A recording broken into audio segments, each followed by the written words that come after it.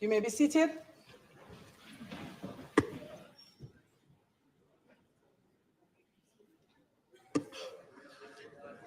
Members, let me first apologize for the later than usual start. I would like to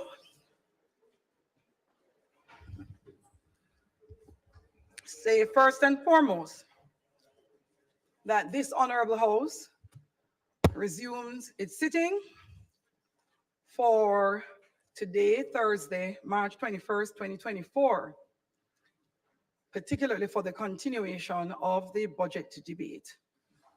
I would like to extend special welcome first to the mother of the Prime Minister, who is seated in the gallery.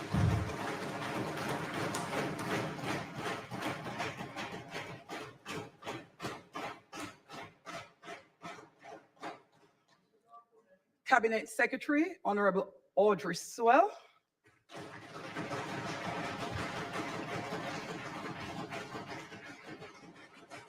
Permanent Secretary in the Office of the Prime Minister, Ambassador Rocky Mead.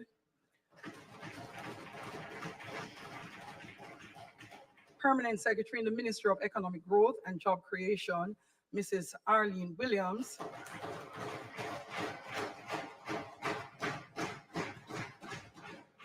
The many members of the Diplomatic Corps are seated in the gallery.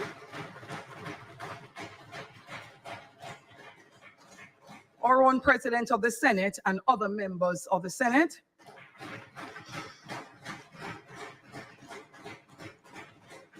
To those who continue to join us online via the various social media platforms, and particularly PBCJ live stream, welcome to the Parliament. To all the guests seated in the gallery, welcome. Welcome to the Houses of Representatives. Call of the roll.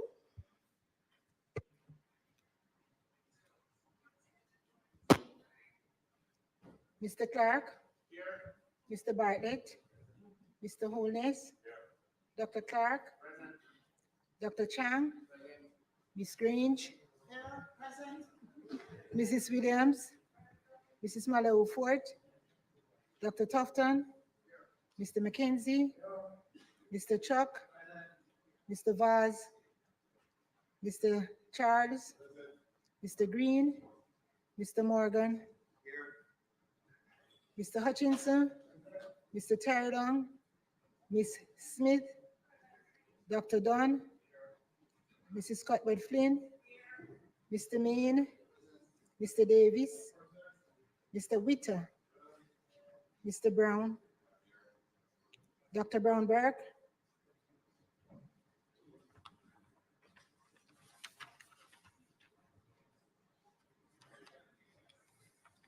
Dr. Charles, Mr. Chin, Mr. Cousins, Ms. Crawford, Ms. Daly, Ms. Davis, Mr. Golding, Mr. Graham, Dr. Guy, Ms. Hamilton, Ms. Hannah, Mr. Henriquez, Mr. Henry, Mr. Hilton, Mr. Jackson, Mr. Lawrence, Ms. Lee, Mr. Miller, Mr. Montague, Ms. Morrison, Mrs. Nita Garvey, Mr. Paulwell, Mr. Phillips, Dr. Phillips, Mr. Robertson, Mr. Robinson, Mr. Samuda, Mr. Shaw, Mr. Siblist, Mr. Slowly, Mrs. Vaz, Mr. Warmington, Dr. Wheatley, Mr. Williams, Mr. Wilson, Mr. Wright.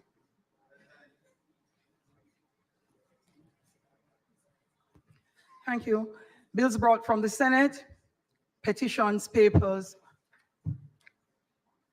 House Leader, I'm rushing along, I'm sure, because of our late start. Madam Speaker, Clark, could you please turn your mic off? We'd like to join you in welcoming the mother of our Prime Minister here to welcome.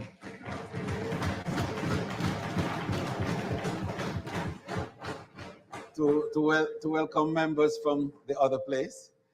the higher place that are here, the Senate, that is the other chamber, President of the Senate, and the ministers who are from the Senate as well as senators, uh, permanent secretaries, members of the diplomatic corps, and of course, other invited guests who are in the gallery. Today promises to be a very momentous day for all of Jamaica and definitely for this honorable house. Madam Speaker, the agenda as is put forward will flow as per stated. And the sole item today will be the contribution of the Prime Minister of Jamaica, the Most Honorable Andrew Holness, to the appropriations budget.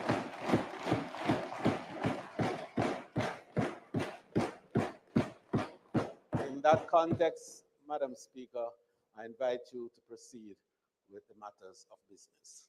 Thank you, House Leader. Statement by ministers, bills brought from the Senate, petitions, papers, reports from committees, notices of motions given orally, questions and answers to questions, motions that may be made at the commencement of public business requiring notice, motions relating to the sitting of the House, motion for leave to introduce bills, presentation of bills without leave of the House first obtained.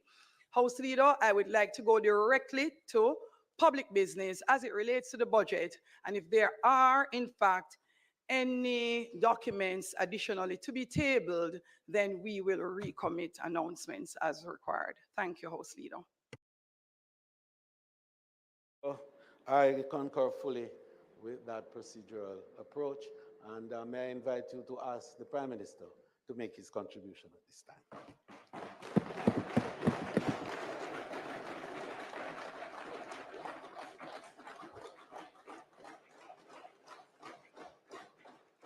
Let us make welcome to his feet our Prime Minister, the Most Honorable Andrew Holness.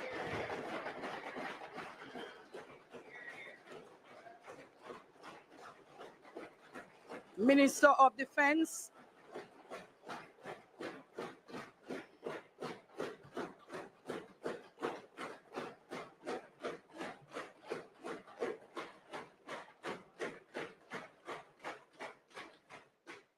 Minister of Defense and Minister of Economic Growth and Job Creation.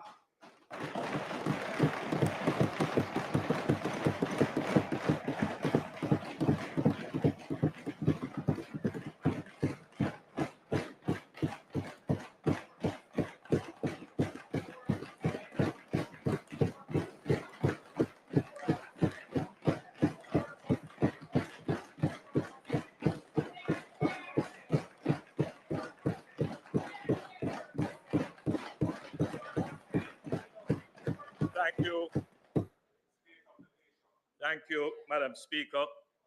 Thank you, honorable members, senators, and former members seated in the well, excellencies in the diplomatic corps, Jamaicans here and in the diaspora, listening, watching, and following on various social media platforms, distinguished ladies and gentlemen in the gallery, I thank the Almighty God for sparing us to see another day.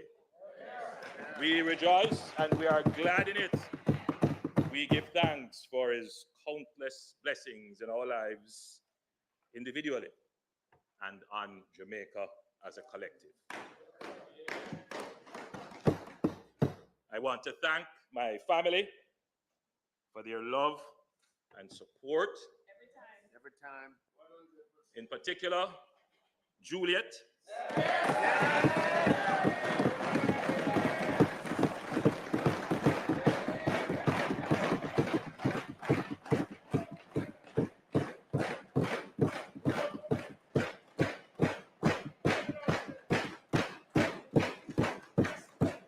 An independent woman.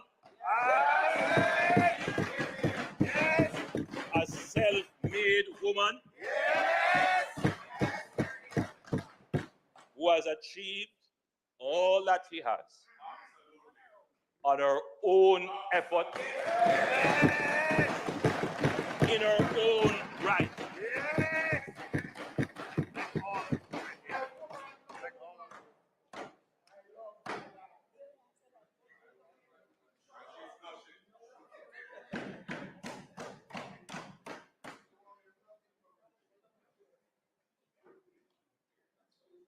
like my mother, who is here as well.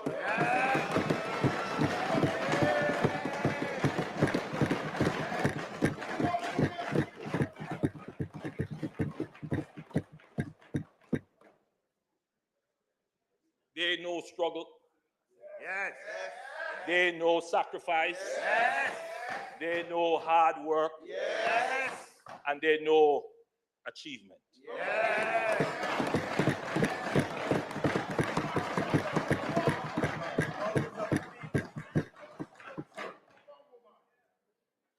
I want to thank my colleagues in cabinet, our parliamentary caucus, our party members, and especially the people of West Central St. Andrew for their steadfast and loyal support. I want to thank my personal staff and advisors for their tireless work. I want to thank the hardworking public sector workers.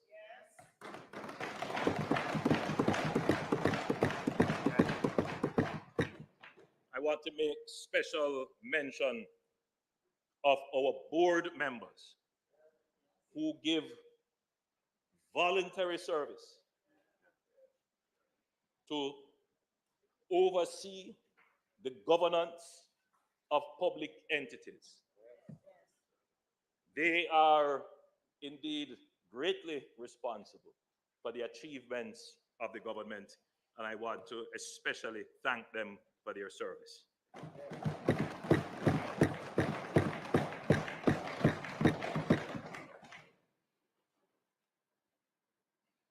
I want to thank my security detail.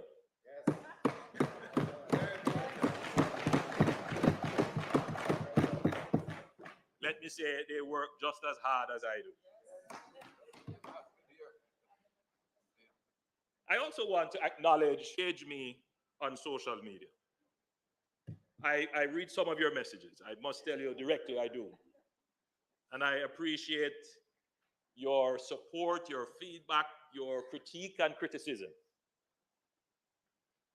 You know, there's one gentleman called Papa Nana. And there are many others, but I'll just call his name because he was very vocal in saying, I want to talk to the Prime Minister to alert me to the things that concern him in the country. And I think Papa Nana may be very well here with us today in the gallery.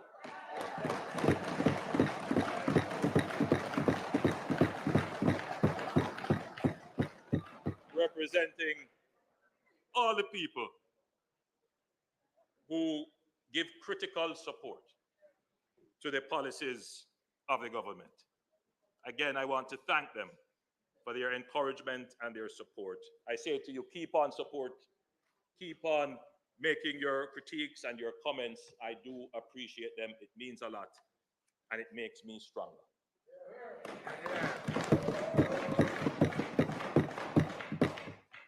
Madam Speaker, there is no challenge that faces Jamaica that God has not endowed us with the strength and wisdom to overcome. Just look at what we have achieved. We have had 10 consecutive quarters of economic growth since the pandemic. Prior to the pandemic, we had 20 consecutive quarters of economic growth. This is the longest unbroken period of economic expansion in the history of Jamaica.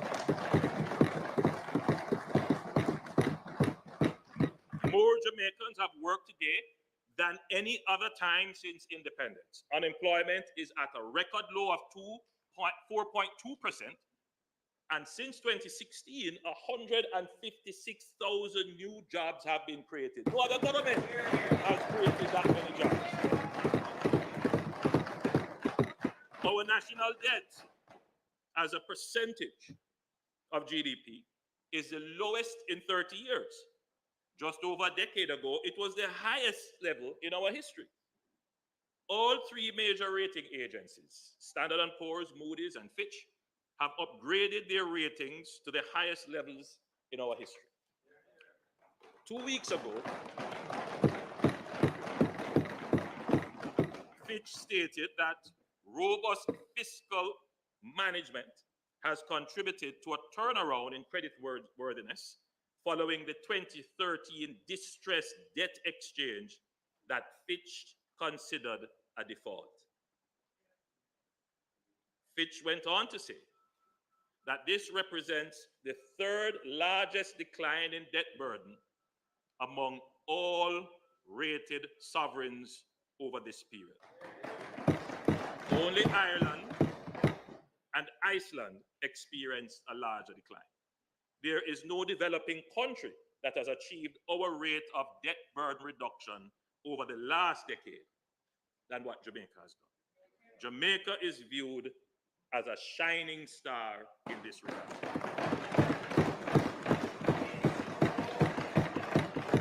Madam Speaker, there is an additional statistic not often spoken about, but which fills me with great optimism for the future.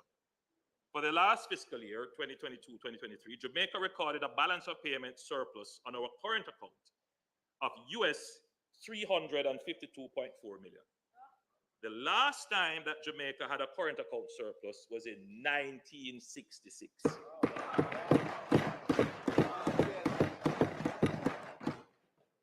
What this means is that for the first time since 1966, our exports plus net remittances exceeded imports. This is a good sign that we are heading in a sustainable direction of increasing exports relative to imports. For the period January to October 2023, Statin reported a 16.9% increase compared to 2022. So we're continuing the growth in our balance of payment. We have created a stable and robust macroeconomic environment of fiscal certainty, which supports employment and income generation, capital investment, and increased economic activity. This has allowed my administration, the Andrew Holness-led administration,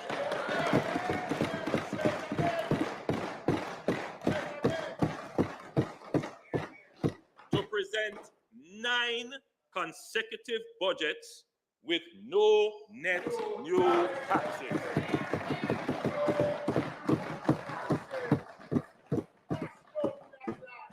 More than that, my administration has actively reduced the tax burden on the people of the country. My administration has actively reduced the tax burden on the people of the country. In the 2016-2017 budget, we announced an increase in the income tax threshold from $592,800 to $1,272 effective July 1, 2016, and from $1,272 to $1.5 million effective April 1, 2017. We did that. That's the largest ever reduction in the tax burden, right across the board. In the 2019-2020 budget, we increased the turnover threshold required for registration to pay general consumption tax. And we did that. We increased from $3 million to $10 million. Significant relief. We reduced the rate of transfer tax on property from 5% to 2% and replaced the ad valorem stamp duty with a flat rate of $5,000 per document. You think we did done? We increased the minimum estate value on which transfer tax is levied on a deceased person's estate from $100,000 to $10 million.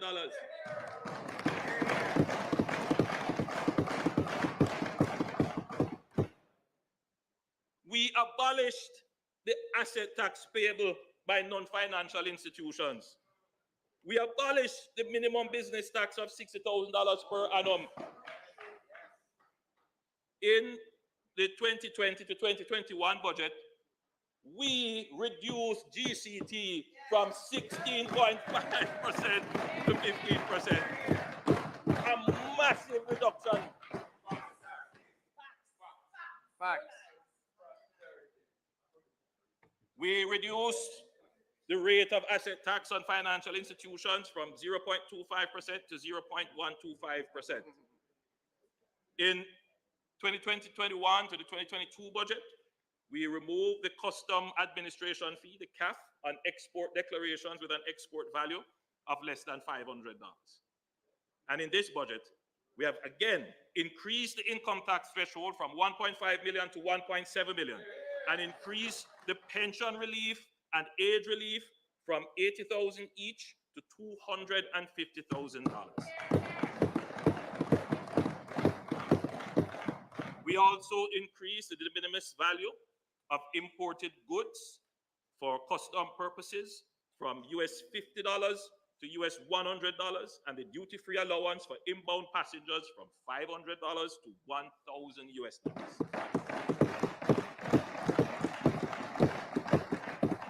For a long time, in this country, the population approached the budget season with dread and trepidation, wondering what additional taxes the government is going to impose on them. Madam Speaker, we have completely changed that. Now we are approaching a budget. The question is being asked, what goodies the government is going to announce? That is a massive change. There's no fear of the budget. The budget is filled with great expectations. This is a profound change. Workers, families, small businesses, investors can plan their affairs and think long term without worrying that the government will impose some random tax to mash up their plans. Government is no longer a burden on the people of Jamaica.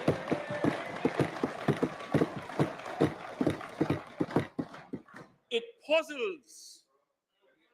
It is a puzzle to the opposition how a government can eliminate some taxes completely, relieve a significant number of persons from paying taxes, reduce the tax rate itself, and still have more tax revenue collected.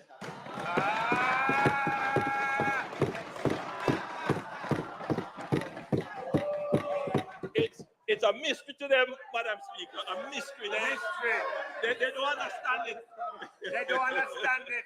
So I understand when they come and say, you know, They've never done it. they have now resorted to spreading an outright lie. Outright That lie. the government has increased taxes in order to explain what they don't understand, or are too ashamed to admit that their government has never been able to do this.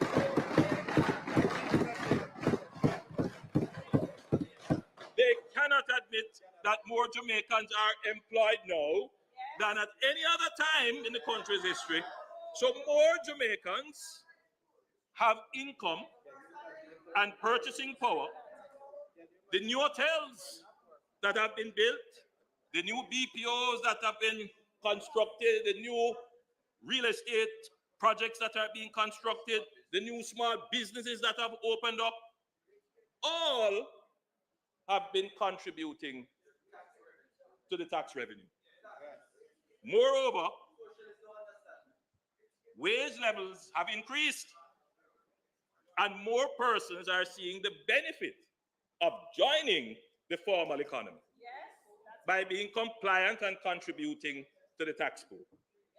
The government, in turn, takes these tax revenues and returns it to the citizens in ways that increase the quality of life. We have increased public sector wages. We have increased expenditure on national security, health, education, water, pensions, and social security. Moreover, we have used your taxes to bring down debt servicing, which creates more room to spend on the things that matter.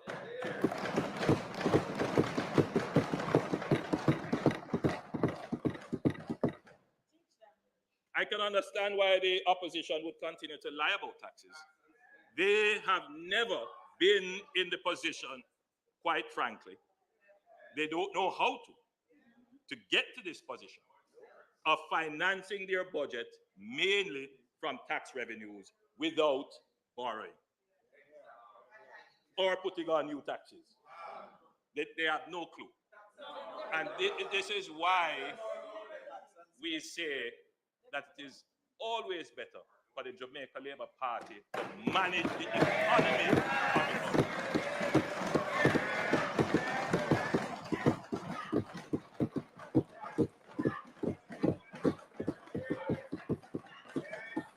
The debate has now moved on to how the dividends of good stewardship of the economy should be spent.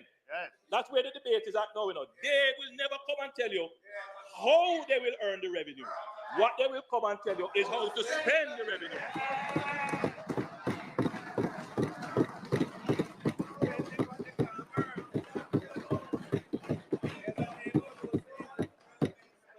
There have been many decades of neglect and disinvestment in our people and our infrastructure, which makes the competition for expenditure, attention, and benefits intense and agitated, especially when it coincides with the political cycle or the election cycle. Everything is a priority now. Yes.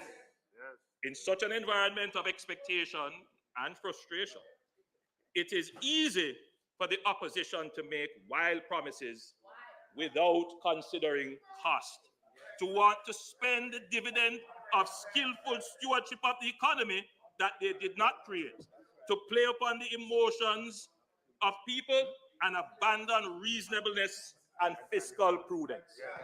That is what they want to do. The pressures to run with it are not limited to opposition parties.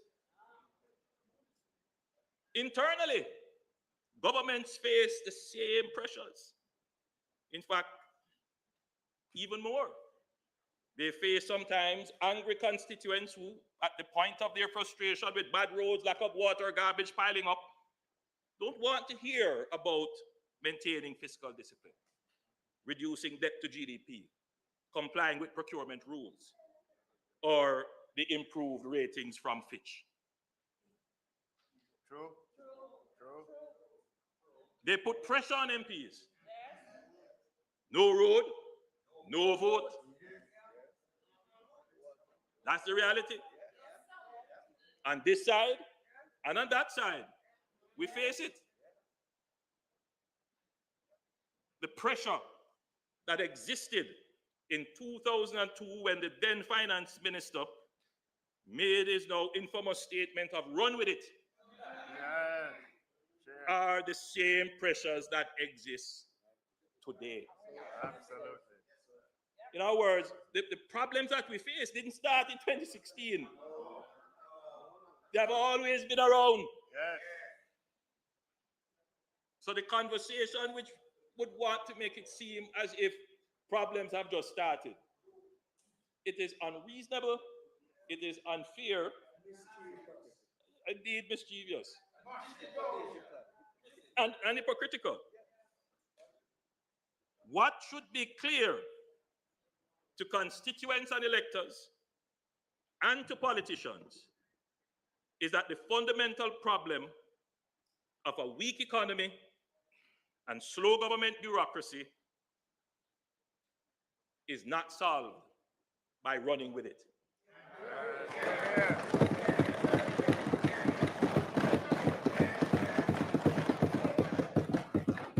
If anything, it makes the problem worse. Because they ran with it then. Yes, and where did it get us? And we are back here, where we now have to take the problem and take a different approach to solving it. 22 years later, what is different? Today, you have a responsible government who have been good stewards of your affairs. Today, you have a government who is not only interested in power, but is truly interested in people.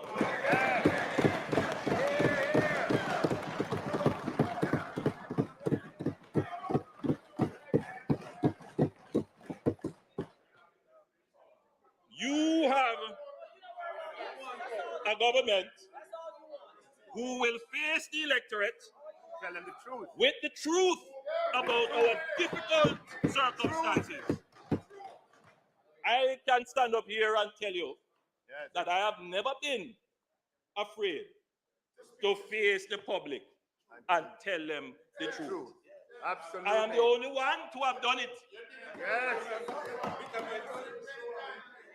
So the people know that when I speak, there is no sugarcoating on it. You're going to get the facts. You're going to get it as it is. You're not going to hear any sweet words. Yes. You're going to get it as it is. You know why I do that? I do that because I respect you. Yes.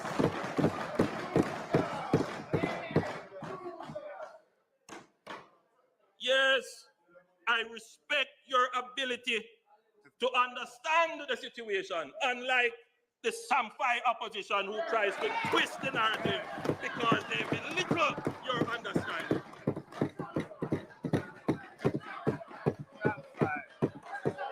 Trickery. Deception. Today, Madam Speaker, Samphai. you have a government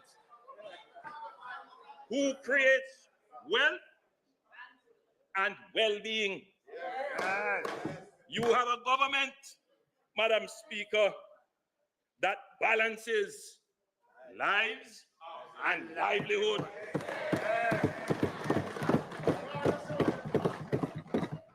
But I know you will like this one. You have a government that balances work and wages. Yes.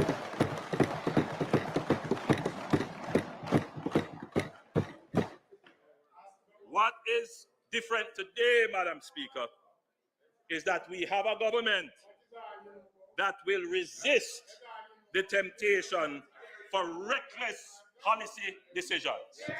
Here. Madam Speaker, we have a government that creates the cash it uses to care.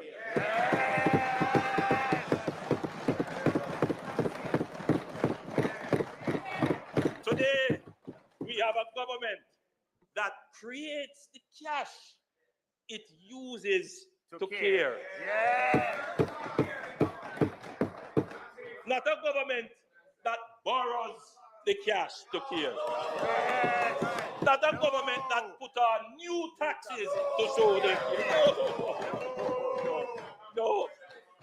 That is something that the opposition will never be able to do. It's not in their DNA. They cannot do it.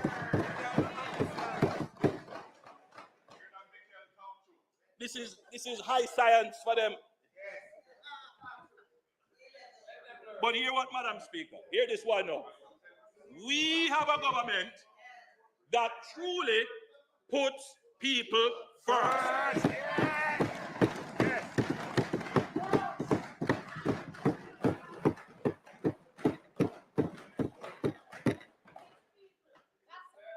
Madam Speaker, the campaign for the recent local government elections was an opportunity for constituents and electors across the length and breadth of the country to express their frustrations, agitations, and grievances. There were two clear, consistent messages from the people. The first message was that while most constituents appreciated, to varying extent, the importance of macroeconomic growth and stability, they want to see the macroeconomic success translated into meaningful benefits at the micro level in their households and communities. They are happy to see the highways being built, but they want to see the road to their community fixed. And that is a fact. This government can't argue with that. I hear you loud and clear, Papa Nana and other faithful callers and bloggers and people who send message to the government. I hear you. We are listening. We are a listening government. We are a learning government. But above all, we are a caring and responsive government.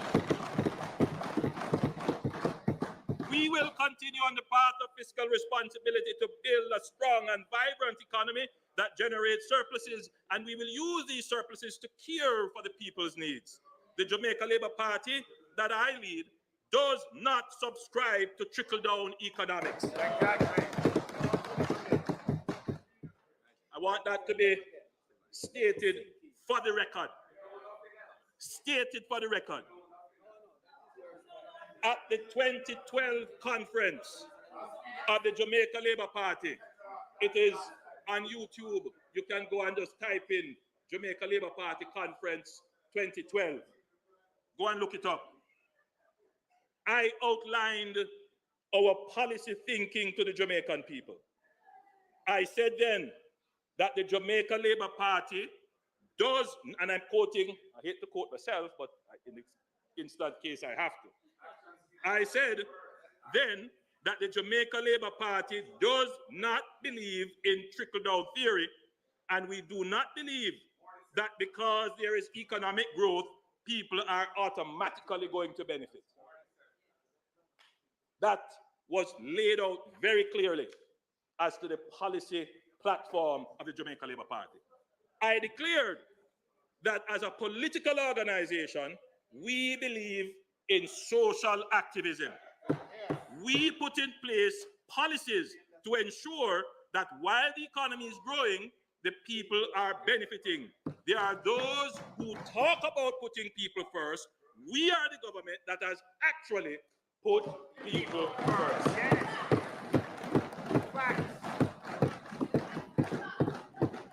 Madam Speaker, that is why we introduced tuition-free education.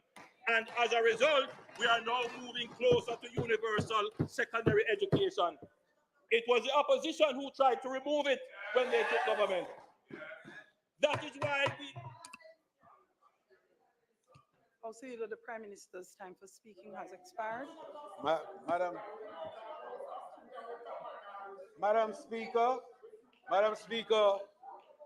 the member's time for speaking having been expired, I beg to move that the Prime Minister's time be extended sufficiently to allow him to complete his presentation. May it please you, Madam Speaker. Thank you, House Leader.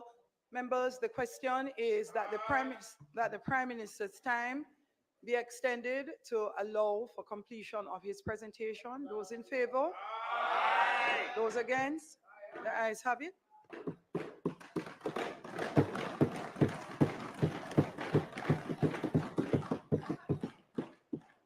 Madam Speaker, that is why we introduce free access to healthcare that improve the health-seeking behavior of Jamaicans. That is why we made technical and vocational training free at the Heart Trust NSTA, where now over 120,000 young people are registered since the removal of fees. That is why we have consistently increased the various tax thresholds to free more Jamaicans from taxation. That is why we introduced a social pension for seniors over 75 who are not NIS contributors. That is why we are introducing unemployment insurance. That is why we have removed the guarantors from student loans. That is why we give a subsidy on bus fares to cushion the impact of inflation on commuting public.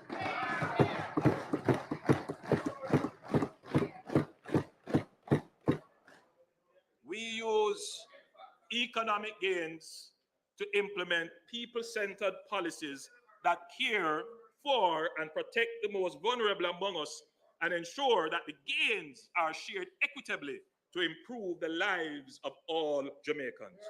We are deliberate in what we do to help the poor. We are the government that cares for the poor and working class, not just in talk, but in action.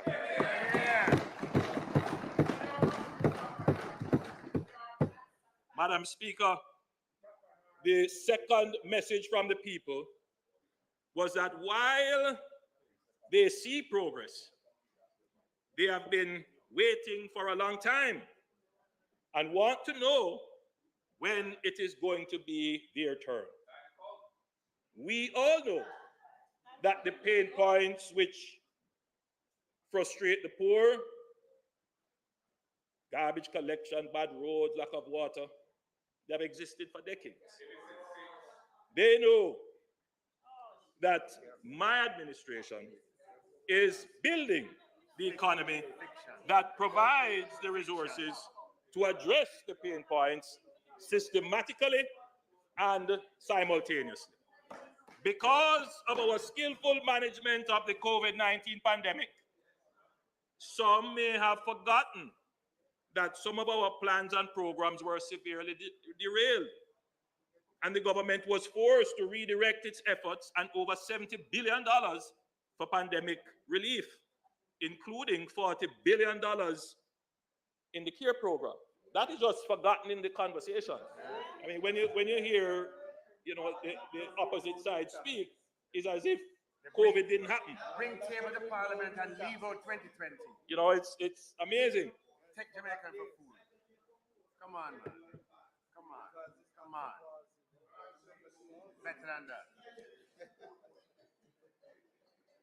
There can be no greater testament Leave out 20. to how far Jamaica has come 15, 16. than that we Jump have over 2020 withstood to the 2021. worst global Yeah, man, you health and economic shock in 100 years and recovered stronger than we were before. To the point where today the pandemic is like a distant memory in the minds of Jamaicans. This administration has been the most resilient in Jamaica's history.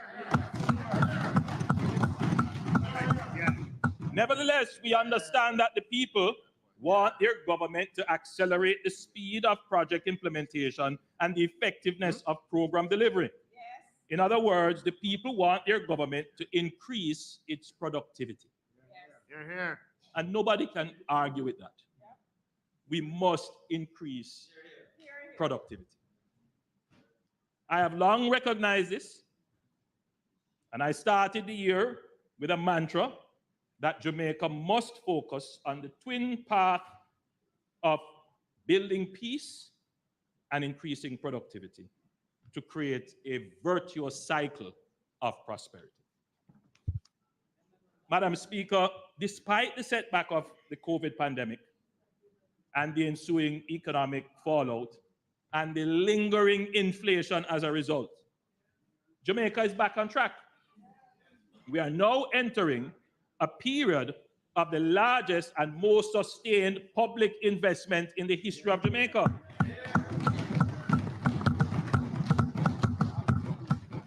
The projected central government capital expenditure in the next 5 years is over $500 billion. A number of projects will be implemented through public-private partnerships, so the overall investment will be over $1 trillion on highways, local roads, including community roads, bridges, public parks, hospitals, schools, markets, rural and utility water supplies, sewage, irrigation, houses, police station, fire station, tax office, courthouses, buses, garbage trucks, entertainment zones, stadium and sporting facilities, digital infrastructure, and ICT system. My God. Woo! Woo! Projects that others dreamed of.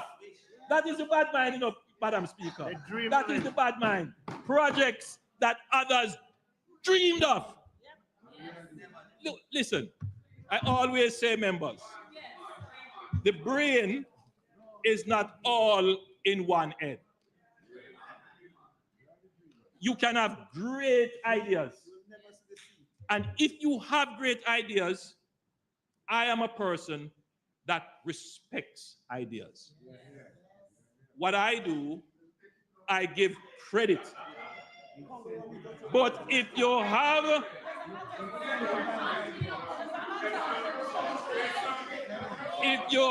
good idea, don't let it go to waste. Give it to me, let me implement it.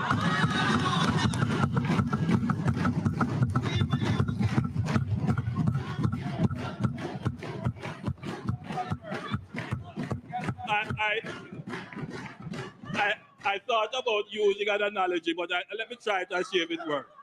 I am the best baby father for ideas.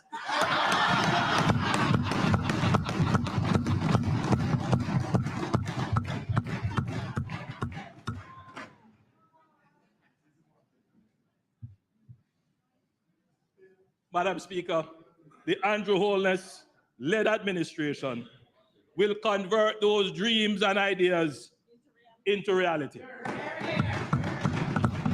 And I will outline some of these plans and projects this afternoon. Madam Speaker, over the past few years, the pace of project implementation has been such that we have struggled to spend the capital budget. Let me repeat that, because I don't think people would understand what we're saying. The pace of public sector implementation has been such that we can't spend quickly, efficiently, the amount that we allocate for capital expenditure. Two things are happening there, Madam Speaker. The first thing is that we have increased rapidly, this administration, we have increased rapidly the capital allocation. Secondly, we assumed that the current state of the public sector would automatically adjust to this new pace. That is not the case.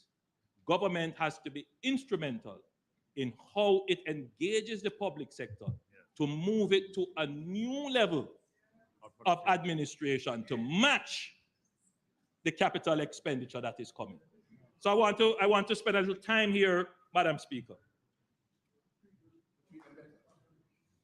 We will not be able to implement all of these projects that we have mentioned at the pace required unless we increase public sector efficiency and productivity. Based on our long-term strategic planning of the economy, we saw on the horizon that low productivity, among other concerns such as shortage of skilled labor, would be a constraining factor for growth. With our existing level of productivity, our growth path can be defined as between 1% and 2% on average.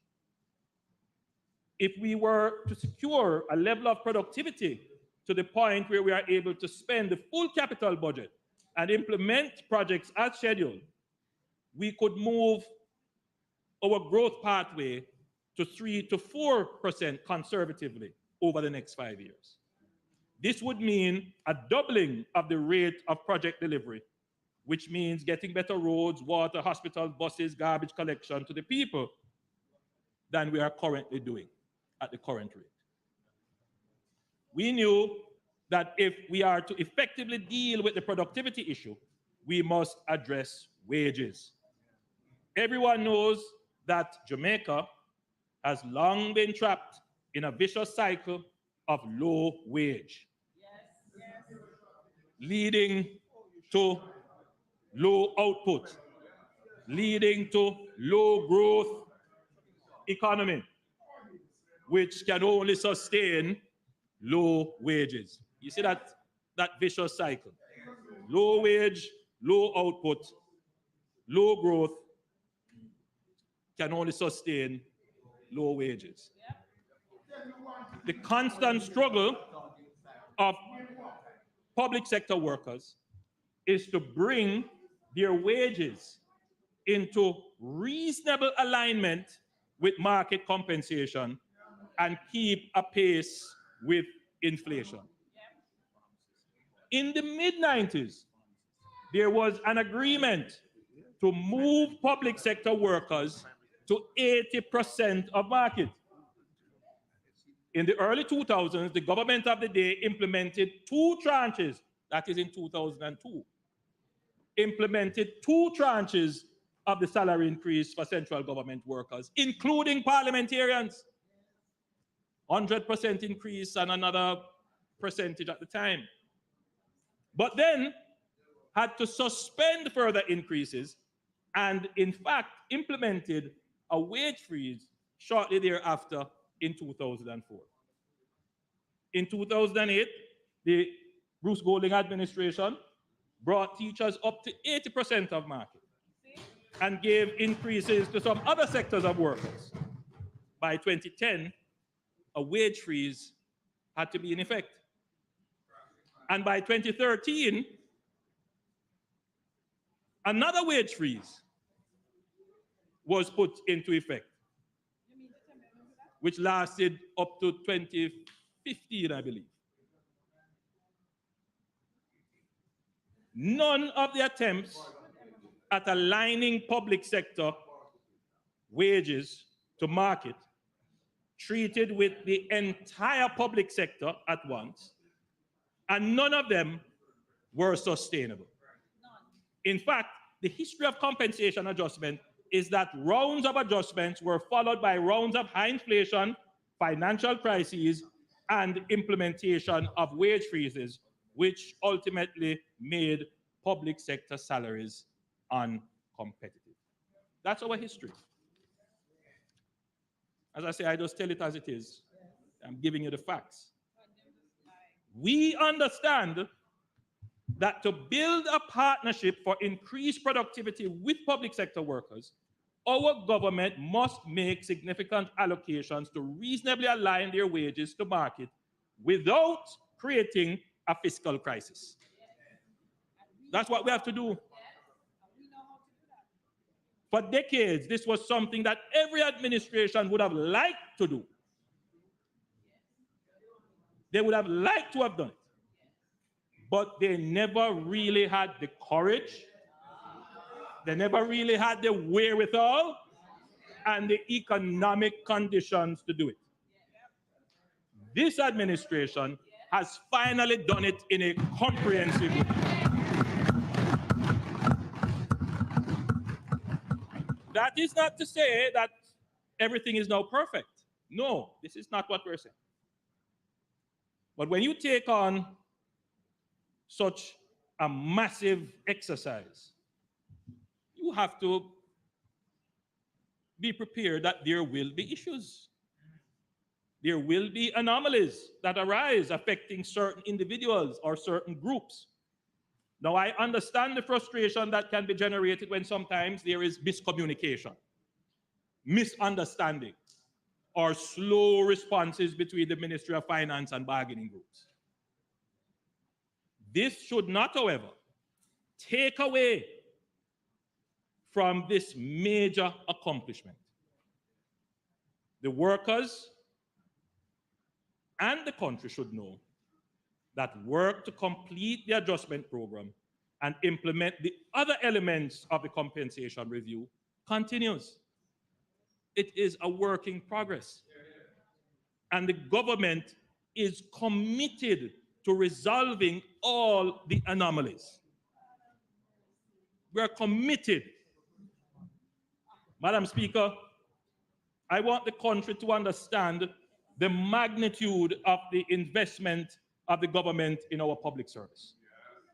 The graph now being displayed on the screen shows a total public sector wage bill from 1988-1999 financial year to 2024-2025, the budgeted financial year.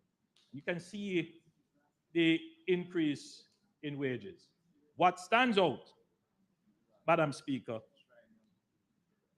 the graph shows that the wage bill over 22 years from 1999, 2000 to 2021, 2022, basically followed a trend line, which is the red dotted line. If we now compare the actual amounts paid for 2022, 2023, and 2023, 2024, and the budgeted amounts for 2024, 2025, we see that they are significantly higher than the trend line. So what you see there is you can say we're not doing. You can try to twist it and turn it and try to sell it. But the facts are there.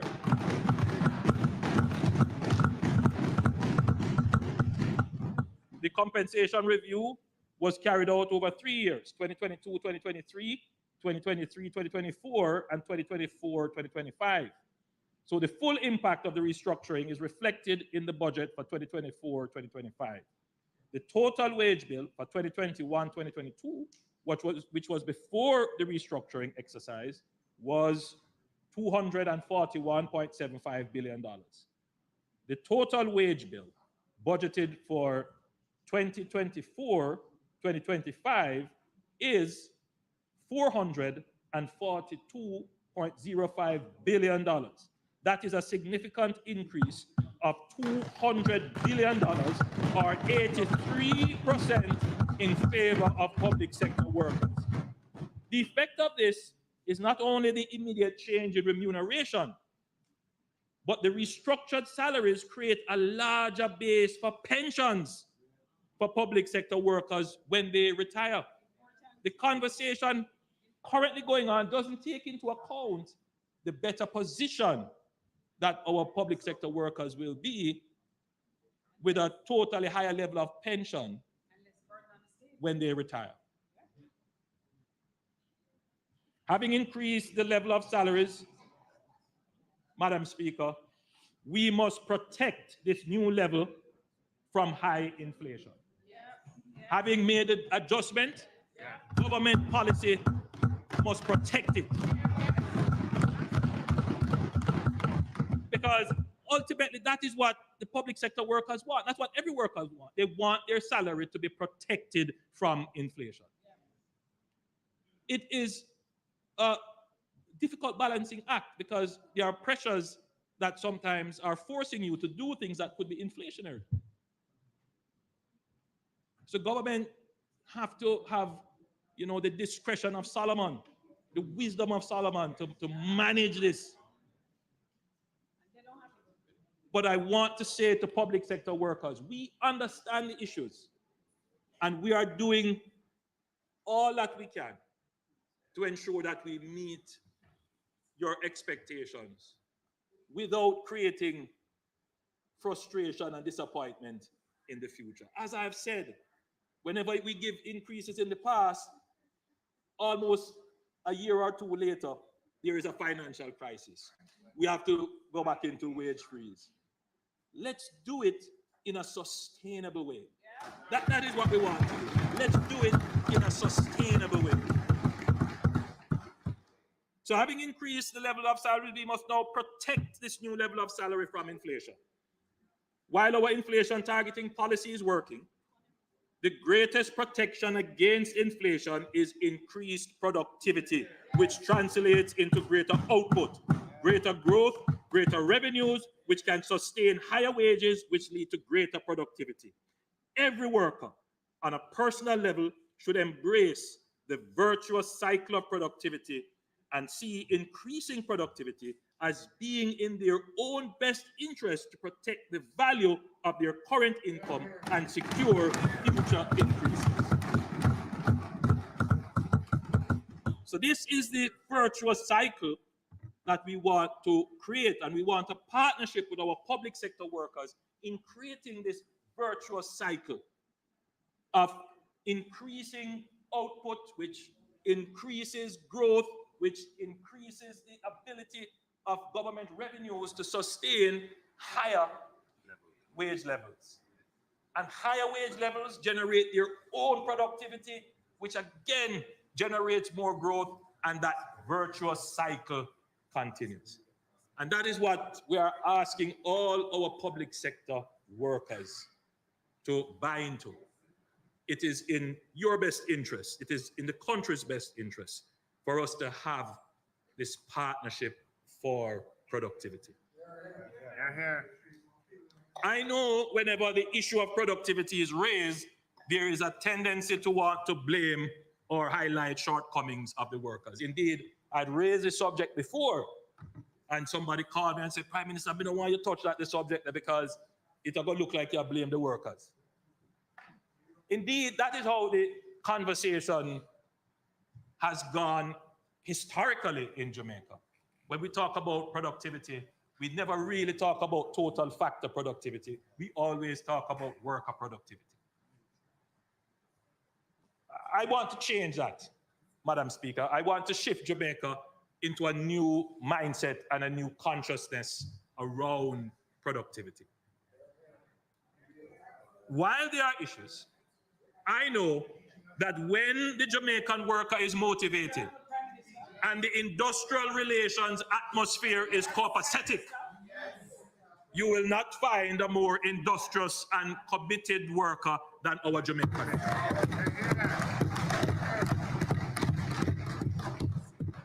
Labor, however, is only one factor in the productivity equation. While we want workers to be independently responsible for their productivity, management has an indispensable role in restructuring the work environment to enable workers to give of their best. This is why performance management is such an important part of the compensation restructuring exercise. We must restructure work, re-engineer processes, and introduce systems and technology to empower the worker to be innovative, to work smarter, to measure their output, and we must reward them for their efforts. We want to build a new public sector bureaucracy that can adequately serve the Jamaican people, that can adequately serve the new version of Jamaica that is emerging. A public sector in which the worker can feel that the compensable elements of their job reasonably and dynamically approximate market alignment, and that the value of their compensation will keep pace with inflation. In addition, we want to encourage a new dominant mindset where the public sector worker embraces performance and productivity management systems and sees their efforts as not only the basis for reward, but their contribution to building a growing, prosperous, and fair economy. I want every public sector worker to feel that in doing their job faster and better, it will increase growth and they will share equitably in that growth. Madam Speaker, Jamaica is rapidly building out our rules-based institutions. This has created a complex web of laws, regulations, policies, circulars, and guidelines which can slow down, if not paralyze, the government. You know, Madam Speaker, several years ago, when I used to visit the lunchroom downstairs, a member from that side, who was then a minister, said this very thing to me. I have never forgotten it. I have written it down, and I've used it several times. In effect, these are not my words. These are words that were said to me by a member, a former member, not in the House anymore, a former member on that side. Because it is, there may be the belief that there is some political bias in the public sector. The issues for the public sector are structural. There are structural issues. And when we seek to correct them, you can't go with a political lens. We have to look at the real root causes of the problem, because the problem affects whoever is the government. Because I have heard that side complain as well about the structure of the public service. So we complain about it, but we are the ones with the authority to do something about it. And so if we have the authority, let's use it. And that is what I am doing. You can't quarrel with me that I'm not doing anything. You can quarrel about what I'm doing, but you can be sure that something is going to be done.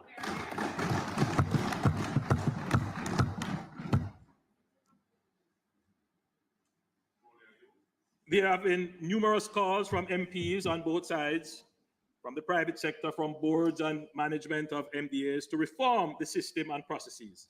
The Minister of Finance and the Public Service outlined some changes to the procurement process, streamlining of the existing public investment appraisal process to increase speed and efficiency while preserving accountability and probity will also be necessary. The tortuous and lengthy process to repair the Troy Bridge makes the case for the urgent need for review and reform. The bridge collapsed in August 2021 during the passage of Tropical Storm Grace. The bridge, which was built in 1869, served residents of Trelawney, Manchester, and St. Elizabeth, including students of the nearby Troy High and Troy Primary School. The bridge represents critical infrastructure for the residents, and there is unanimity that the bridge must be replaced. Under the current public investment management guidelines, however, the project is required to go through a full public investment appraisal process. This is even before we get to procurement. This has resulted in significant delays in implementations. However, today, I can finally announce that a contract has been awarded and work will begin early in this first quarter of the coming financial year.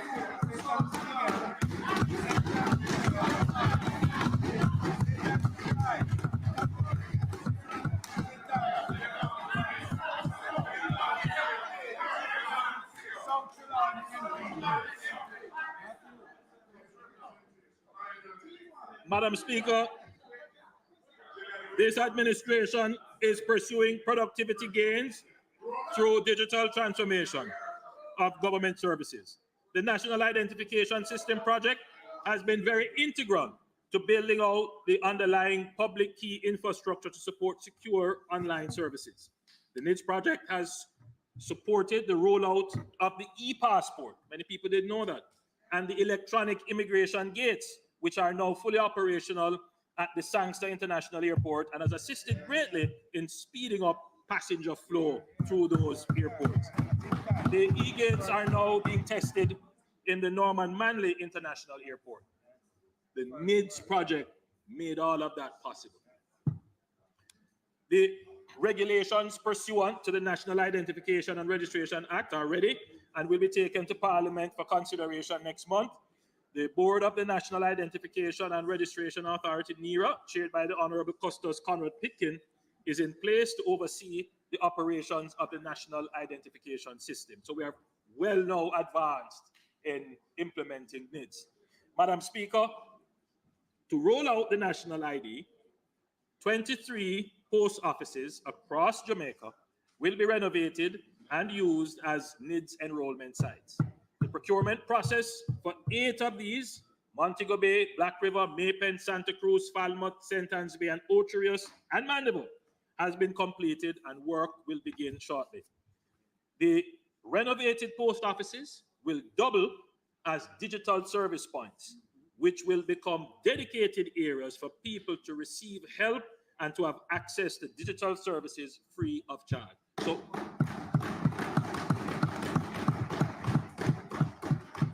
what came out of our surveys in the implementation of NIDS is that, you know, there is some fear that people have of the term digital. And a part of it is they don't understand it, they are not native to it. But what we do find, and we saw this during COVID, is that once they get used to it, you can't get them off the phone. Particularly our elderly. Once they get accustomed to it, it is something that is fascinating to them, and they use it quite consistently. So, Madam Speaker, the strategy is that we're going to be bringing digital services to the people, and we're going to help them to be able to articulate and maneuver in the digital world. So instead of having the post office being about paper, the post office will now become a digital service center. So you will go and register for this, but you will learn here about the digital world. The NIDS project, in conjunction with the Registrar General Department, have digitally scanned and stored 1.4 million civil registration documents. At the end of this exercise, we would have scanned 2.42 2.246 million birth, death, marriage, adoption, and deed of poll records, thereby creating a database of documents that would not require physical retrieval and enable several online services. So we are moving the RGD totally online, totally digital with its services. Madam Speaker, a functional Data Protection Act and operational body is a prerequisite for the rollout of the national ID. Last year, significant provisions of the Data Protection Act came into force, including the requirement of data controllers to register. Data controllers are people who have custody and make decisions about the use of people's personal and private information. And they are now, under the law, required to register with the Office of the Information Commissioner. So the Office of the Information Commissioner has launched its official portal through which data controllers can register. We know that the new Data Protection Act requirements are a concern for many businesses, especially medium, small, and micro enterprises. Last year, we granted a further 6 months extension for data controllers to prepare for compliance with the provisions of the Act. We are now actively exploring how we can provide further time, especially for MSMEs. To this end, the Office of the Information Commissioner will be following general international best practices for adopting a strategic approach to the implementation of the Data Protection Act. Upon the end of the grace period in June 2024, the Office of the Information Commissioner will only commence registration with controllers in the following categories: ministries, departments, and agencies of government, high-risk sectors such as financial, health, education, tourism, and ICT services, other businesses that conduct data processing on a large scale or that have a significant risk of prejudice to a large number of data subjects, and data controllers who are required to appoint a data protection officer. The Office of the Information Commissioner will publish the categories of controllers who will be required to be registered at the end of the extension, and persons can liaise with the Office of the Information Commissioner to clarify whether or not they need to register in June. Madam Speaker, we believe this approach balances the rights and interests of the people without placing an unnecessary regulatory burden on small businesses. We are a listening government, and we are doing what we can to address the concerns raised by implementing the Data Protection Act in a strategic and responsible manner.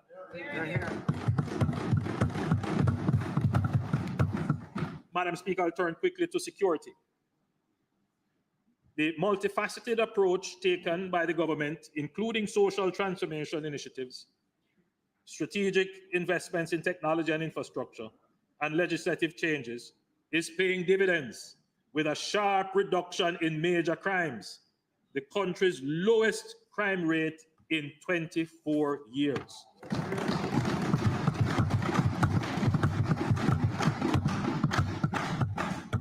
Jamaica recorded a 10% reduction in major crimes, murders, shooting, rapes, robberies, aggravated assaults, and break-ins in 2023 when compared to 2022, and the downward trend has continued in 2024.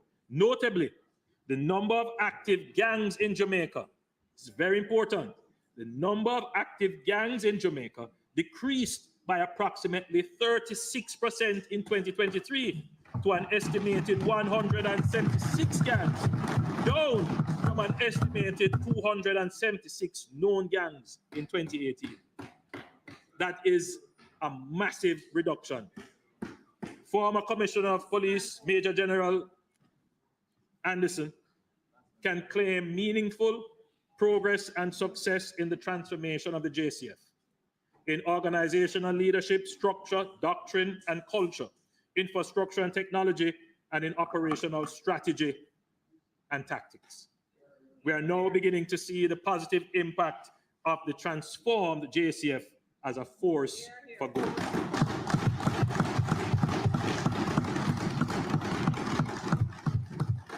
Madam Speaker, let me express our appreciation and commendation to Major General Anderson for a career of effective leadership and sterling service to Jamaica's national security.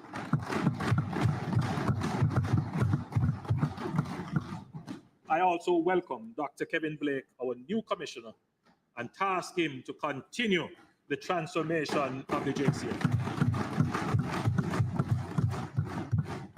Madam Speaker, the government continues to invest significantly in the transformation of the JCF. We continue to build out the human resources of the force to keep ahead of attrition and to be commensurate with the law and order challenge through a robust program of recruitment and training of over 2,000 officers, which puts the force almost at its full establishment. That's the first time in a long time. We are procuring an additional 280 cameras to be installed in downtown Kingston under the Jamaica Eye program. That will create a security blanket in that area. We are investing approximately $650 million in the JCF's mobile network and microwave data network to improve its communication infrastructure, increasing island-wide coverage from 67% now to 90% by 2028. We continue to upgrade and renew the JCF's fleet with the procurement of over 1,600 motor vehicles to date. 29 police facilities are slated for renovation this year, with investments amounting to approximately $460 million under the Project Rock initiative, which is aimed at converting all police stations into modern, citizen-friendly workplaces. It has never happened before, you know. We intend to start construction of the St. Catherine Northern Police Station, and we broke ground for the Westmoreland Divisional Headquarters last Friday.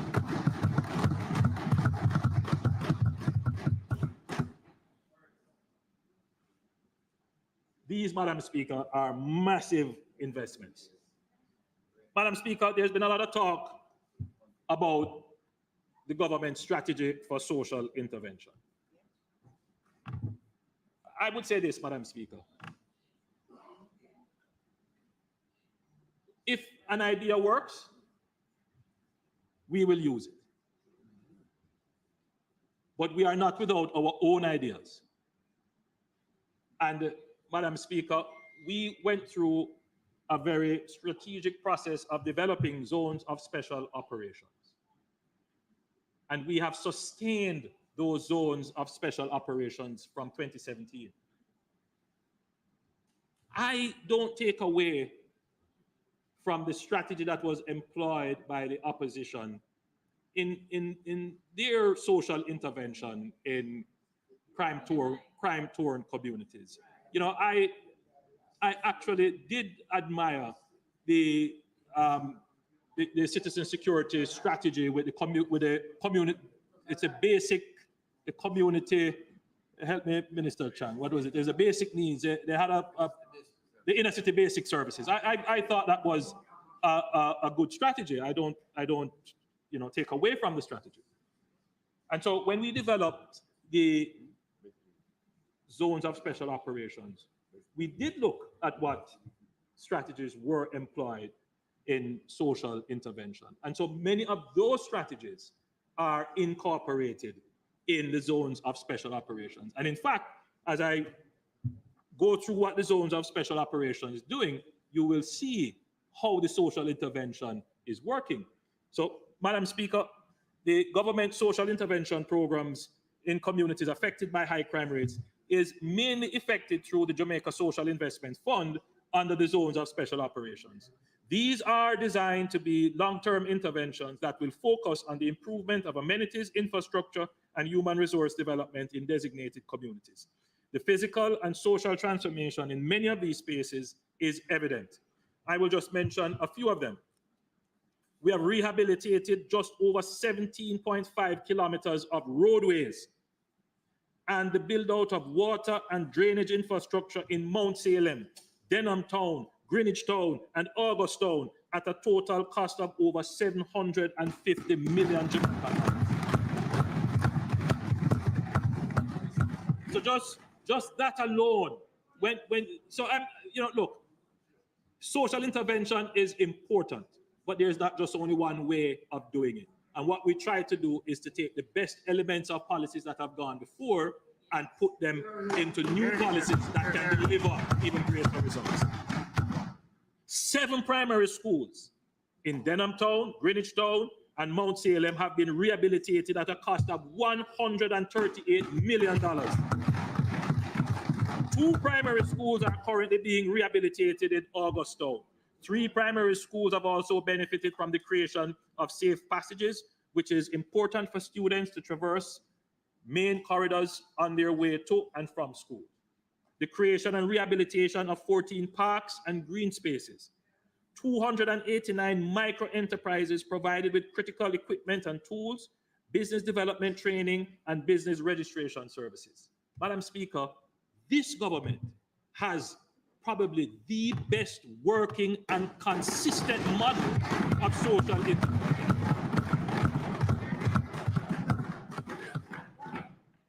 The zones of special operation have yielded success in the reduction of murders in 7 of the designated communities, namely Mount Salem, Denham Town, Greenwich Town, Augustown, Norwood, Parade Gardens, and Savannah Mar. These communities collectively recorded a 40% reduction in murders when compared to the pre-Zozo figures. Not to mention reductions in all other major crimes in those areas. And in some communities, the reduction is as low as 20%. So the effect of the zones of special operation is significant. So I want to dispel this falsehood about government social intervention. Now, there is one thing that we have to address where there is a policy difference between the government and the opposition, and that is the use of influential intervention. The proper term would be violence interrupters, right? Influential persons to interrupt violence. Now, I'm not closing the door on something like the Peace Management Initiative. I think it needs to be properly restructured, properly thought out. It has a place, and we will go back to the drawing board and see how we can bring it in. What we don't want is any legitimization of gang leaders to believe that they can pretend to be peacemakers, and then when they are in another space. So that's the only. So I think, Madam Speaker, if the opposition is strong on the point, we are willing to sit with them to work out how we can address that issue and restructure and reestablish the violence interrupters in a way that absolutely rejects criminals trying to parade as community leaders.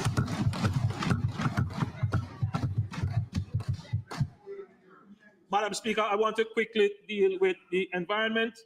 The world is facing a triple planetary crisis made up of climate change, that's one element of this triple crisis, biodiversity loss, and pollution.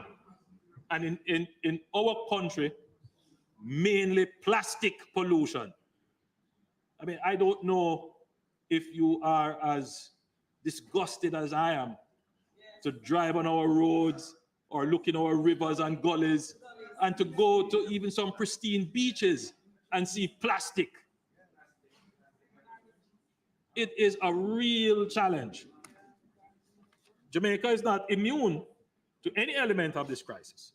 This is why the government has pursued a progressive green agenda. Though our suite of policies and legislative actions have been acknowledged both locally and internationally, we continue to work diligently to ensure that our governance framework is fit for purpose to deal with the environmental and climatic challenges we face while also creating an enabling investment environment. Madam Speaker, planning, which facilitates orderly development, is a critical pillar to sound environmental management. Last year, you'll recall that we confirmed the Kingston and St. Andrew Pedro Keys Development Order. We are actively working to complete the parish development orders for St. Thomas, St. Elizabeth, Hanover, and St. James. I'm happy to report the promulgation of the Portmore confirmed development order. I'm also happy to report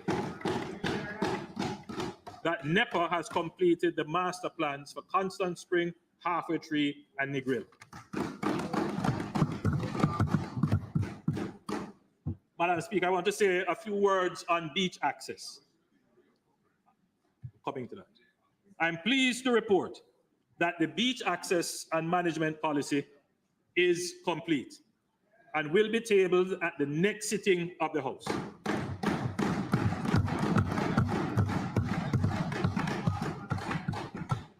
The policy seeks to ensure Jamaica's beaches are preserved and sustainably managed to present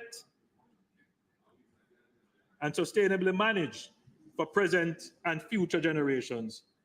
And the provision, Madam Speaker, is made for Jamaicans to be able to access their beaches. Madam Speaker, I'm happy to announce that the government will be upgrading a number of beaches across the island for public access.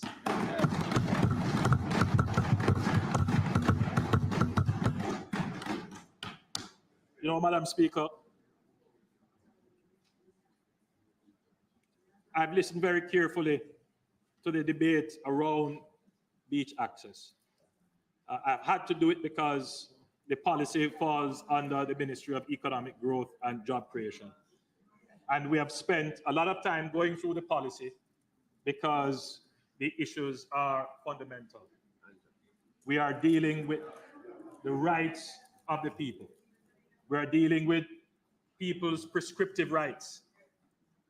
We're dealing with property rights. We're dealing with people's right to enjoy their environment. And we have to go through all of them carefully. But one thing must be sure, we must be certain, and we must be unequivocal. Jamaicans are entitled to access their beaches. Absolutely.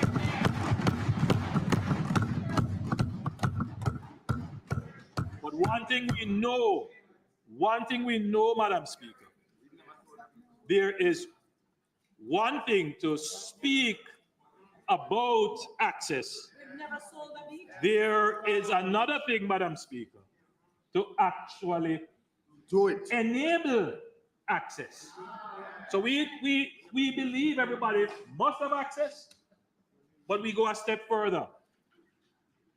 Madam Speaker, I am happy to announce that the government will be upgrading a number of beaches across the island for public access.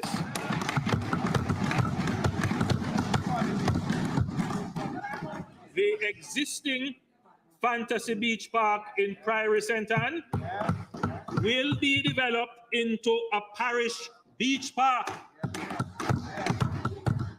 similar to the Harmony Park in Montego Bay. The government will be upgrading another 9 free community beaches this year.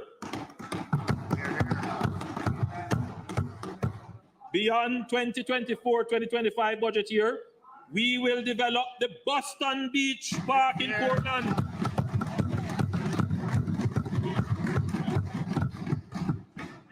And we will do a major beach park in Negril. So others talk about beach access. We actually give people beach that they can access. Yeah, they give you the words, we give you the beach. And we have never sold a beach. Where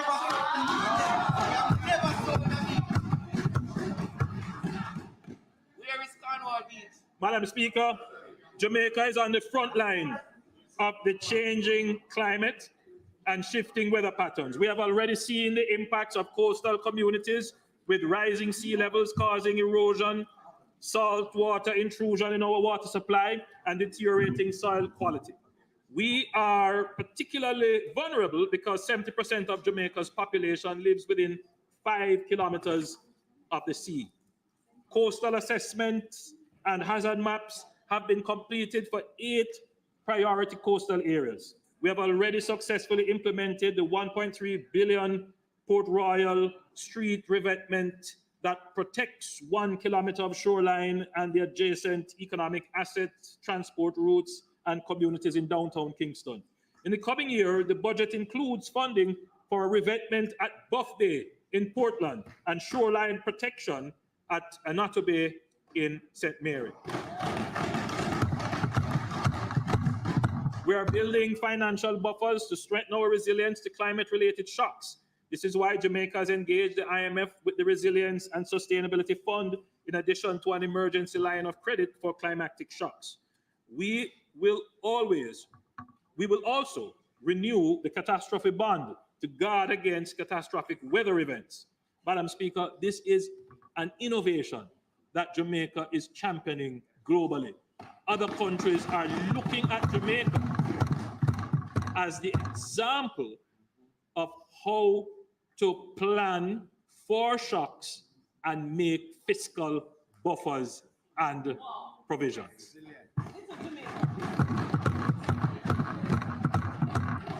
Madam Speaker, the global community has an established structure for how it makes climate finance available to developing countries. Jamaica continues to call for reform. However, it is using the existing structures to enable access to finance for decarbonization and adaptation. Madam Speaker, I'm proud to report that our Development Bank of Jamaica has been accredited by the Green Climate Fund as a national direct access entity that allows for application and implementation of large climate projects of over US $250 million. This accreditation is the largest received for any national entity within the Caribbean. Madam Speaker, that the Climate Fund can look at our little Jamaica, our little development bank, and say, you guys have done so well. We can put money with you. That's a big endorsement. As I said earlier, we are not all satisfied with the heavy bureaucratic process. But you know what, Madam Speaker? We have complied with it. We have demonstrated that we have the capacity to comply, and that is the reward for developing that capacity. So yes, it is a torturous process, but once you have developed that capacity, at the end of it, you will get the rewards. Madam Speaker, one of the most, and what it means is that we now need to actually develop the capacity to develop the projects to benefit from the funding. That's the next step now, because the government will develop projects, and I'm sure other entities will develop projects, but these projects have to be at a very high standard. And so we have to develop that capacity now. And I'm sure that we will do it. So you're going to see more expenditure within our economy that is climate related. And that's a good thing. It's excellent. Madam Speaker, one of the most significant steps that can be taken to halt the reverse of biodiversity loss, to halt and reverse biodiversity loss, is the protection of both 30% of our terrestrial landmass and territorial waters. The 30 by 30 target was established in the Kunming-Montreal Global Biodiversity Framework adopted in December 2022. Jamaica is well poised to complete declarations facilitating legal protection of more than 30% of our landmass by 2025, as we are currently at approximately 25%. This has been made possible by the declaration last year of the Black River and Pedro Keys protected areas, both declared under the NRCA Act. I'm happy to announce that today I will table Jamaica's Omnibus Protected Areas Green Policy Paper.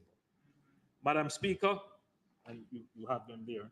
Madam Speaker, in the coming fiscal year, we will complete declarations of protection under the NRCA Act for the following 5 areas: Canoe Valley, which borders Manchester and Clarendon, Montpelier in St. James, Long Mountain, St. Andrew, Industry Cove, Hanover, and Bengal, St. Anne.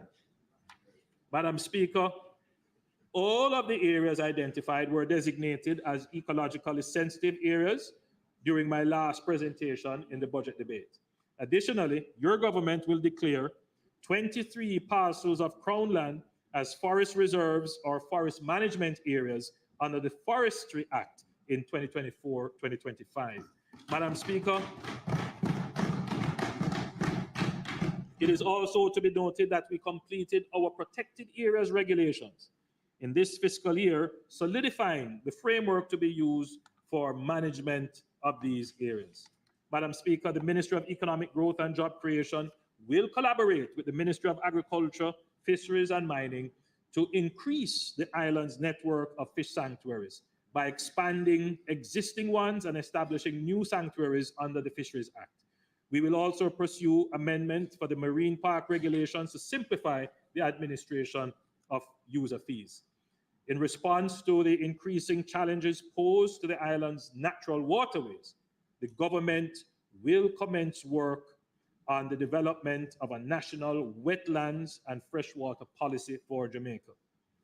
Madam Speaker, the issue of pollution is complex. Our economic and social activities generate waste, whether solid, liquid, or air pollutants. Though we cannot dive into each of these today, there are 2 areas where I will highlight some steps being taken to reduce pollution in Jamaica. First, the issue of plastics within our waste stream. Madam Speaker, in 2019 and 2020, Jamaica led the region with the first phases of a ban on specific types of single-use plastics. Jamaica is happy with the progress of the International Negotiating Committee to develop a global plastic treaty. We are, however, working to ensure that when this treaty is finalized, Jamaica is well ahead of its target and requirements. As such, allow me to highlight the suite of measures that will be taken in the coming financial year. Jamaica will complete its national policy on the environmentally sound management of single-use plastics. We will this year begin a separate waste. Sorry, let me repeat this. This year, we will begin the separation of waste, in particular plastic waste, at all government facilities nationally.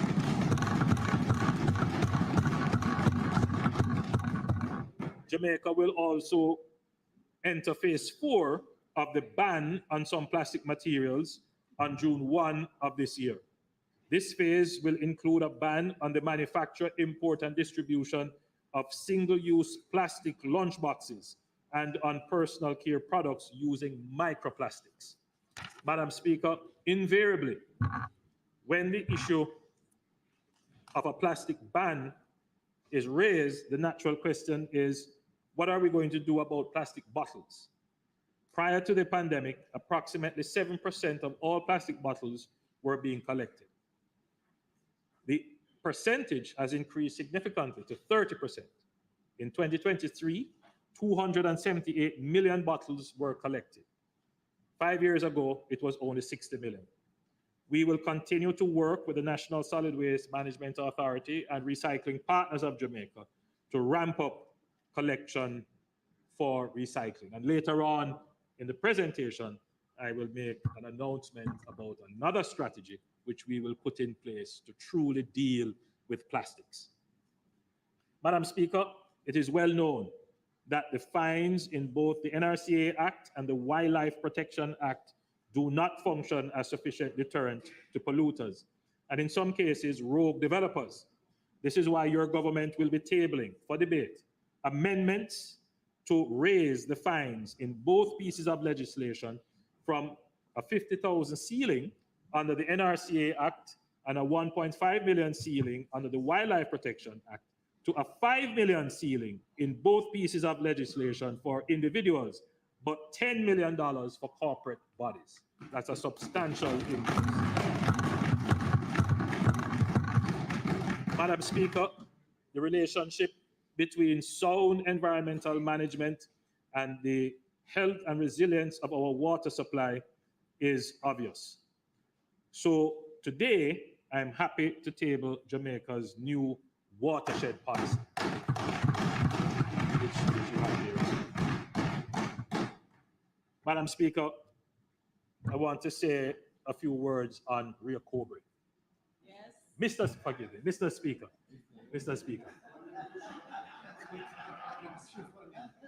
I want to say a few words on Rio Cobre. I've given instructions to NEPA to start developing a policy, that would see the banning of any waste or effluent being discharged into the Rio Cobre.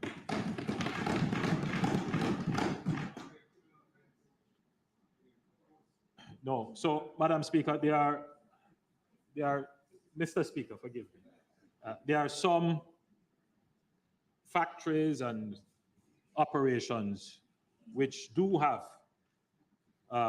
authority, permit, and permission to discharge. What we're looking for is to prevent any discharge into the Rio Cobre. And it's not something that you could do overnight, because along the banks of the Rio Cobre are many establishments which have been there for years and which have predated many of our legislation. So the process of consultation has started. It is imperative that this be done, Mr. Speaker, because, as I will say later in my presentation, we have put in place a new water treatment facility, and therefore we must protect that body of water. Madam Speaker, Mr. Speaker, I want to turn to education and skills. We can all agree that education is a key enabler of a productive and caring economy. Our growth trajectory is limited by the level of our human resource development. There is no doubt that our education system produces some of the brightest minds, pro-social, pro-growth, emotionally intelligent, and skilled citizens worker. The problem is that the education system is not even and consistent across the society in creating the human resources necessary to enable Jamaica to move to a higher growth trajectory. And the problem is exacerbated by a significant percentage of our best trained human resources migrating to build other economies. It is easy to make the observation that Jamaica has a low wage economy.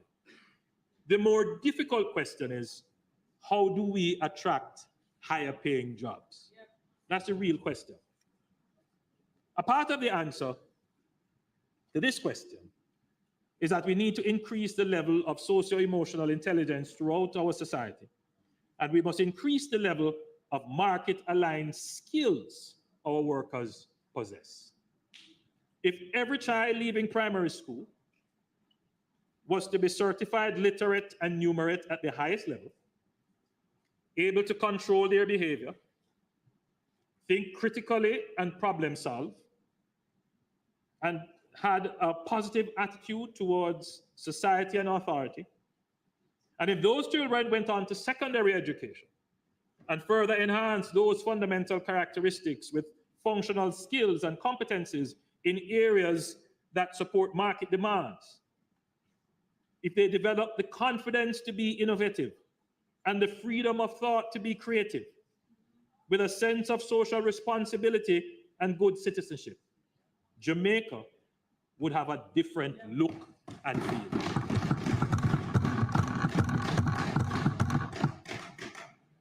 And we would be able to attract and sustain higher order industries and jobs on a wider scale. This is why we undertook a review of the education and training system to inform our plans to transform it. The transformation of the education system is underway. An implementation plan has been broken down into 365 recommendations under the Pattison Report in short, medium, and long-term initiatives that span several pillars: governance and accountability, early childhood development, teaching, curriculum and teacher training, tertiary sector, TVET in Jamaica, infrastructure and technology, and finance. Madam Speaker, I want all stakeholders to appreciate that transformation of the education system is a massive undertaking. The system comprises 1,010 public schools, 2,400 early childhood institutions, 500 prep and private schools, 21 tertiary institutions, 600,000 students, 25,000 teachers, and more. There have been several attempts at transformation over the years with varying degrees of success. We have learned from these past efforts. The comprehensive transformation that we are all seeking is going to take time, and we are proceeding in a structured and sustainable way.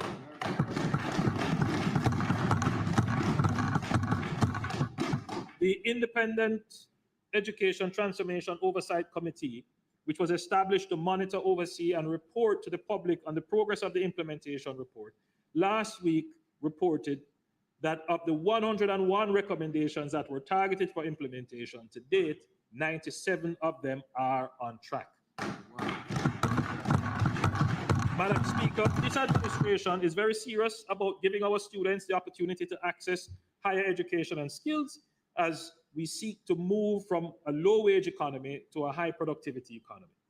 In addition to the removal of the guarantor requirement for student loans, the government will make available through the Ministry of Education $200 million to provide tuition support for at least 1,000 students who show that they are in good academic standing with their tertiary institution, but are in need of financial support. See, we care for the people.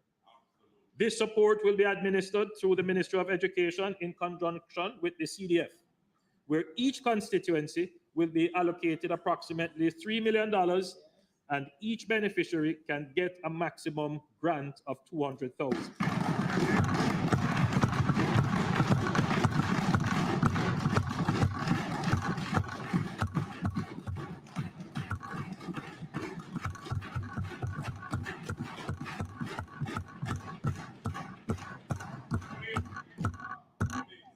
Madam Speaker, I now turn our focus on Heart Trust NSDA. The Heart Trust was conceptualized by the Most Honorable Edward Seaga in 1982 with the mission to reduce unemployment and create a dynamic and skilled labor force in Jamaica. Even though unemployment today is at a record low of 4.2%, the mission remains as relevant today as it was in 1982. Madam Speaker, for the first time in our independent history, we face a new challenge. On the one hand, we have a myriad of business leaders speaking to the shortage of labor in growing sectors of the economy. On the other hand, we have too many persons across the length and breadth of Jamaica who are not sufficiently engaged in meaningful work. For the first time in our independent history, we can say to every Jamaican youth, if you are willing to work and acquire a skill, there is a job for you. When we say every youth is a star, that is not a pipe dream in Jamaica today. It can truly be achieved. The Heart Trust has a pivotal role to play in this. Madam Speaker, we are revitalizing and re-energizing Heart, and we are putting the heart back in Heart.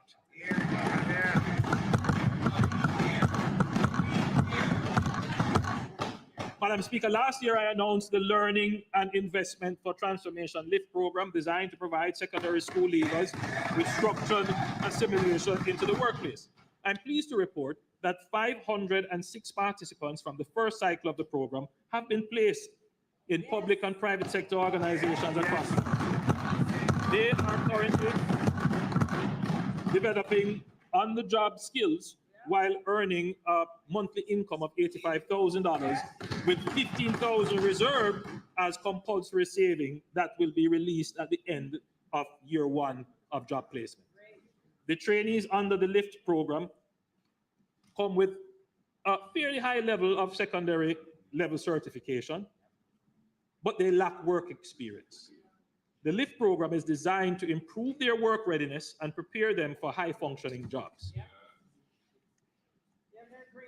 An important component of the LIFT program is that the enrollees are assisted with social mobility documents. They will get their TRN, their passports, their NIS, and bank accounts will be open for them, and they get their driver's license.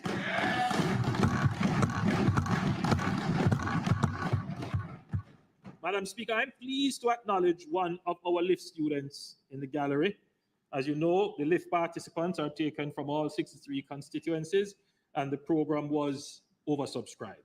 With us today is Akila Simpson, who is from my constituency. I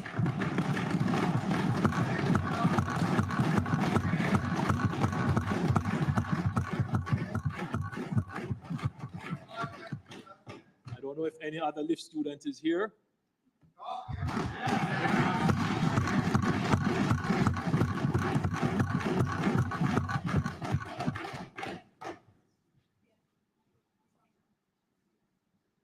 I gather that our LIFT student is from the constituency of the Leader of the Opposition.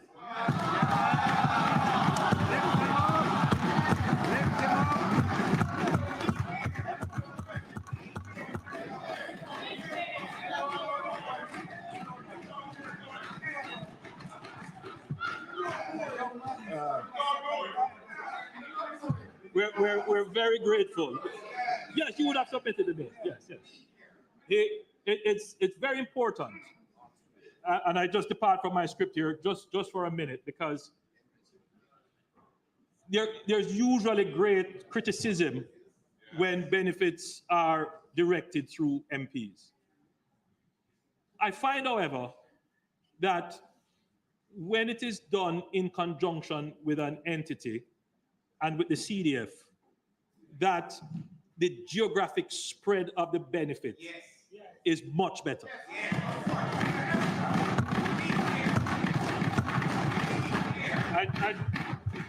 I don't want to in any way suggest that MPs can replace the central government in the distribution of welfare. But there are some projects where the MPs have a much better sense of what the need is. And so we have strategically done it in that way. And I find that sometimes the MPs are also very good motivators, because the entities oftentimes need somebody to intervene when there is a problem. So sometimes someone may apply for a benefit, they get the benefit, but then they stop coming. Who do you call to get them to come back? It's usually good when your member of parliament can get in touch and say, no man, I got you.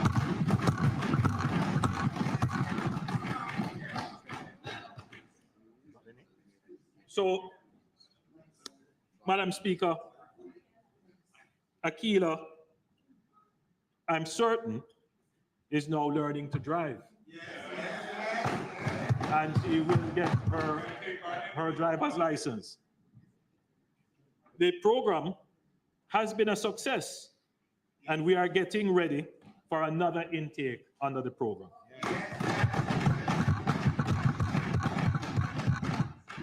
We empower our youth and let them know you can do it. Yes. You can do it. Yes.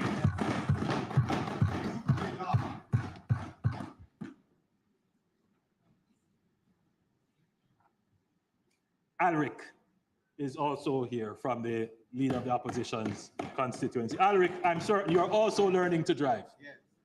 Very good.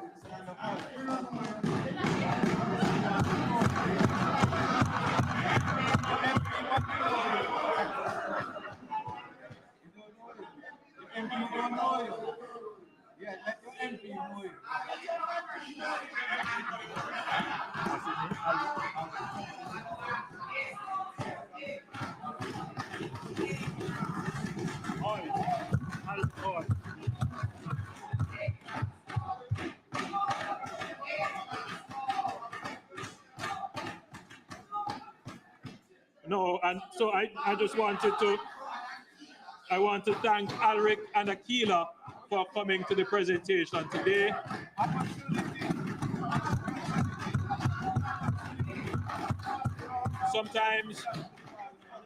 sometimes when we announce these programs, the public listening can't identify with it. They think it's just an announcement, it's not real. But these programs are real. These are real people. So we're very happy that you have come to show the public that, yes, these are real people. When I say 506, there are 506 of Alric and Aquila who are here. Madam Speaker, it is important to note that more than 120,000 trainees have enrolled in HART since the removal of fees. Using Statin's October 2023 figures, our labor force stands at 1,377,600 out of a working age population of 14 years or older of 2.1 million. This gives a relatively large labor force participation rate of 65%. It's a very important figure because the labor participation rate is the percentage of the working age, well, the percentage of the labor force relative to the working age population. So 65% of our working age population is in the labor force. The last figures I looked at for a comparative economy like Trinidad was about 60%. United States, maybe a little bit lower, maybe at about 60, 62, 63%. But our labor participation rate is actually very high and is inching up. Madam Speaker, there are 724,600 persons. And even though these numbers seem fairly precise, the methodology yields these numbers, but they are estimates. So there are 724,600 persons, 14 years and older, who are not in the labor force. Meaning, these are persons who are registered in schools or training institutions, retired and elderly persons, persons taking care of their households and families, and persons who, for other reasons, are not available for work, such as persons who are incarcerated or disabled, and persons who have not made themselves available, who say, I am not going to work. It should be noted that 95.8% of the labor force, or 1.32 million persons, are employed.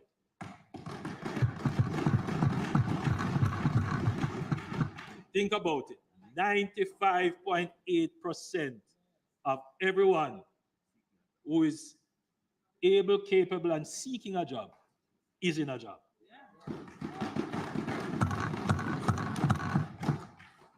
If you look at it from that perspective, you begin to understand the problem that the country faces. If the economy grows and job opportunities open up, where are we going to get the people from? So remember now, we have 724,000 persons outside the labor force. We have 4%, 4.2% who are unemployed, which represents 57,300 persons unemployed. Now, the member from St. Andrew South said, we must never contemplate importation of labor. Yeah, you said that, and I agree with you.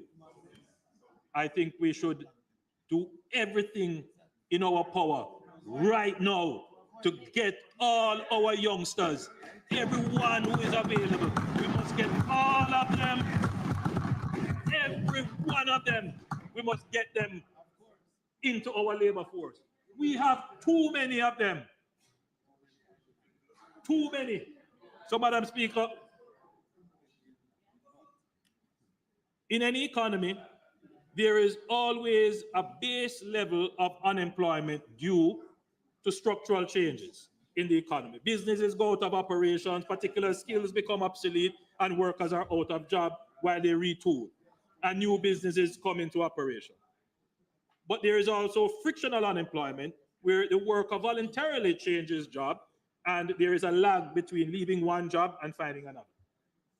In addition to ensuring that labor is trained and constantly upskilled in relevant areas aligned to the market demand, in this era of virtual full employment, so that is where we are now.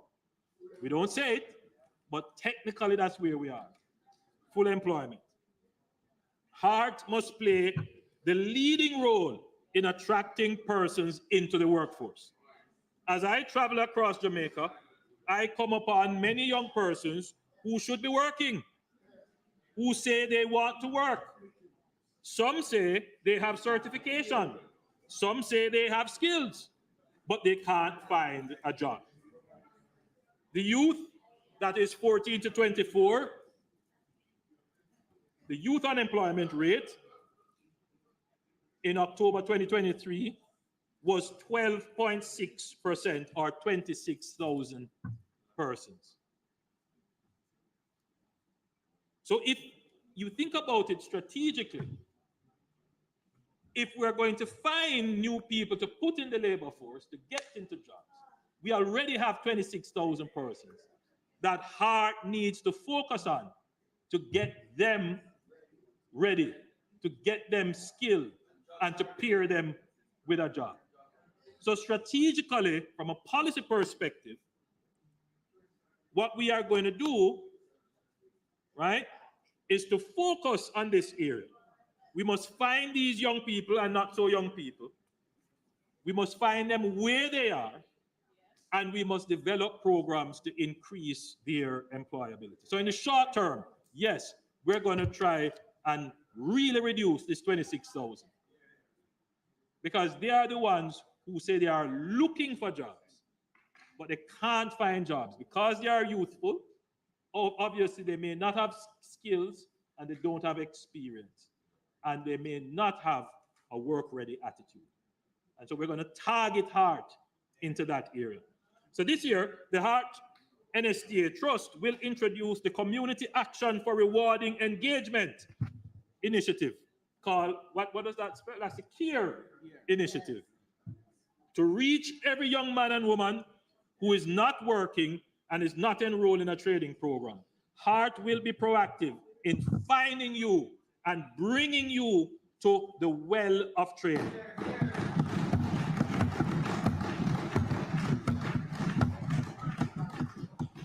If our economy is to grow, we need every able-bodied man and woman who is able and capable of working to join the labor force. The CARE initiative will be activated in all 63 constituencies. Each member of parliament will be asked to identify 30 young persons from their constituency using predetermined selection parameters set by the program. A specialized team in HEART will go to their houses or meet them on the corner if necessary to engage with them and enroll them into the program that will enhance their employability.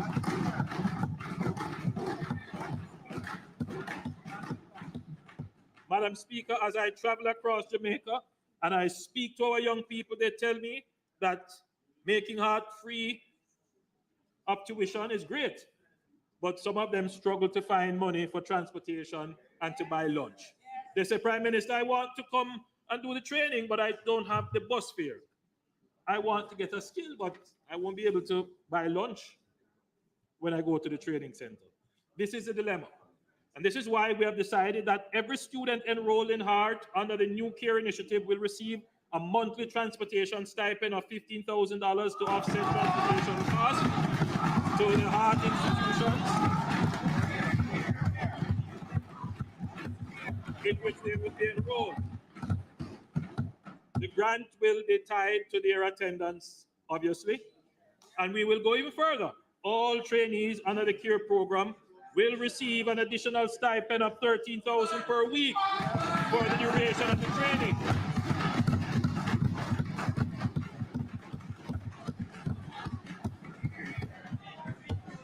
For some persons who will reach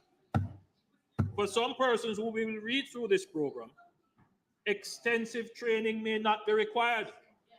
A lot of them that I have met, they tell me they have certificates, they are a welder, they are this, they are that. But you realize that in speaking to them, what may have been the challenge? Because I tell you, they go to interviews, there might be the challenge of the work ethic, the challenge of the interpersonal skills, the work readiness, and the workplace ethic skills. Those are things that we may have to work on. So the program may not necessarily have to cater to intensive training, but more work readiness skills. And if that is the case, this will also be done quite easily.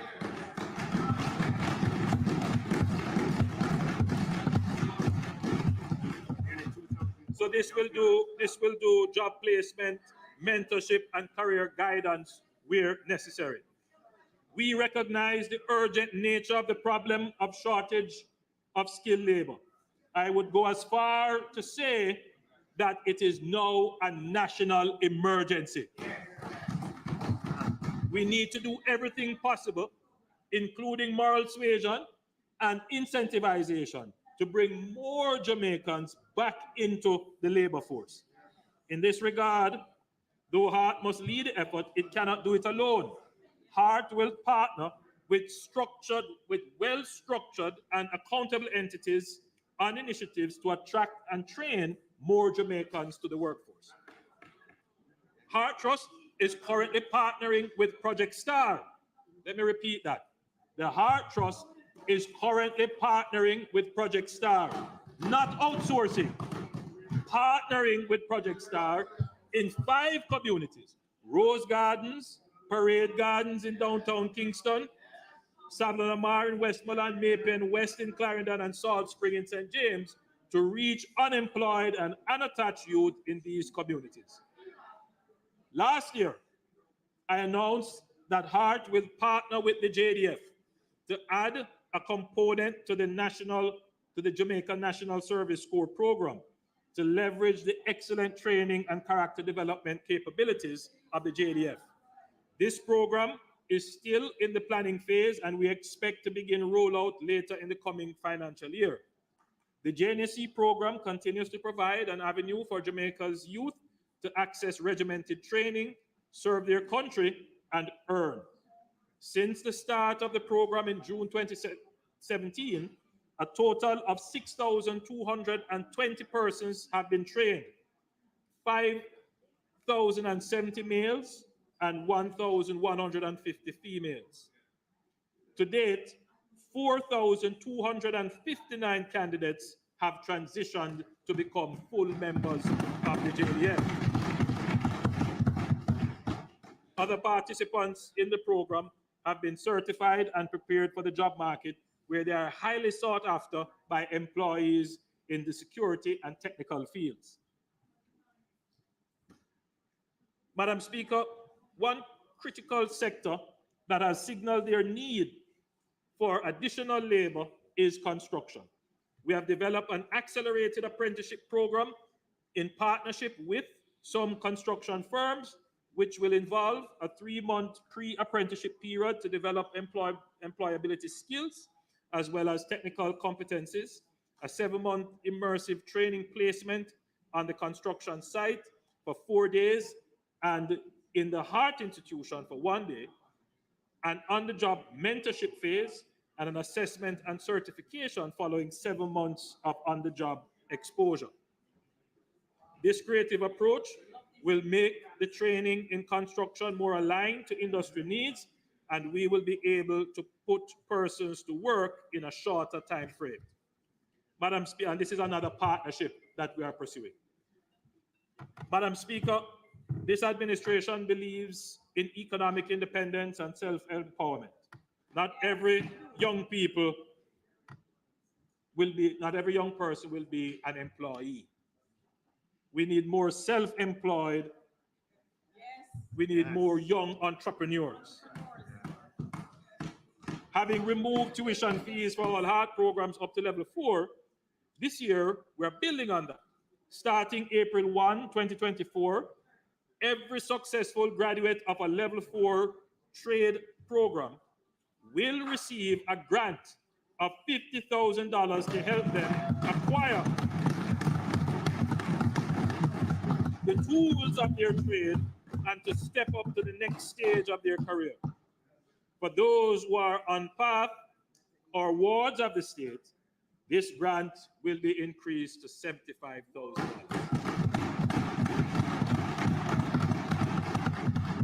Additionally, starting next financial year, the HEART NSTA Trust will open a special grant facility of up to $100,000 for HEART certified trainees who have registered a trade or business that has been operating for more than a year.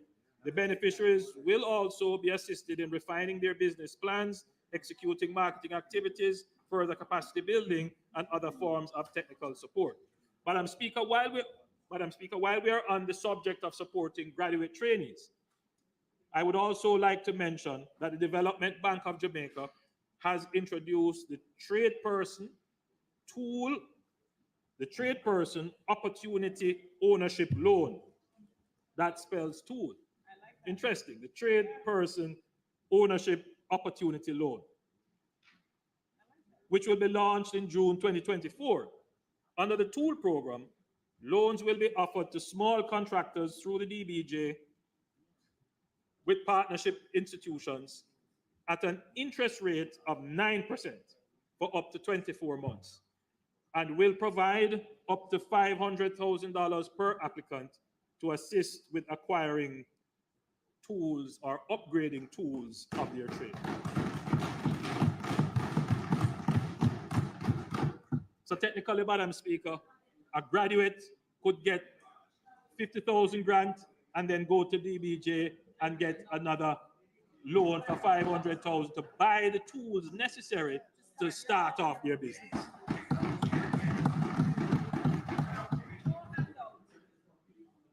These grants and technical assistance are a deliberate effort to provide our trainees and small businesses with meaningful support to increase their productivity and grow their businesses. Madam Speaker, this year the HEART Trust will launch the Skills on Demand portal, which will connect skilled professionals with potential employers and clients.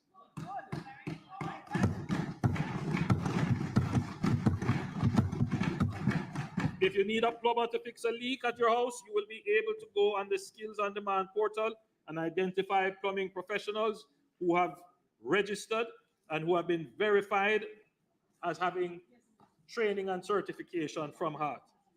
Skilled professionals will be able to advertise their skills, their previous employers' ratings, and their current location to potential employers and clients. Potential employers and clients will benefit from access to an array of talent that has been verified, and they will have the ability to post specific job openings to individuals with required skills.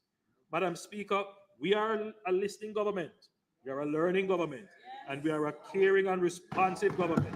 We have listened to our young people, we have listened to businesses who are clamoring for trained workers, and we are responding. We believe that by training and upskilling our workforce, we can break the vicious cycle of the low-wage economy. A skilled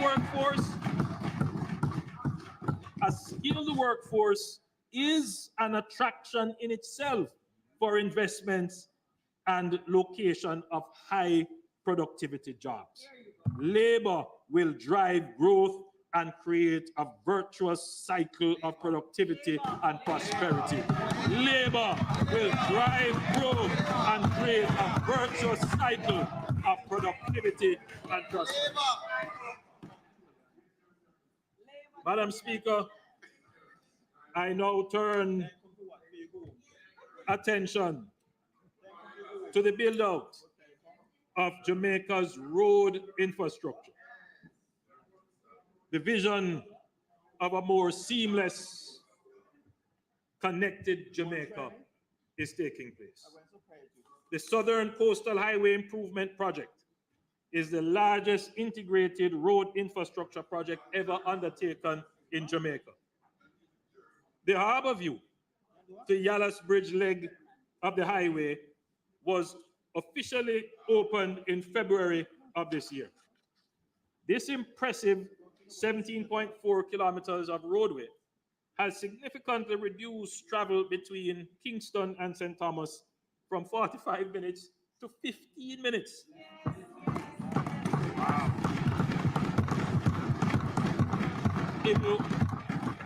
If you talk about increasing productivity,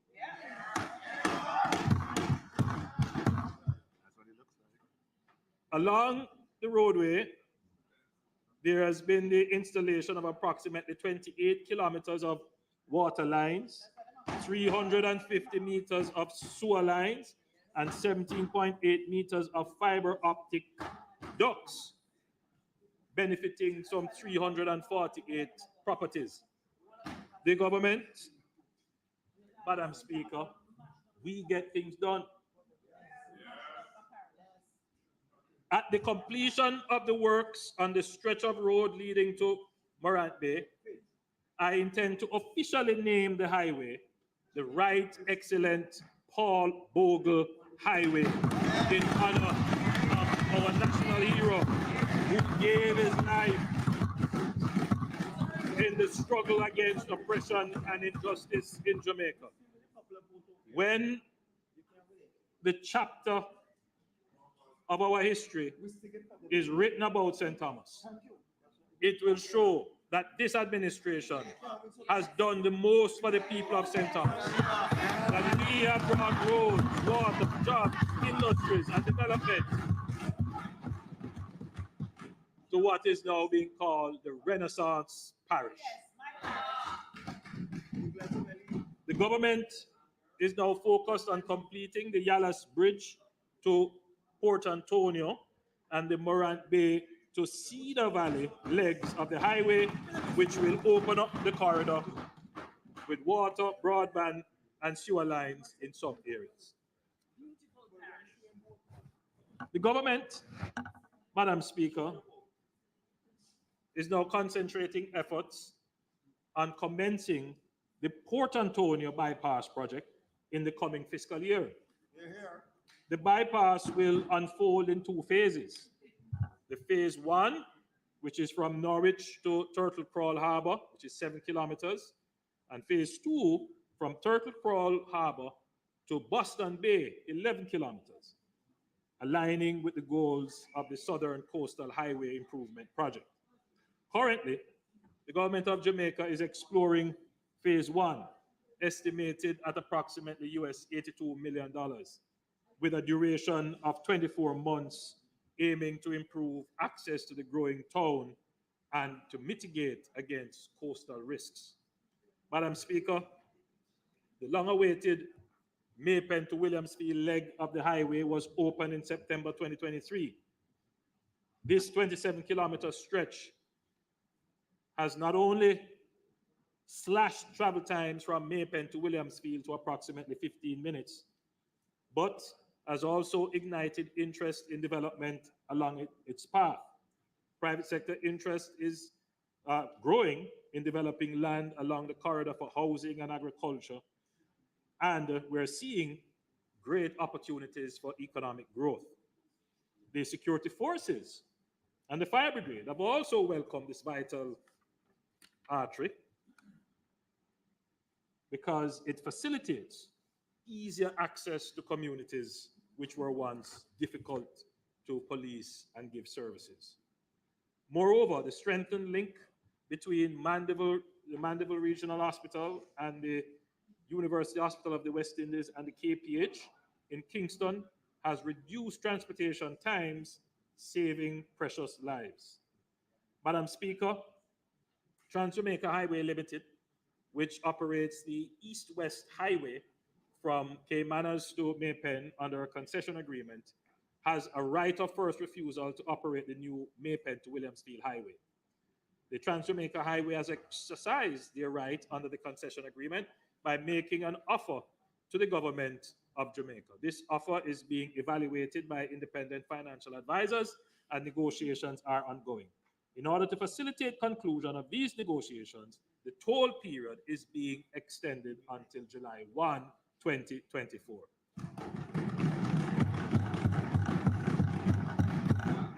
Madam Speaker, nothing. Madam Speaker, I noted last year that we would be moving further along the Williamsfield, Manchester to Hodges, St. Elizabeth corridor. This extension will also include a northern Mandeville bypass, a spur tree bypass, and I know a lot of people will be happy for that. A spur tree bypass, a Southfield bypass, and a Black River bypass. Value engineering exercises have been performed to reduce the project cost and at the same time increase its functionality. Madam Speaker, the residents of South St. Elizabeth will be part of the stakeholder consultation process to ensure their input is obtained and incorporated from the design stage to project delivery. Madam Speaker, I'm happy to report that the Montego Bay Perimeter Road is progressing steadily and is already 30% complete.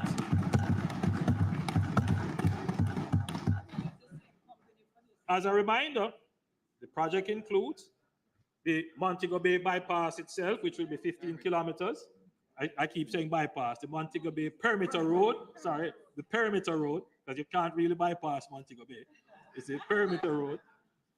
The Long Hill bypass, 11 kilometers, and that is well needed. The current road is treacherous and in a really bad state. The Barnett Street and West Green Avenue road rehabilitation, and a comprehensive drainage study of the Montego Bay area. Yes. Madam Speaker, I now turn to the North Coast Highway. The North Coast Highway public-private partnership will see the expansion of the North Coast Highway from Sea Castles in St. James to Miami Bay in St. Anne from 2 lanes to 4 lanes. So that area of congestion which currently exists, the government is well advanced in its plans to deal with that area. As part of the due diligence process, a number of studies have been completed, including traffic studies, as well as environmental and social impact studies. The requisite documentation is now being compiled with an aim to launch the tender process in the 4th quarter of this calendar year. Madam Speaker, the old coastal towns of Lucy and Hopewell in Hanover did not benefit from modern urban planning. In fact, they both date back to hundreds of years ago, in a time when horse and buggy was the mode of transportation. Those roads are now a bottleneck. So the Lucy Hopewell bypass will be a 4-lane highway that will start at a grade-separated intersection along the new Long Hill bypass that is currently being constructed. The alignment will then traverse westwards for 30 kilometers with link roads to the main roads before and after the towns of Hopewell and before terminating on the west side of the town of Lucy.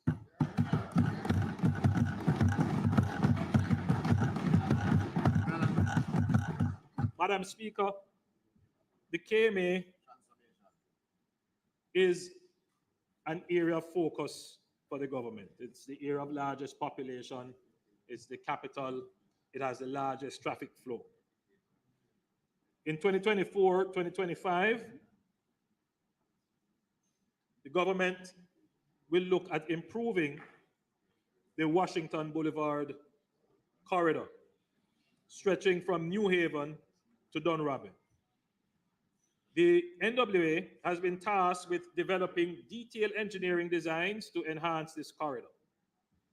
The project scope encompasses not only traffic flow optimization, but also endeavors to elevate visual appeal recognizing its pivotal role as a gateway into our capital city. Moreover, essential infrastructure installations such as water networks and fiber optic cabling will be facilitated to augment the services that are carried on that road. Madam Speaker, a year or so ago, I had made the commitment that we would upgrade Washington Boulevard. It's as it is now, it is not a good reflection on the entry into Kingston. And it is a very difficult piece of road to navigate. It really does need serious attention. And so, Madam Speaker, I'm happy to report that work has actually started, if only the planning phase, on improving this corridor.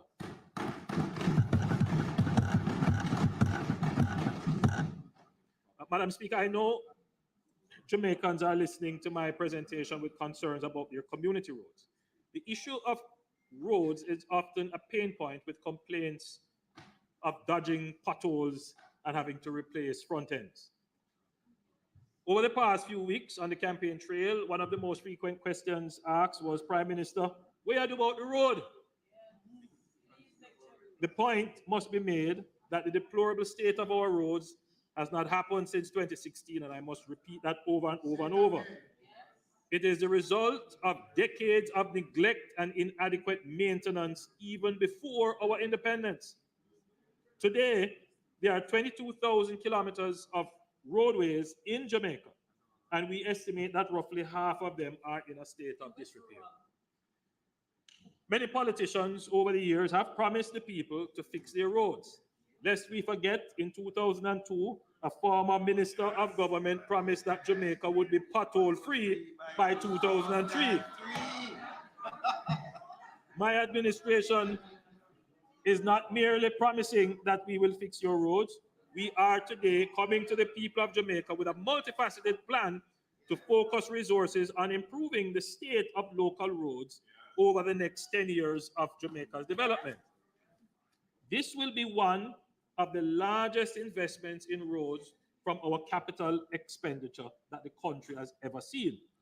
The government's multi-billion-dollar road improvement plan to address the country's road transportation network will be executed through two programs: the Special Capital Expenditure Program and the new Shared Prosperity through Accelerated Improvement to our Road Network, SPARK program.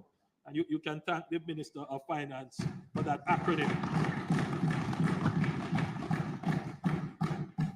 We have commenced the first 6 CapEx projects targeting urban corridors in Kingston and Portmore. In December 2023, the dualization of Grange Lane, which connects Portmore to Spanish Town, commenced, and drainage and potable water pipeline works are underway. Madam Speaker, just to be clear, we are doing serious infrastructure work in Portmore to ensure that it has proper access and connectivity, because, Madam Speaker, Portmore will become the 15th parish.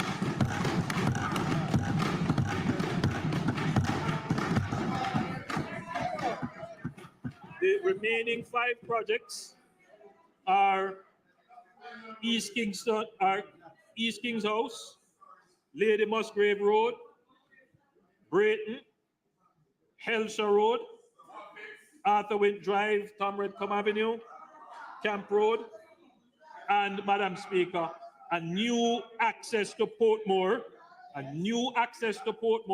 coming off the Mandela Highway will be built, and the Sandy Gully Bridge widening project are all expected to complete the procurement investment appraisal process during the first and third quarter of fiscal year 2024-2025 and head into procurement immediately thereafter. In the coming fiscal year, we will begin the rollout of the SPARK program, which is an allocation of over $40 billion over 2 years. Of the overall total of $40 billion, $20 billion has been earmarked for secondary, community, and parish council roads in every constituency. $20 billion will be allocated to constituencies as follows. Approximately half will be divided equally per constituency. That is $150 million per constituency.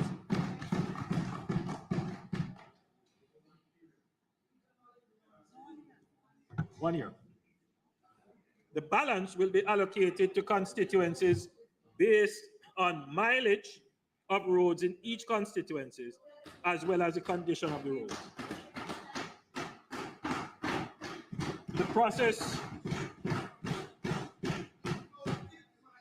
The process will require mapping and on-the-ground assessment, as in some cases, Madam Speaker, the data on the roads do not exist. Madam Speaker, even with this massive allocation, we cannot fix all the roads at the same time. Therefore, the people will have an opportunity to express their views as to which roads get fixed first through a fair, transparent, and accountable process.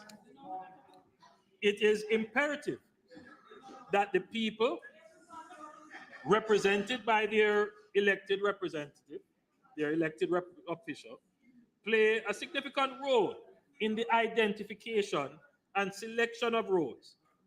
Instead of having people protesting and blocking roads, let's all come together in a democratic process to determine the priority for roads to be repaired. Madam Speaker, I have seen and I've heard that MPs have already started to submit their list of priority roads.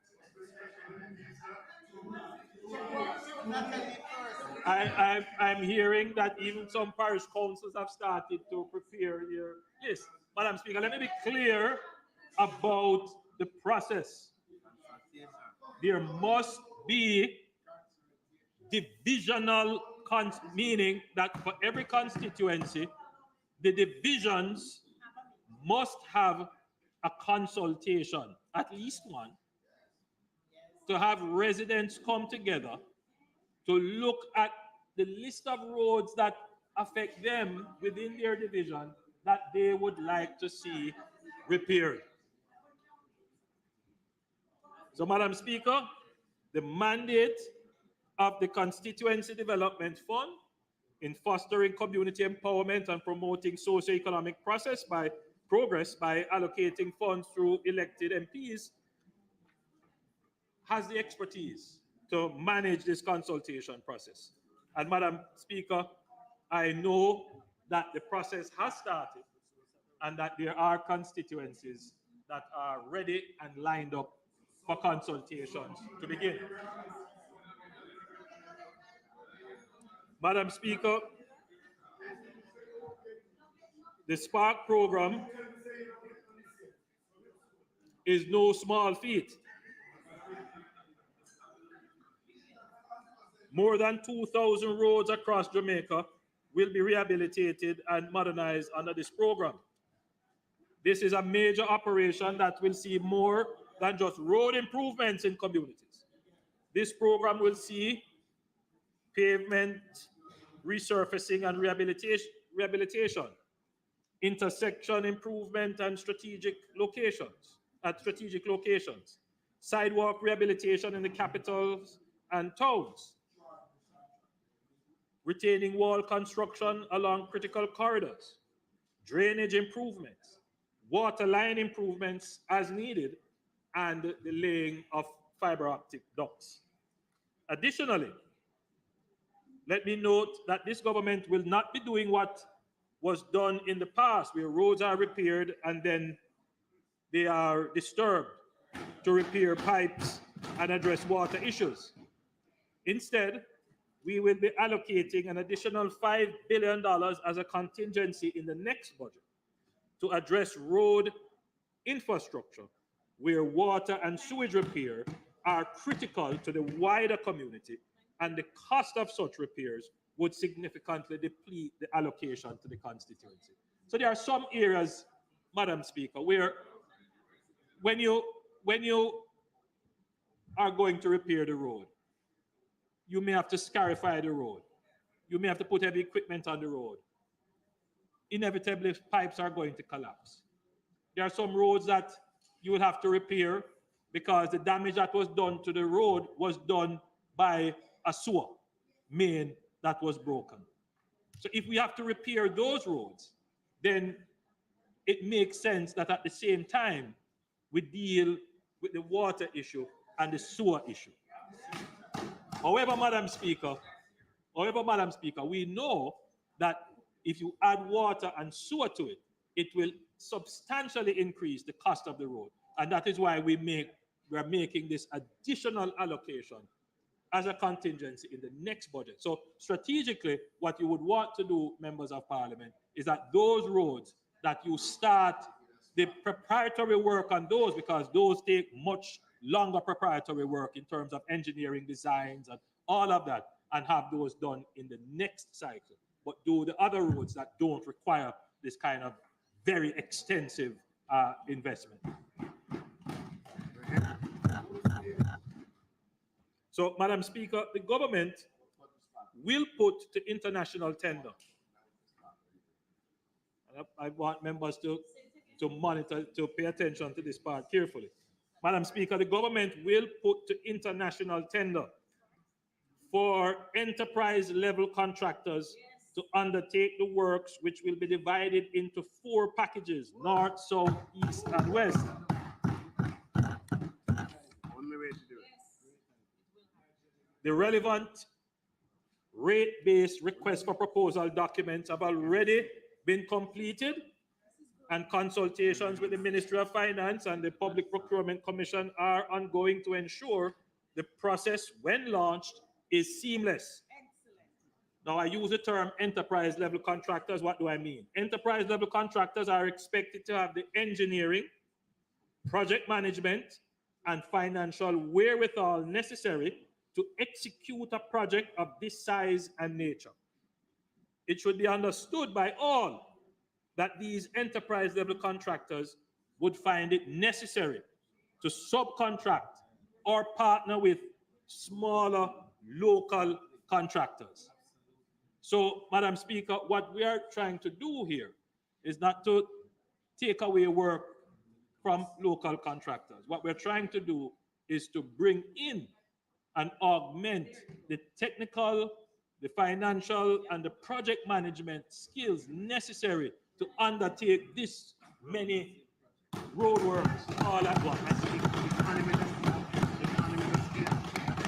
What I hope will happen is that our local contractors will be able to upskill and be able in the future to take on these projects by themselves. And I know we have local contractors who are close to or at that level. So even though we have said, Madam Speaker, it is an international tender, I'm almost sure that some of our local contractors are also going to bid for some of the packages. Now,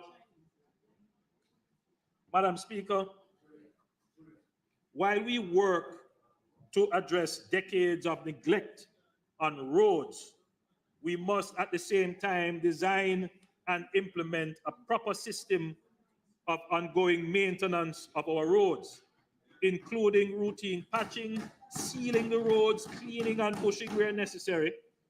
We must never allow our infrastructure to degrade to this level again. I am pleased to announce that the government will be working towards the creation of a centralized national road registry, which will be a census of all existing roads in Jamaica. The registry will contain information on the geographic location and establishment of ownership of these roads, which will inform future maintenance activity. The Spatial Data Management Division of the Ministry of Economic Growth and Job Creation will be critical in providing geospatial data on local roads to complete this database. This will be supported by on-the-ground site inspections. Madam Speaker, I don't know if you can see there, but the Data Management Division is presently going through each constituency and accurately mapping each road in the constituency. And this is my constituency being displayed. So I have a total of 39.16 kilometers of parochial roads.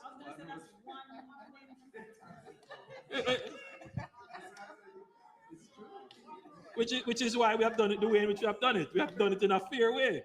So there's a base distribution where everybody gets equally, and then the balance is distributed by the relative kilometers of roads that you have. So it's fair. So Madam Speaker,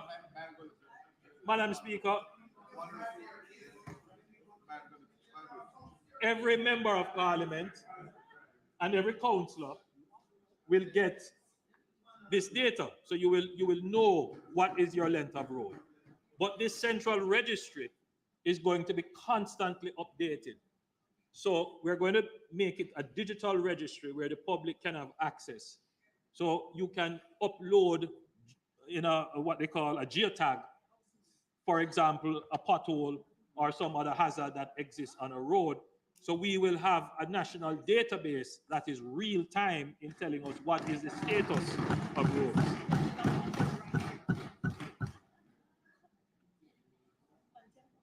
Madam Speaker, the public will be able to go on this central registry and they will see who is responsible for the road. Because sometimes you hear it's Parish Council Road, and then another time you hear it's NWA Road, and back and forth and back and forth. Madam Speaker, under the Spark project, we're going to be spending $40 billion in 2 years.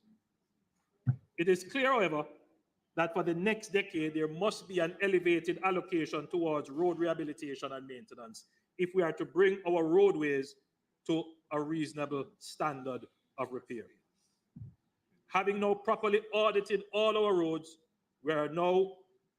we can now prepare a comprehensive maintenance and repair schedule to realistically inform the budgetary allocation necessary to improve our roads in a reasonable time frame. Madam Speaker, as we seek to upgrade road corridors, we recognize the ongoing need for waste management, debushing, and maintenance throughout the year. Jamaica is a naturally beautiful place. But our country is being uglified by plastic and other forms of waste on our roadways, in our gullies and drains. Yes. To this end, we will allocate 2.5 billion Jamaican dollars to clean major gullies and drains and roadways across Jamaica.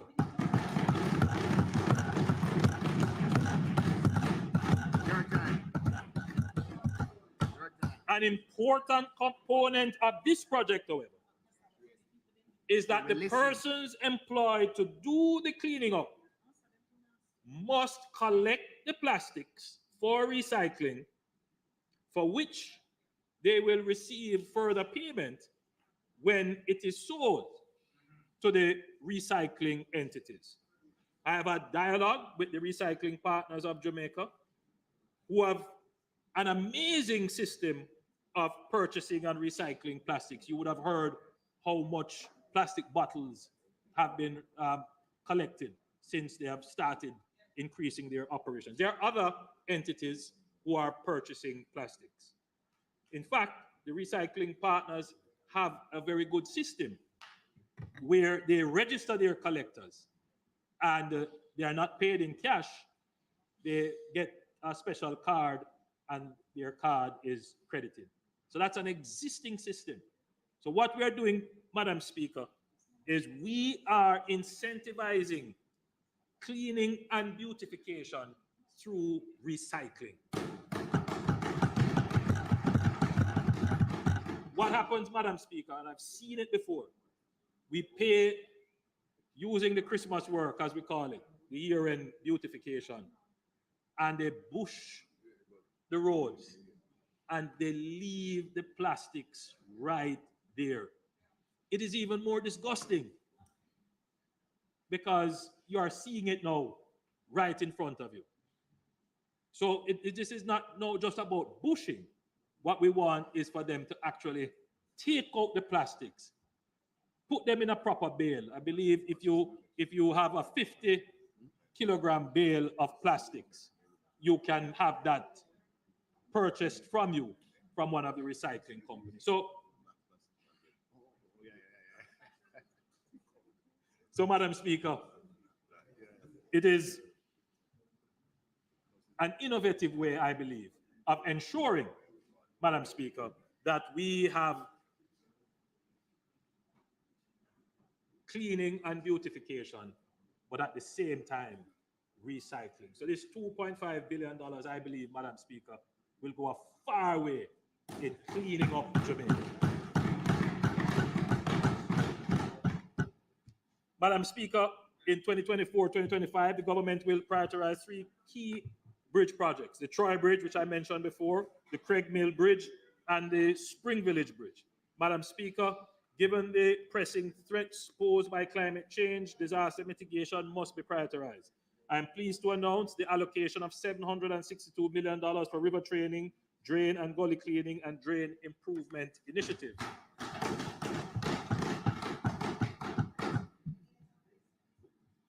Madam Speaker, a quick note on the government's KMA fiber optics project.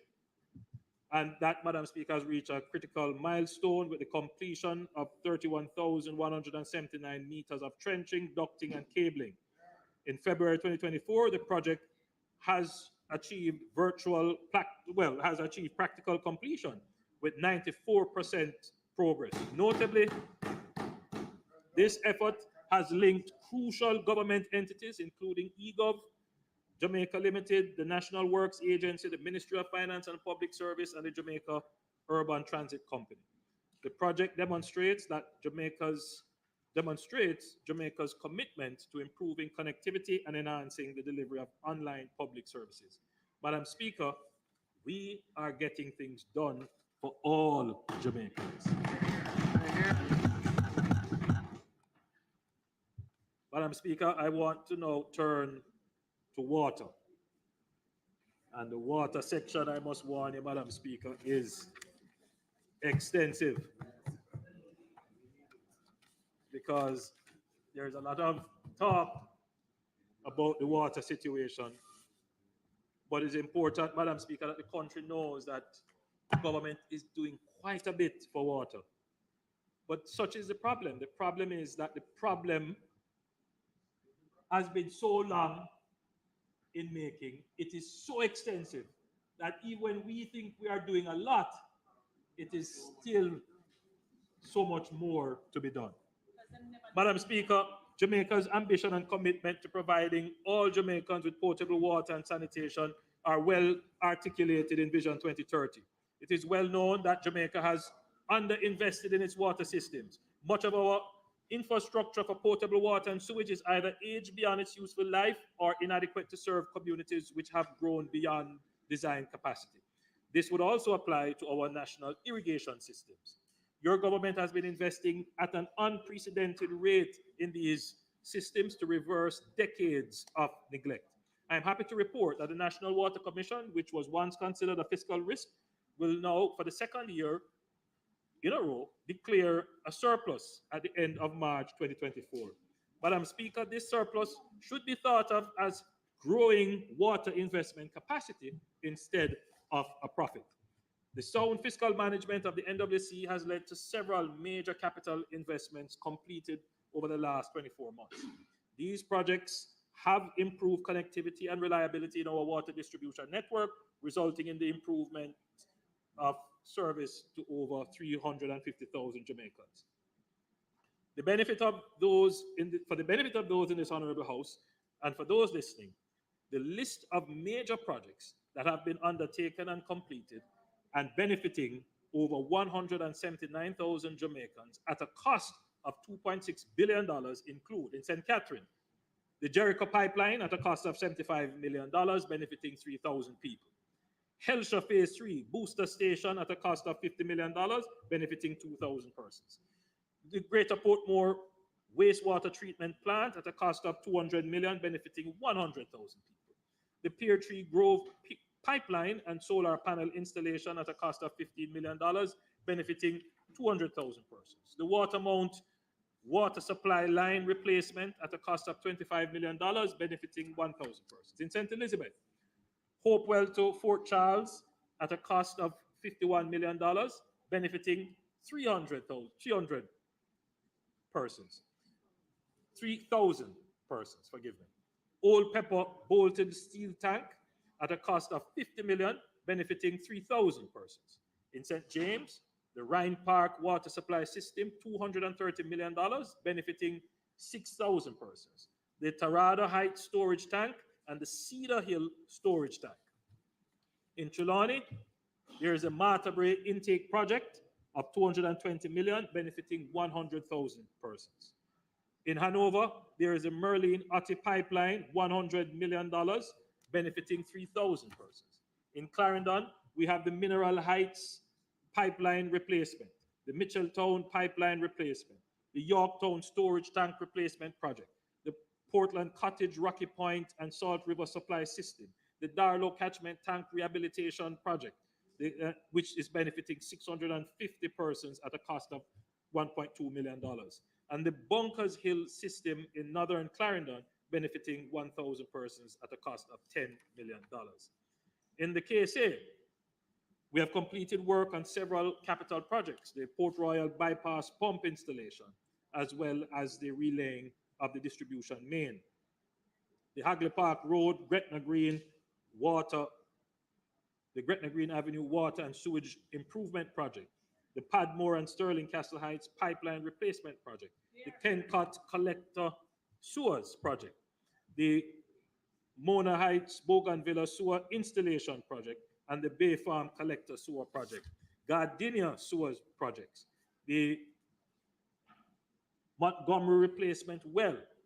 And Madam Speaker, this is a major point to note because this is providing 2 million gallons of water daily to the corporate area and ultimately reduces the geographic area supplied by the Mona Reservoir. So this ultimately reduces dependence on the Mona Reservoir.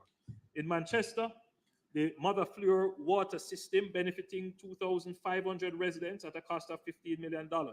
The Mile Gully Pipeline. Additionally, the Greater Mandeville Water Supply Improvement Project is approximately 60% complete. This is at a cost of $4.5 billion across 3 budget cycles.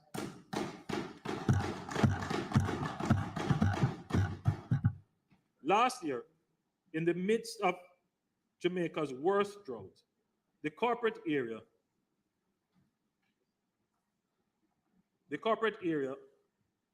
undersupplied potable water by just 12 million gallons daily. This is why, Madam Speaker, I'm happy to report to this Honorable House that we have entered the implementation phase and broken ground of the long-touted Rio Cobre water treatment plant in Content, St. Catherine.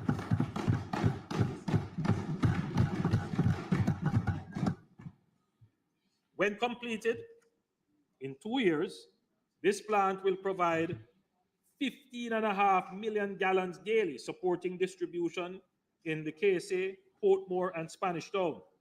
This US $78 million PPP project will move us closer to our 2030 goal. Madam Speaker, this is a major project.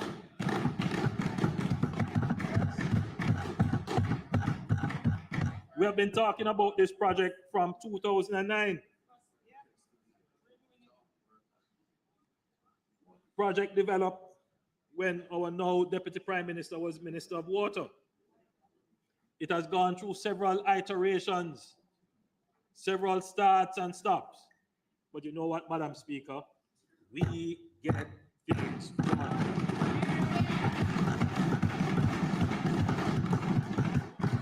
Madam Speaker, we will continue to make major investments in capital works in the coming fiscal year. Over $5 billion is expected to be spent this fiscal year, benefiting more than 165,000 Jamaicans. Additionally, more than $2.5 billion will be invested in sewage infrastructure work. Madam Speaker, outside of this massive portfolio just outlined, let me mention a few other strategic projects.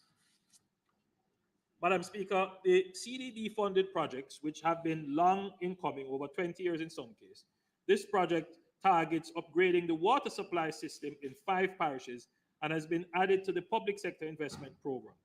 This will benefit from a US $30 million loan from the CDB, with the government of Jamaica providing $6 million US. And this will be executed over 4 years.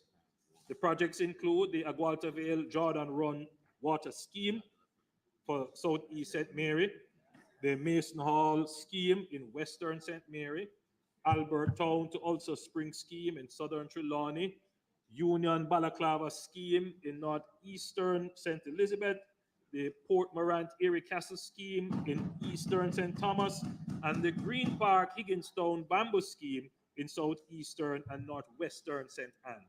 This year, the project management unit will be established and commence the project procurement phase at a cost of US 85 million Jamaican dollars. Land acquisition will also be covered this year.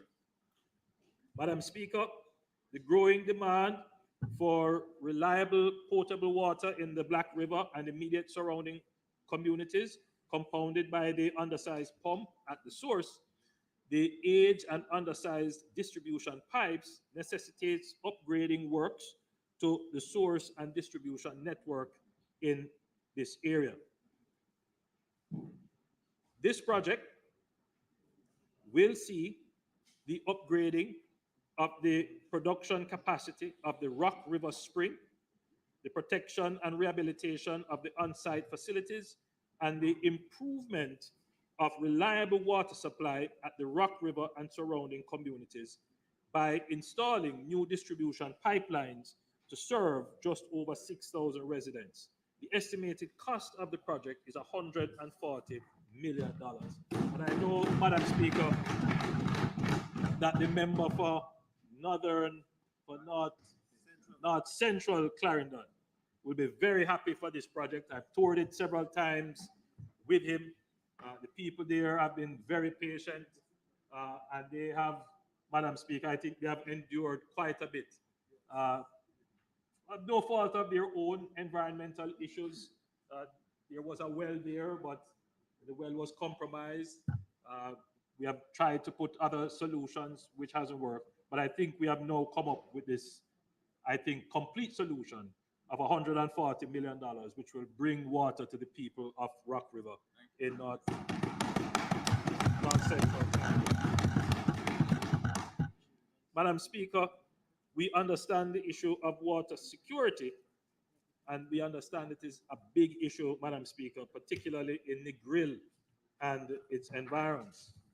The Negril Water Improvement Project will see the construction of a 10 million gallons daily water treatment plant in the Roaring River in Westmoreland at an estimated cost of US $20 million. The overall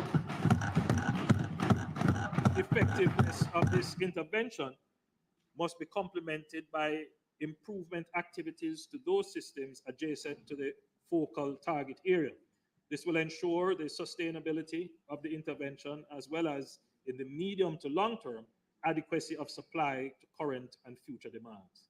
In light of this, the activities to be undertaken as part of the project are contiguous for an effective and long-lasting intervention. Madam Speaker, energy usage in the water sector is heavy, with the NWC being the largest customer of the JPS in terms of electricity usage. We have had months when the energy bill for the NWC exceeded 1 billion Jamaican dollars. As such, the NWC has embarked on several projects that will reduce energy consumption and ultimately create more fiscal space for capital investment and keep prices to consumers stable.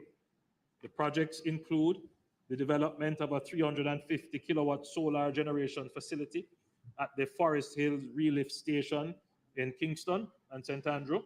And the construction for this will start in July at a cost of 68 million Jamaican dollars. The development of a 350 kilowatt solar generation facility at the Leaders Avenue Terminal Pumping Station in Montego Bay, St. James, and construction is also expected to start in July at a cost of $68 million. In Fraser's Content in St. Catherine, we will construct a 100 kilowatt solar generation facility at a cost of 55 million Jamaican dollars. The project will commence construction in August of this year. The major energy project for the NWC is a $62 million PPP for the installation of a 45 megawatt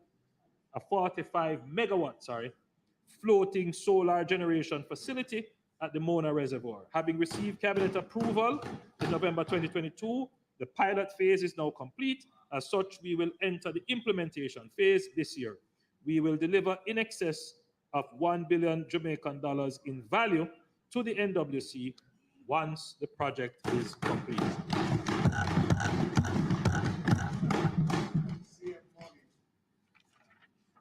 Madam Speaker, I'm skipping out some of the water projects because they're really a lot. But I want to go to rural water. Madam Speaker, having gone around the country into the rural areas, I have heard the cries loud and clear from persons who complain bitterly about not having water. To be clear, many of these communities are not NWC customers. They, Madam Speaker, are not part of the utility system. They rely on natural sources, springs and rivers, or local supply systems, such as catchment tanks and entombments. I want to announce, Madam Speaker, that the rural water supply, that rural water will be investing $409 million into the following projects nationally. They will be doing Riversdale in northeastern St. Catherine for $53 million. They will be doing Spring Gardens in southern St. James, $19 million. They will be doing Maroon Town in southern St. James, $53.2 million. They will be doing Stepney. I hope that is how it is pronounced. Stepney. Stettin.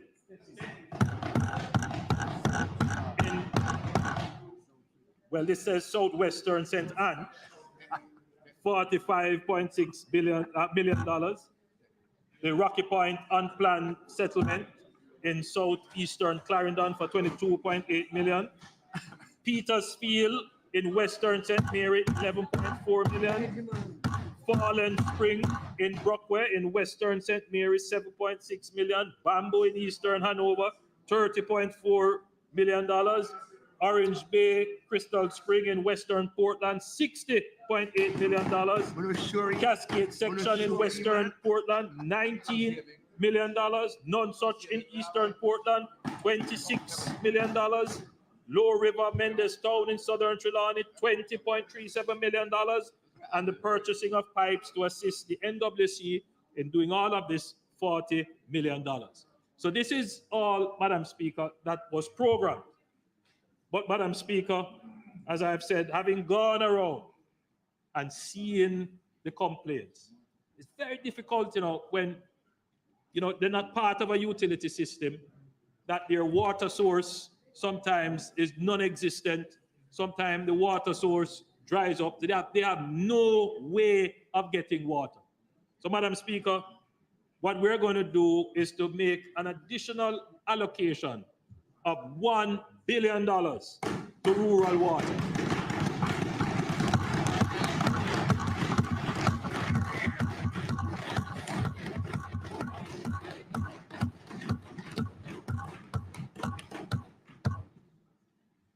I know, Madam Speaker, that they have several projects on the books, but not funded.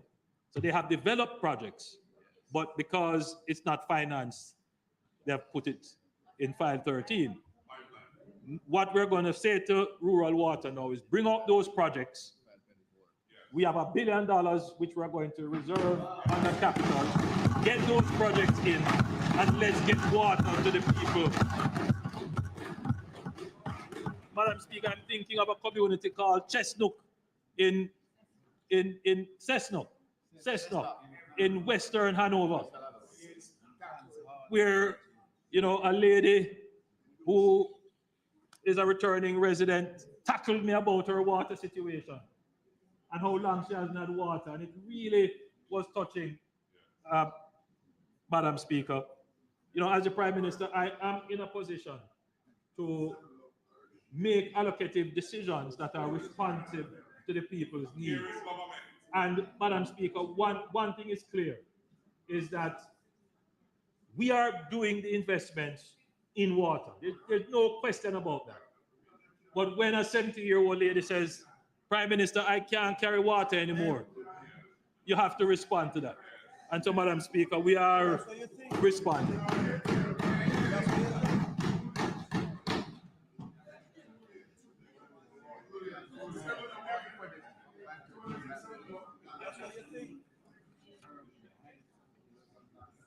Madam Speaker, it is not just investment in potable water and sewage.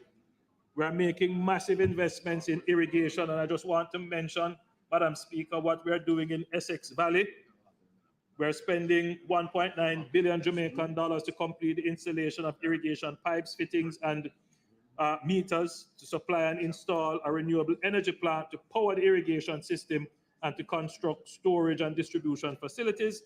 In addition, as part of the project, our farmers in the Essex Valley will benefit from 27 kilometers of roads which are now currently being rehabilitated.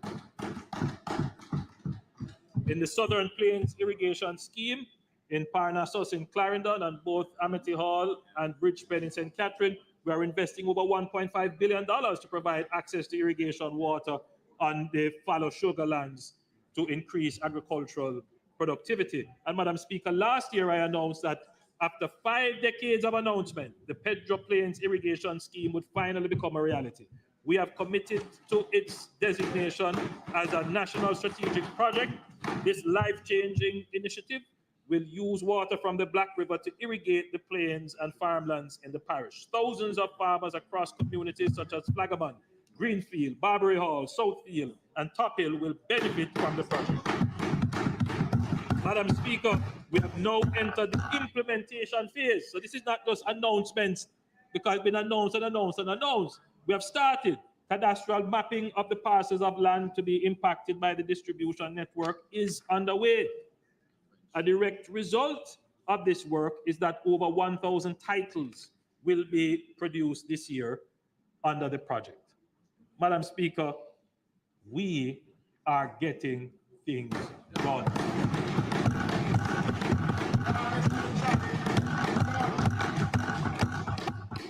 Madam Speaker, we have an ambitious long-term plan to provide housing for all our people by looking closely at the various areas of need and ways in which we can provide solutions. Let me remind this Honorable House of the different agencies through which government is working to provide affordable housing solutions to people. The new social housing program under the Ministry of Economic Growth and Job Creation. I heard some disparaging remarks about the social housing program. Shame. Shame. Madam Speaker, the new social housing program replaced a program we inherited from the previous administration. Under that program, each MP was promised a certain number of houses. I believe it was something like 5 houses. 5 houses per year. Some MPs got, maybe 2 or 3. But if you check most MPs, they didn't get any. I believe the project would have been under Jeep. My recollection is that it was a Jeep project. I may be mistaken. No, it wasn't. There's something that said it was, but I stand to be corrected. So, Madam Speaker, it's a partnership with Food for the Poor, yes, but I believe precisely it was under the Chief Secretary. That's what my recollection. So, Madam Speaker, the program was well intentioned. I make no criticism on that. But like many other programs, it was not properly executed. We took over the program, Madam Speaker, and we recrafted the program. We put in far more robust systems to ensure that the program will be delivered. We started out very slowly because we had to understand the bureaucratic layer of the land in getting it done. But now, Madam Speaker, we are delivering houses, concrete structures, with sewage and water tanks, and we are doing it, Madam Speaker, in, we're building a 3-bedroom in 6 weeks. So we have increased the pace of the delivery. Madam Speaker, almost every week for the past 6 months, I'm delivering 1, 2, 3, 4 houses. So we have reached now just over 200 houses under the new social housing program. There is no other social housing program like this which has had this pace of delivery. And what will happen, Madam Speaker, is that the pace of delivery is going to increase rapidly. So, Madam Speaker, the program was developed to improve the housing condition of the country's poorest and most disadvantaged population, and to provide quality housing for them. The implementation modalities are, we have an indigent housing, which is across 63 constituencies. We have a relocation of vulnerable communities as a modality, and we have the upgrade of tenement yards, 1 per constituency, up to a maximum of 30 units in the upgrade. As at March 5th, 2024, 213 housing units benefited, 213 housing units benefiting almost 800 individuals across 55 constituencies have been completed. And currently,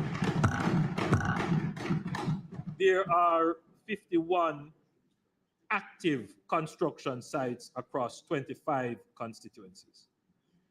In addition, the Tourism Enhancement Fund will, in partnership with the new social housing program, provide 500 million Jamaican dollars to fund housing for tourism workers who live in substandard conditions.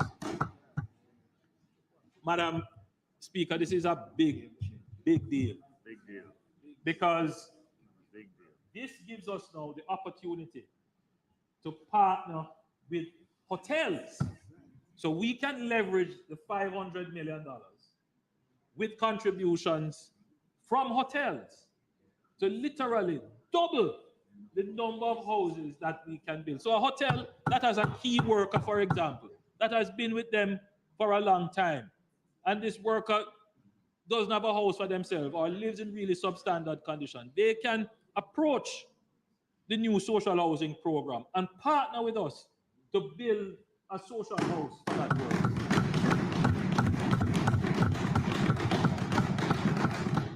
So don't worry when you kind of disparage 200 houses. You're going to get thousands of these social houses soon. So Only go uptown, that's why. We don't want downtown people in the house. Do it in a big mansion. Madam Speaker, the HAJ continues to provide affordable housing solutions for low and middle income earning Jamaicans, as well as provide for the regulation of informal settlements. Of the 14,000 housing solutions the HAJ has committed to start, I'm pleased to announce that approximately 4,000 of them have been achieved. Over the next 4 years, the HAJ is projecting approximately 10,000 housing starts and just over 6,000 deliveries. In 2024-2025, construction will commence at the Bay Farm Road project, where 72 housing solutions will be built. Madam Speaker, again, Clarkstown in Trelawney was disparaged when I said, Madam Speaker, that we're going to turn Clarkstown into a modern township. And there are persons who, look down on some areas and say, "Chow, it can't happen." That's him. But Madam Speaker, 721 housing solutions are slated for Clarkstown.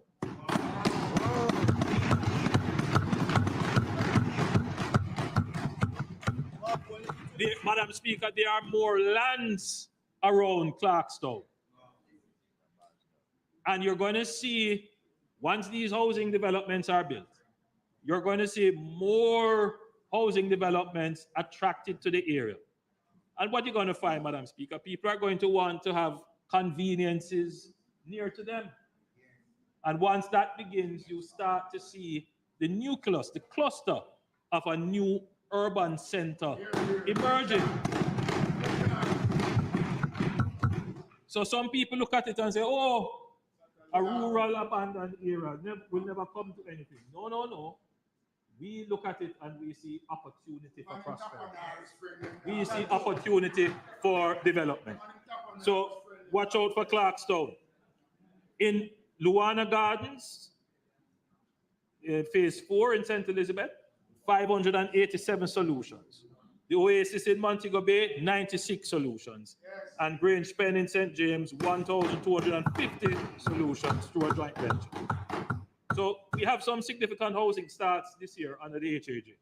Madam Speaker, these 5 developments account for 2,726 solutions to address the needs of low-income and middle-income markets. Madam Speaker, the HAJ has been on a path to transform brownfield sites by undertaking infrastructural work in concert with key stakeholders such as the Tourism Enhancement Fund.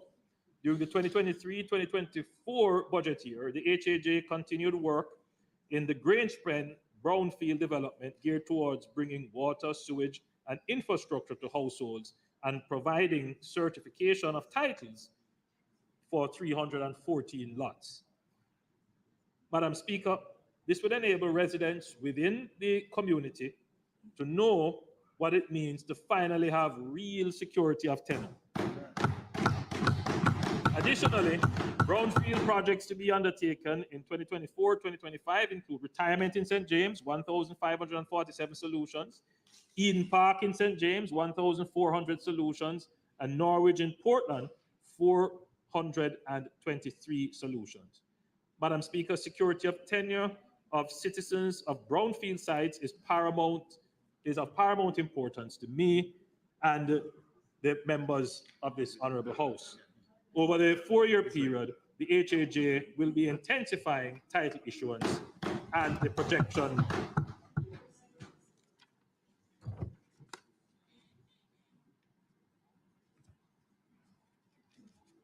Madam Speaker, in my presentation, I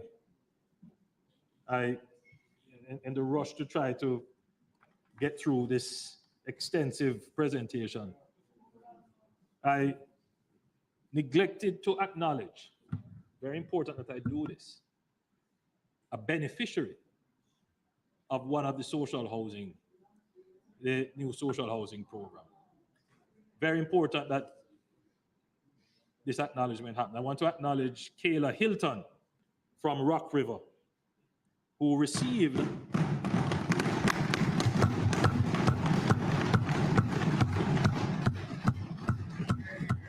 again, Madam Speaker, when we explain what we're doing, persons hearing, listening may not be able to identify with it because it's not in proximity to them.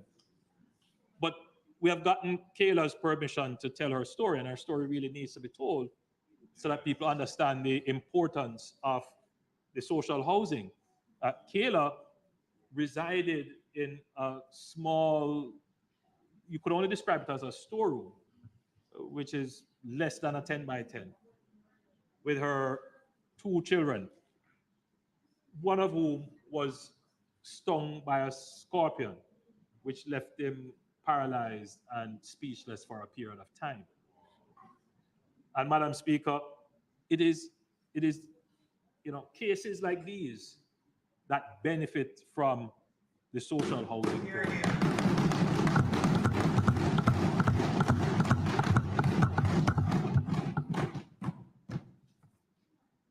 It has been transformational to the lives of the people who benefit. Transformational. It comes from a place, Madam Speaker, of social equity. That's what it is. As we pursue some of these projects where people are able to purchase their own homes, the society has a social conscience which says that there is a minimum standard of shelter for all Jamaicans.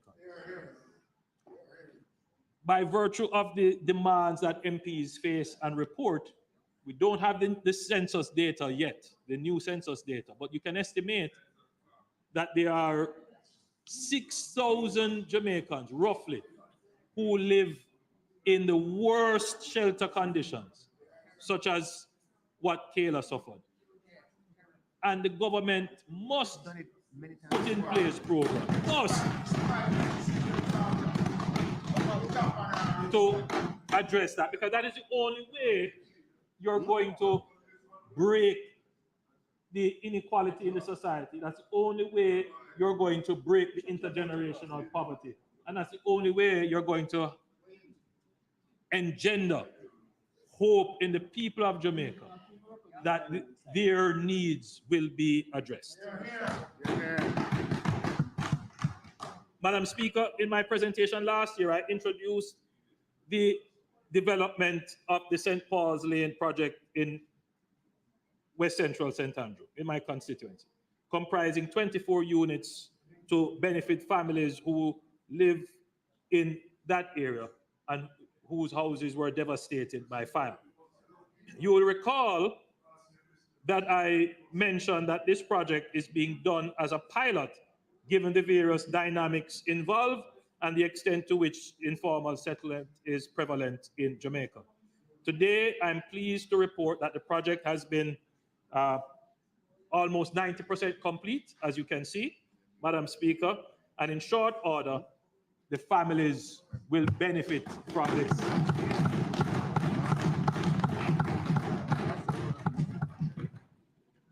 Madam Speaker,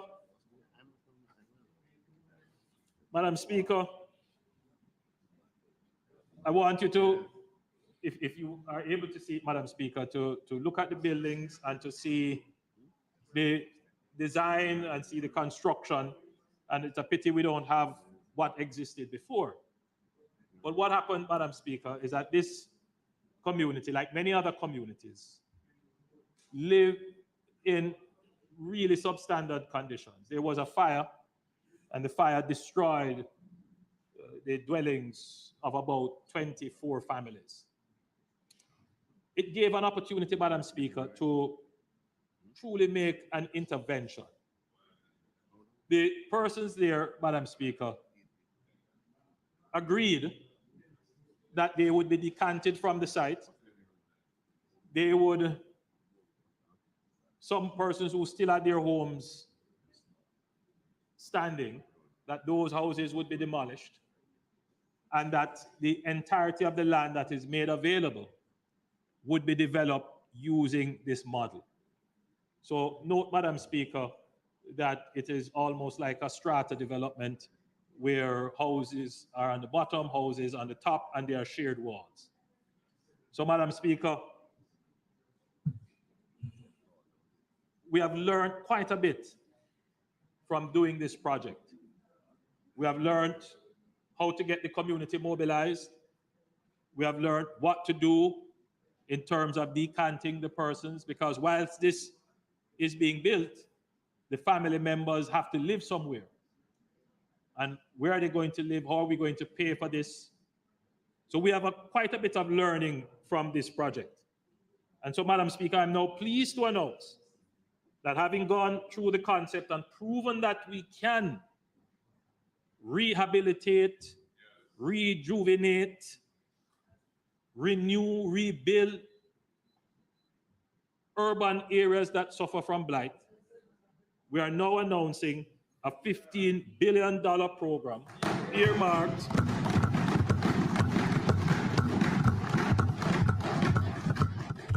over the next 3 years that will focus, 3 years, 15 billion over 3 years, that will focus on the renewal, redevelopment, reconstruction, whatever term you want to use, of small inner city communities. So this $15 billion, Swallowfield might be a little bit too big, but if you have like a lane, like a little lane.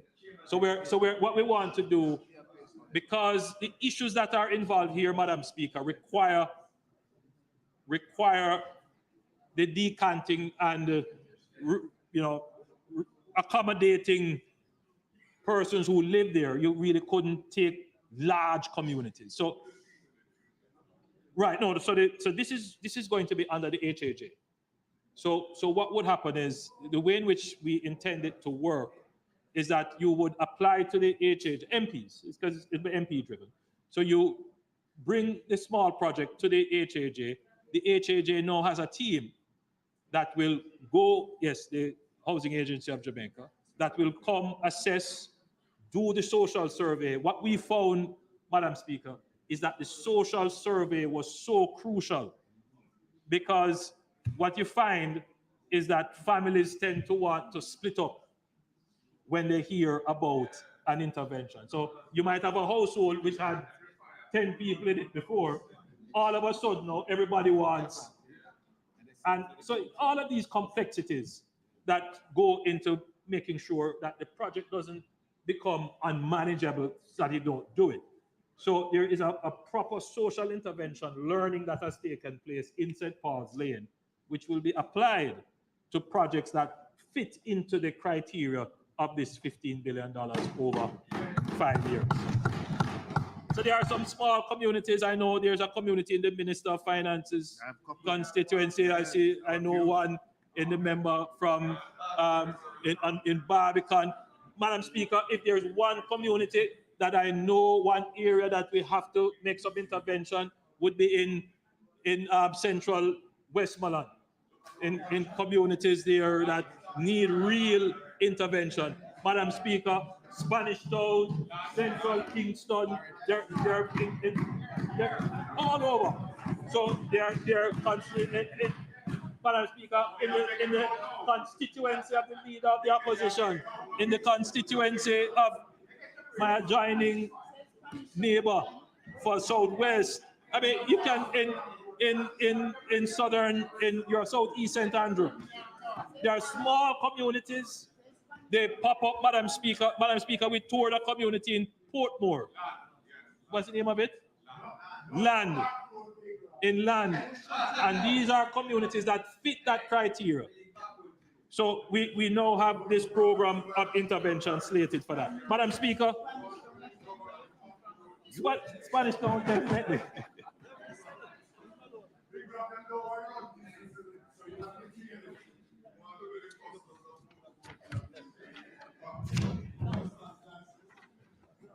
Madam Speaker, I now turn to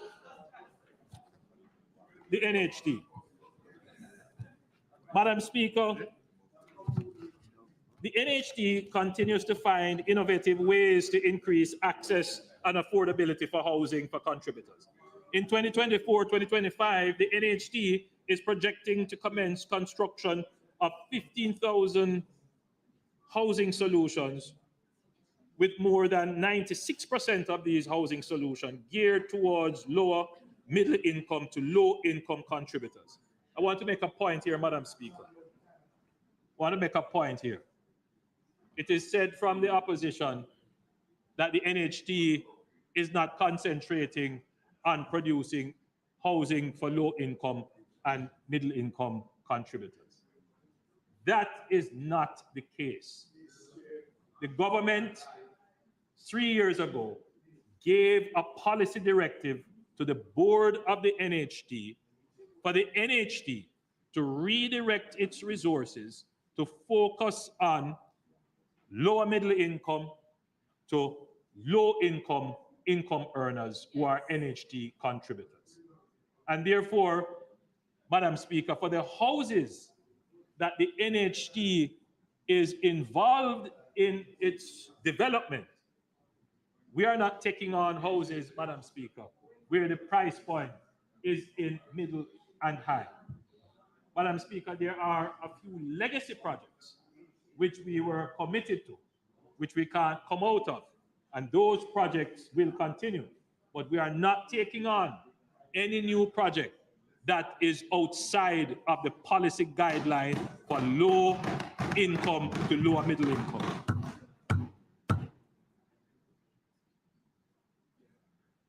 Madam Speaker, these 15,000 houses comprise 4,309 two-bedroom solutions priced at an average below $13 million. And Madam Speaker, if you're coming to the market with $13 million, that's a reasonably very good price for a two-bedroom solution. 7,600 one-bedroom units priced at an average of $10 million. Madam Speaker, that is for the price. And Madam Speaker, we will provide 3,100 service lots priced below $4 million. Madam Speaker, I want to just read out the housing starts by parish and project for 2024-2025.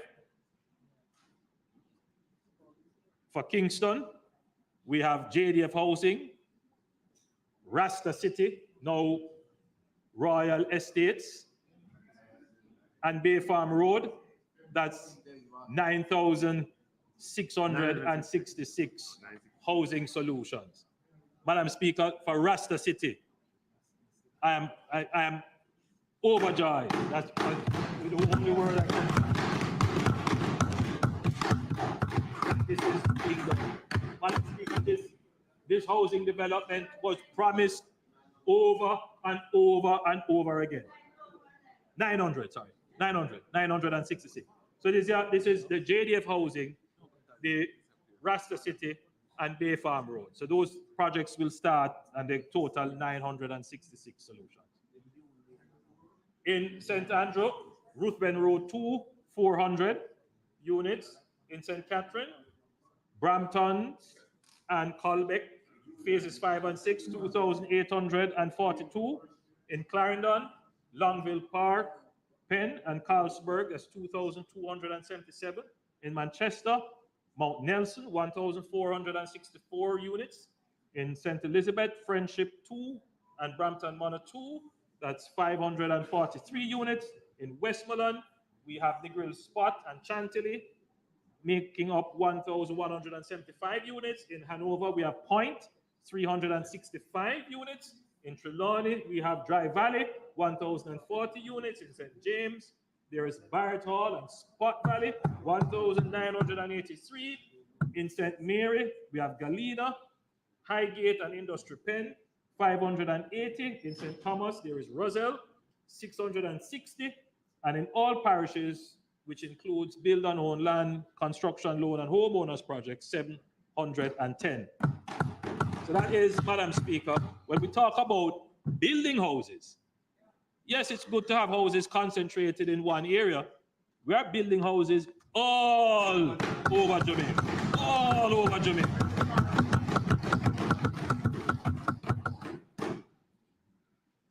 In terms of housing completions, the NHT will complete approximately 3,744 housing solutions across the island in the coming financial year 2024-2025. And let me just repeat those. Let me say those. We have Vineyard Town, Maxfield Park, and we just said St. Paul's Lane, and that gives us 32. We have the Foreshore Project, 46. We have Silver Sun and Colbeck, 1,105. In Clarendon, we have Hummingbird Meadows, Money Musk, 333. In Manchester, Perth 2, 492. In St. Elizabeth, Brampton 102, and Malvern, that comes up to 130. Sheffield Palms in Westmoreland 60. Winchester in Hanover, that's 120. Windsor in Trelawney, 118. In St. James, we have Irwin, Estuary 2, 524. In St. Mary, Nonsuch, that's 14. In St. Thomas, Roselle, that's 100.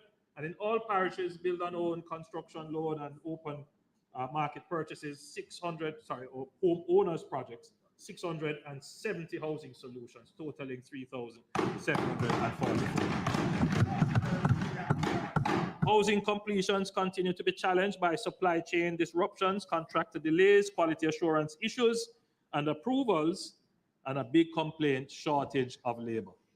Another significant challenge, as I've said, that has emerged.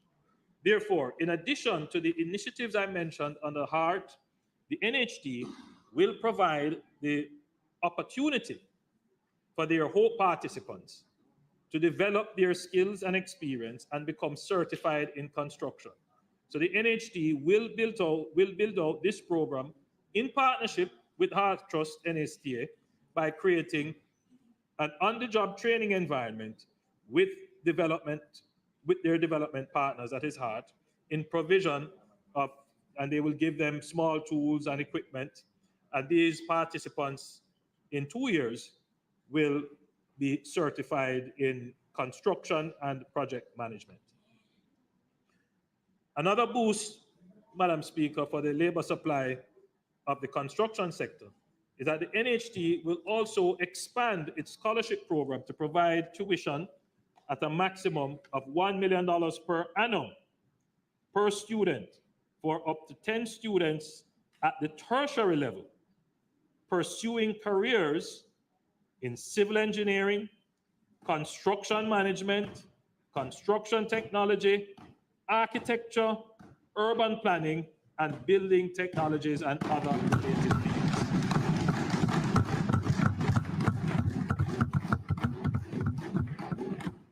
Madam Speaker, this is a significant program because the challenge is real, Madam Speaker, when it comes to finding the technical skills and finding the labor in construction. So, Madam Speaker, I'm very happy that the NHT is making this significant contribution to the training and education of people in the construction field. Madam Speaker, since the 2019 announcement of the scheme upgrade program for the improvement of the physical and social infrastructure of housing schemes developed by the NHT in its first 10 years of existence, the Trust has expanded the program to include government-built housing developments and schemes built after the first 10 years on a needs basis. Additionally, the inadequacy of important social infrastructure such as early childhood facilities and health centers has been highlighted and will be considered for support as appropriate. The funding available for the program was $4 billion. In 2023, a further $2 billion was committed to the program. To date, projects have been identified and scope of works agreed with relevant stakeholders for 99 communities.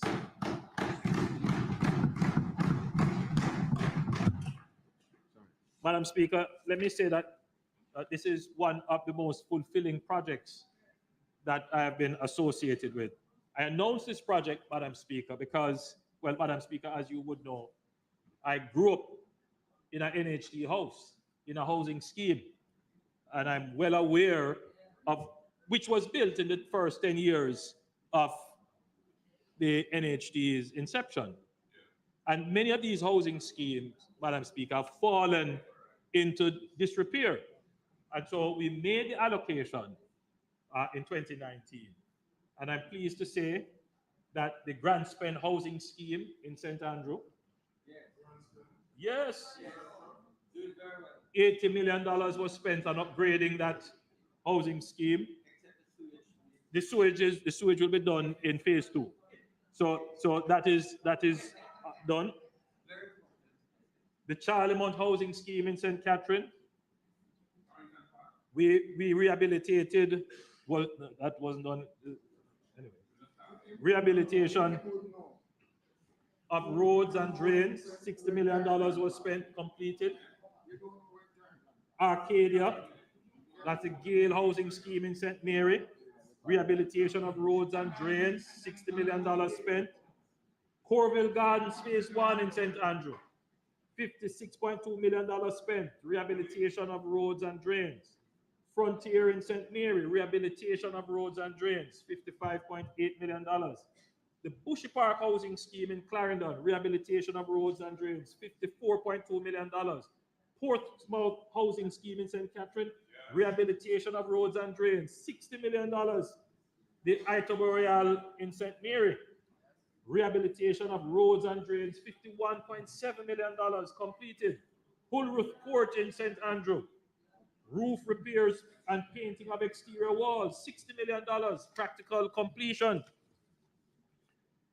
Madam Speaker, Bellevue Heights in St. Catherine, rehabilitation of roads and drains. Hague Housing Scheme in Trelawney, rehabilitation of roads and drains. Corville Gardens Phase 2, rehabilitation of drains, $60 million. The Preddy Housing Scheme in Clarendon, rehabilitation of roads and drains, $49 million. Seville Housing Scheme in St. Anne, rehabilitation of roads and drains, $49 million. And Culloden Housing Scheme in Westmoreland, rehabilitation of drains, $49 million completed. Madam Speaker, it amazed me when people say nothing is happening. If I were to go through and really list everything, we would be here until 2 or 3 days. So, Madam Speaker, the NHT in 2019 introduced a program to rehabilitate identified police stations within a 10-mile radius of NHT schemes, with the ultimate aim of improving security. A total of 11 police stations have been identified for rehabilitation thus far, of which 5 have been completed to date. $835 million of the $2 billion allocated has been spent. Madam Speaker, through the NHT's work with upgrading of infirmaries, it has identified the need for more supporting shelter services for vulnerable persons in Jamaica. The NHT will, in partnership with the Ministry of Local Government and Community Development, construct 14 homeless shelters on government lands across Jamaica. 14 homeless shelters. These shelters will vary in size and design based on needs assessment carried out by social workers and housing specialists to properly address the unique needs of the homeless, as well as genuine social cases identified by the Ministry of Health and Wellness. Madam Speaker, we also recognize that our wards of the state on attaining age 18 need assistance with accommodation over a 2 to 3 year period, while mentoring continues for them to achieve personal and career goals to lead independent lives. An assessment will therefore be done to determine the need in particular parishes, and NHT will look at the provision of appropriate housing solutions.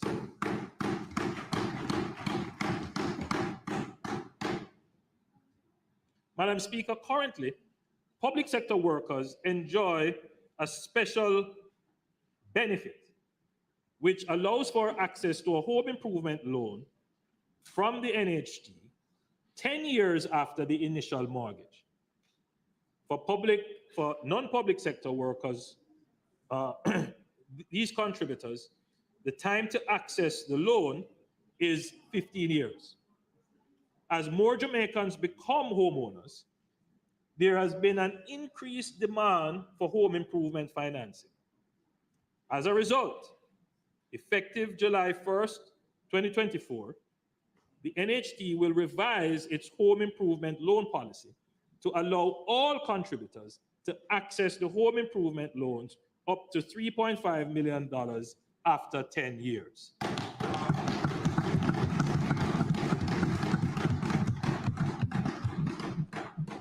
Madam Speaker, the NHT is developing a new green energy initiative to be responsive to the climate change effects on dwellings.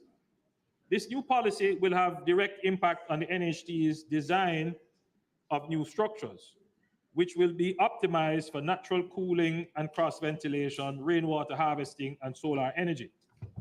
As of July 1, 2024, NHT contributors will now be able to access a new loan product, the Smart Energy Home Improvement Loan, to outfit their dwellings with any combination of solar panels and solar batteries, solar water heaters, and solar insulations, other renewable energy technologies, windmills, hydropower, biomass, rainwater harvesting and storage to include water tanks and pumps. The asset must have a useful life that meets or exceeds the loan term. Contributors may access up to $1.5 million, two contributors being able to join and access $1.5 million each for the Green Energy Loan Improvement Loan at a rate of 5% with a payback period of up to 10 years.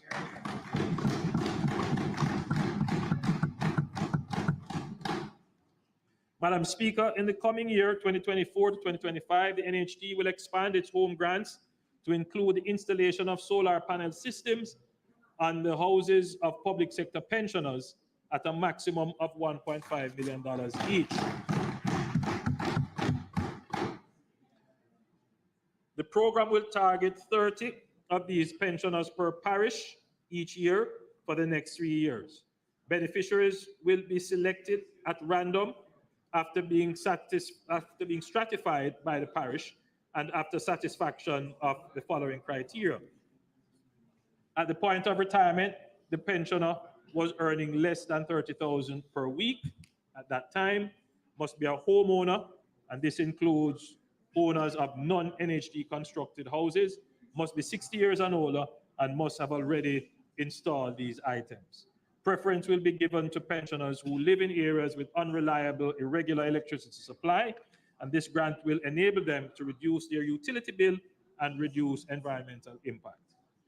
Madam Speaker, the NHT will develop one-bedroom apartment complexes, particularly within or near urban centers, as starter homes.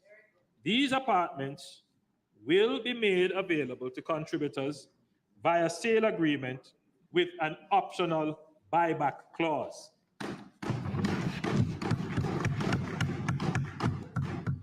The buyback clause will give mortgagors the option to sell the property back to the NHT after a determined time. The trust may repurchase the unit for sale to its contributors. The mortgagors who sell their unit to the NHT under this arrangement will be allowed to access a new benefit from the NHT in full towards the acquisition of a new home.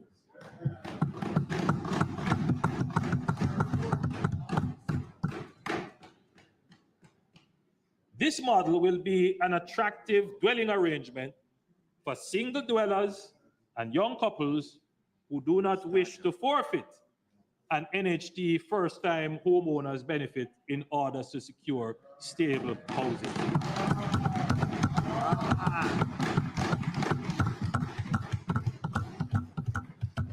Units that are currently under construction at Vineyard Town and Howard Avenue in St. Andrew, that is 264 one-bedroom units, will be sold. There's a construction there. I'll tell you. An additional 300 units at Barracks Road in Montego Bay are also earmarked and will be targeted to workers in the tourism, BPO, and security sectors. So, Madam Speaker, again, a government that is listening and finding creative solutions. So there are a lot of young people, Madam Speaker. And,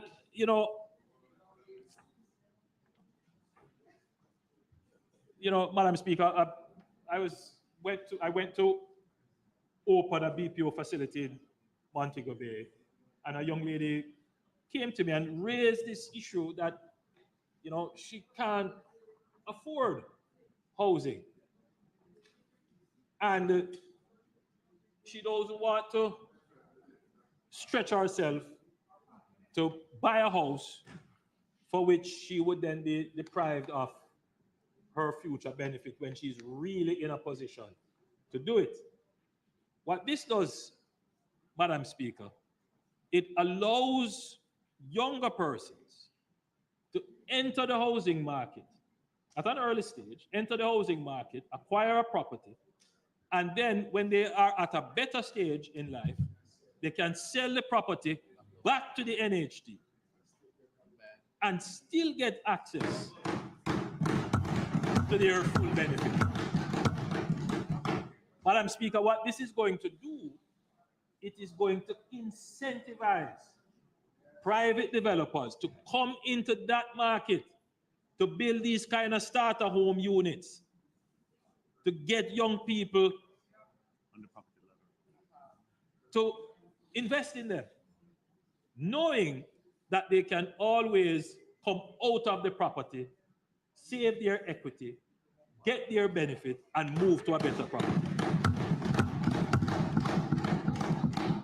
So we are targeting those, young people just starting out. A lot of young people getting work in the BPO sector, they are struggling with rent. They would really want to be able, instead of paying rent, to make that investment in a mortgage towards the equity in a property that they can then use to further improve their equity holding in another property. So, Madam Speaker, this is, I believe, a big move for home ownership for young people. It is a big move.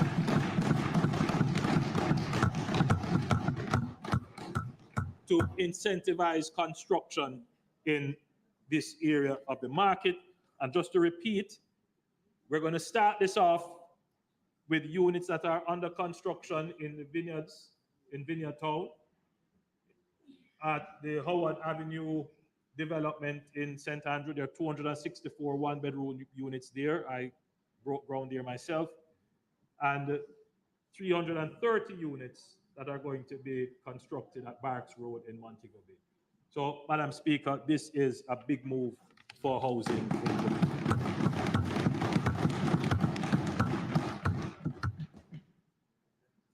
Madam Speaker, the program model and types of solutions under the NHT's Urban Renewal Program have evolved from its predecessor, the Inner City Housing Program. The trust is now producing mainly low-rise, single and multifamily units with open space, a design change, Madam Speaker, that has addressed some of the issues identified with the previous program. Madam Speaker, the NHT is now in a position to increase the output of low-income housing solutions under the Urban Renewal Program and will commit an initial $9 billion in 2024-2025 with an additional annual allocation going forward. The program will be rolled out beyond Kingston and St. Andrew with areas such as Russia and Grange Hill in Westmoreland, Maypen, Clarendon, Norwood, Glendevon, and flankers in St. James, and parts of Spanish Town, St. Catherine, are under consideration. Areas within the corporate area under consideration include the Barbican Road, Ligony area, Kasha Park, Cassava Peace, and Red Hills Road. So, Madam Speaker, This program is a different program from the smaller program that will be undertaken by the HAJ. This program will have $9 billion allocated in the first year and will look to take on some bigger communities now, like Russia in Westmoreland, where instead of building tens of houses, 20 or 30 houses, you're going to be looking at 50 to 100 houses to have transformation in the area. So this is a different program. The targeting of the program will be done by the NHT themselves based upon their surveys and so forth. Of course, MPs can always write to the NHT and recommend areas.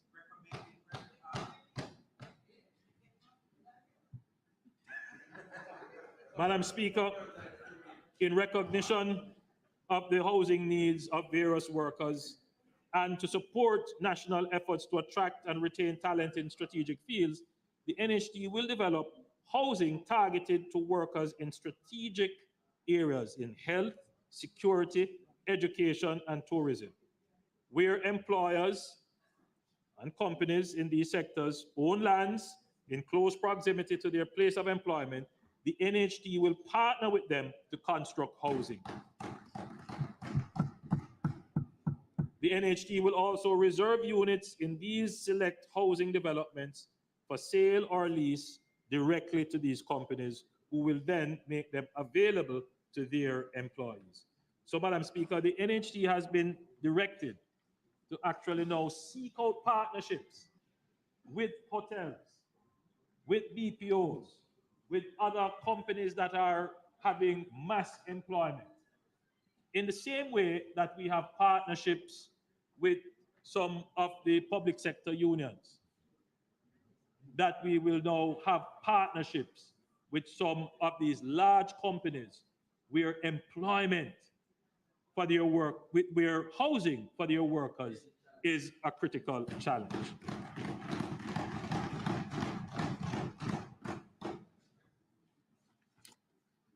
Madam Speaker, based on the NHT's selection system, the longer you contribute, the greater your chance of selection for a scheme unit. Consequently, older contributors are the ones mainly selected for NHT units.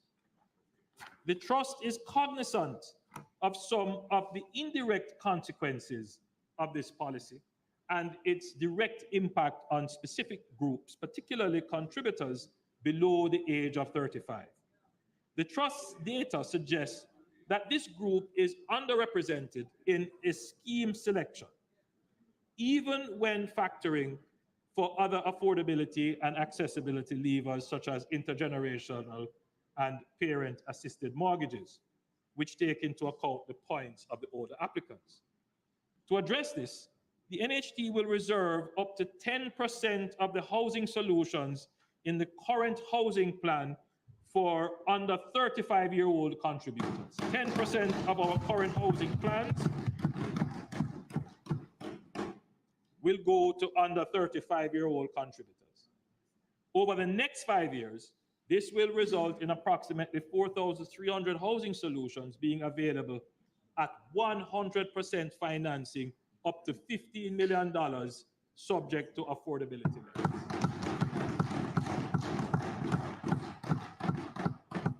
Madam Speaker, this policy represents another wealth creation initiative of the government targeted towards youth.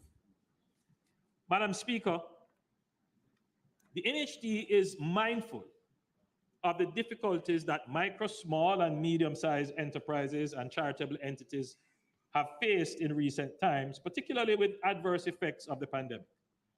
To support the recovery of these entities and encourage their regularization during the coming year, the NHT will offer relief from interest and penalties on outstanding contributions. As at the 31st of December 2023, a total of $6.78 billion in contributions and interest was outstanding from these institutions, with charitable organizations accounting for 129 million. In respect of charitable institutions and MSMEs with 50 or fewer employees and annual revenues less than 425 million, the NHD will offer a contribution amnesty as follows. 1, for all contributions settled by September 30th, 2024, the NHD will waive the penalty interest on employee and employer contributions, as well as offer a 20% discount on outstanding employer contribution sums.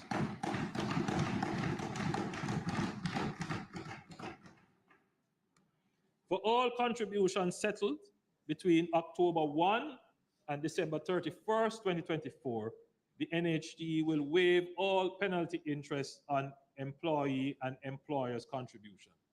And for all contributions settled between January and March 2025, the NHD will only waive penalty interest on employer contributions only.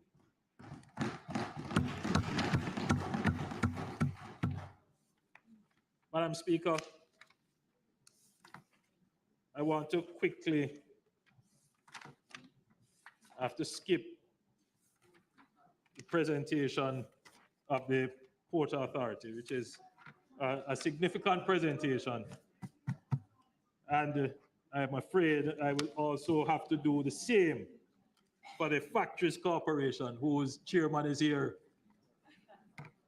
because we are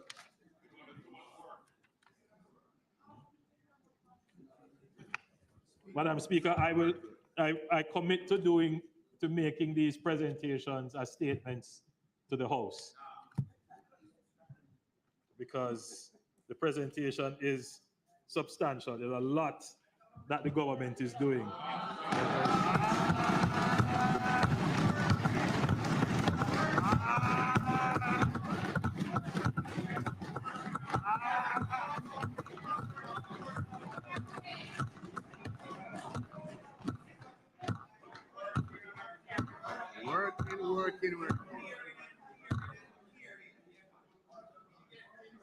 Working and caring.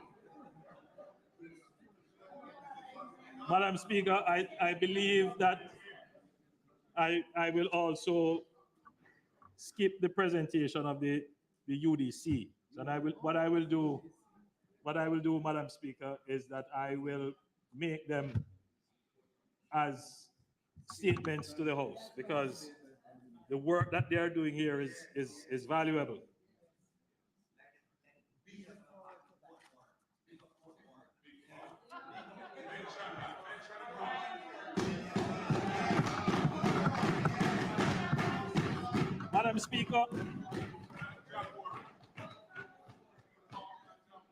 Madam Speaker, after 60 years of independence, too many of our fellow citizens are still trapped in a cycle of poverty, unable to break free from its suffocating grasp.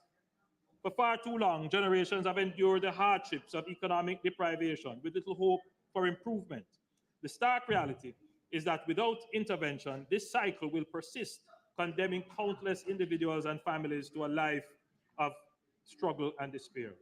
Madam Speaker, the globally used measure of inequality is the Gini index, or the Gini coefficient, which measures income distribution across a population. The coefficient ranges from 0% to 1 or 100%, with 0 representing perfect equality and 1 representing absolute inequality. The higher the GNI coefficient, the greater the gap between incomes of our country's richest and poorest people. The Jamaica Survey of Living Condition uses consumption expenditure to estimate the Gini coefficient.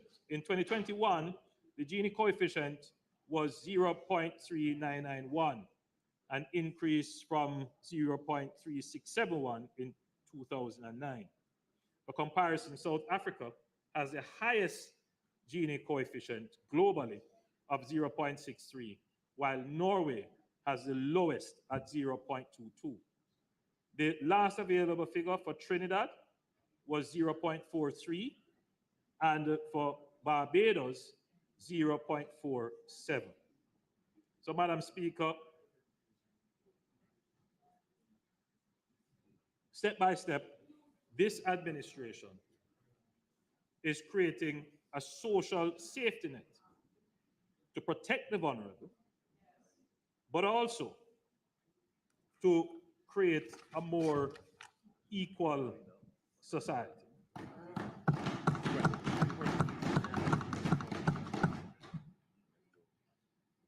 Madam Speaker,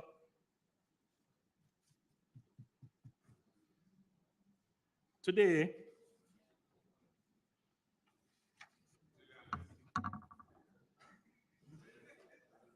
I'm pleased to announce that the government will establish the Jamaica 60 Hope for Children Trust Fund.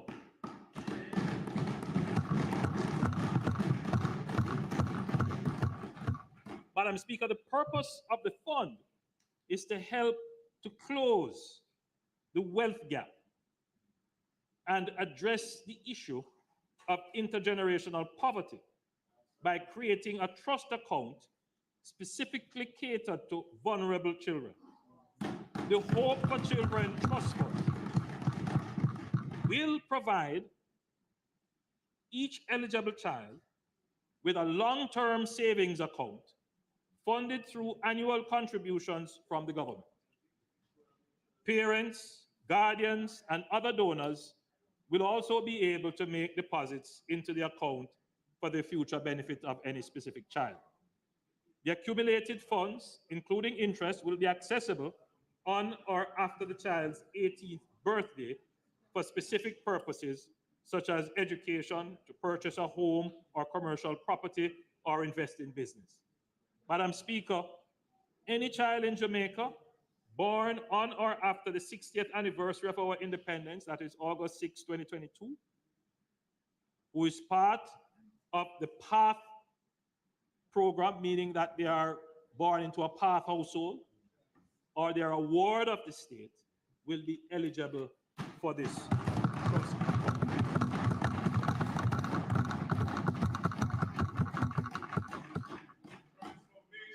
Madam Speaker, the central idea behind the program is to provide children with a lump sum to start them in life upon attaining adulthood. Our initial target is a lump sum of between $600,000 and $800,000 to be available on the 18th birthday of any eligible child.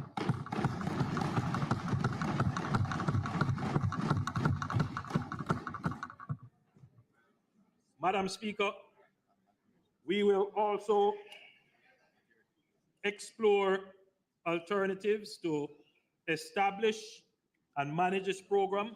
It could be part of the National Insurance Fund, or we may consider having private insurance companies administer the fund. Madam Speaker,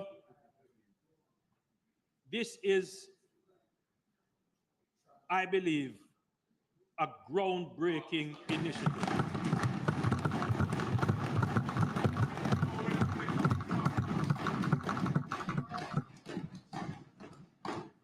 To truly, a groundbreaking initiative, to truly grapple with inequality in the society. Madam Speaker, from a historical perspective, there are many households who have no endowments in Jamaica, meaning that they can't look towards anything bequeathed to them from their family. There is no asset being passed down to them from generations. The only way that they are able to create any wealth is through their labor, through the dint of their effort, literally pulling themselves up by their bootstraps. Some people will be able to do that.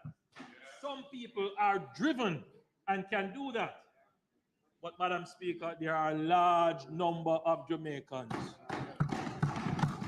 who are not able to do that. Madam Speaker, every Jamaican would understand this, that you have a family of 4 or 5 siblings. One sibling is given the opportunity to go off to college or go to school. The rest don't get the opportunity. Usually, the older one and the second one is sacrificed for the 2 younger ones. They go off, they get an education, they get income, they can buy houses, and their children do better. Whilst the children of the 2 who were held behind don't get a chance. And this is a story repeated over and over and over in Jamaica. Now, the government has a duty, a responsibility, that as we grow, as our economy grows, we take instrumental and decisive steps to break intergenerational poverty, to correct structural inequalities,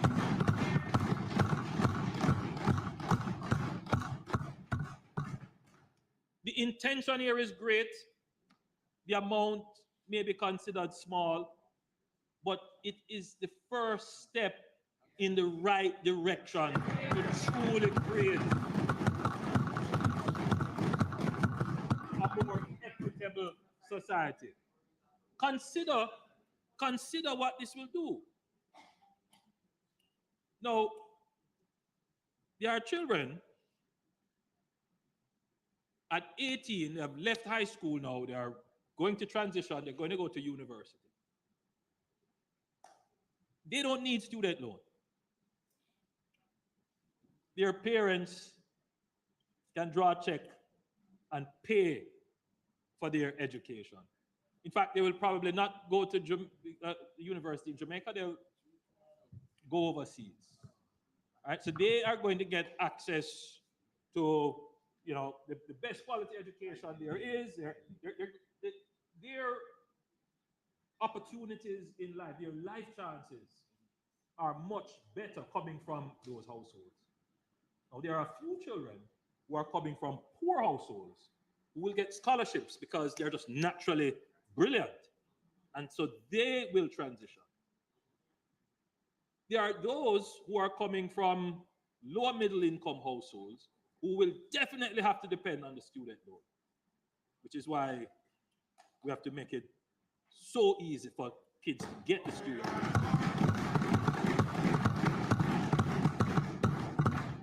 Their life chances will improve, but they will step into the world of work with some burden, student loan burden. But they're likely to do well in school. They will get a good job, and over time, they will be able to clear that burden. But you have some really poor households, like kids who we have established on the path households, and those that aren't on it, which we have to get on it, that even if they were to get into university, and even if they got a student loan, it is still a struggle, a real struggle. And their life chances are never going to compare to the life chances of households that have greater wealth. And if this is allowed to continue, in Jamaica, you will always have the 2 Jamaicas. You will have some who will just transition, a few transition. You will never create a middle class, right? And you will have a society where you have a few people up here who feel they are entitled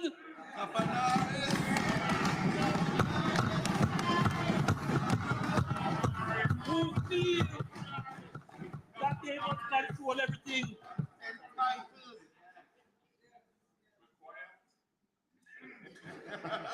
So, Madam Speaker, I couldn't come from the circumstance of a single mother where she struggled to send me to school. He's privileged. He's privileged. Struggled to go through university, understand the issues of the society, and not do something to correct it.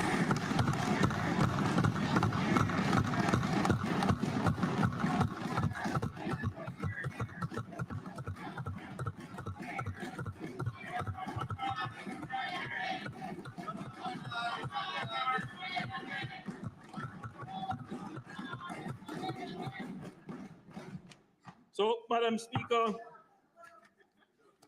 to use a football analogy,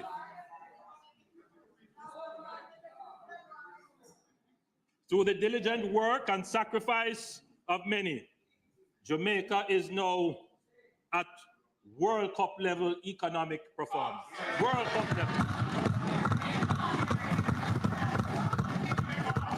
20 consecutive quarters of economic growth before COVID and 10 consecutive quarters of economic growth after COVID.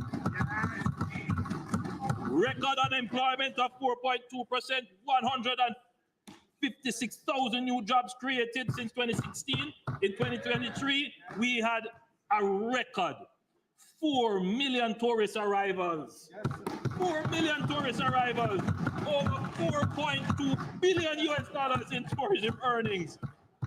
And we are set to break that record in 2024. In the first 2 months of 2024, we are already at 1 million tourist arrivals. Can you imagine? And $1 billion in revenues. You know, talk all you want, you know, Madam Speaker, we have a world-class tourism minister.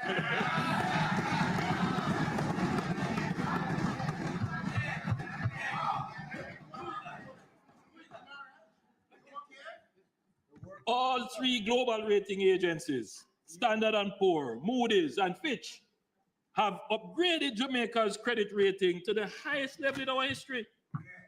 And Madam Speaker, Jamaica's corruption perception index is at the best level in our history, and certainly better than under the former PNP administration. And me say so is Transparency International say so.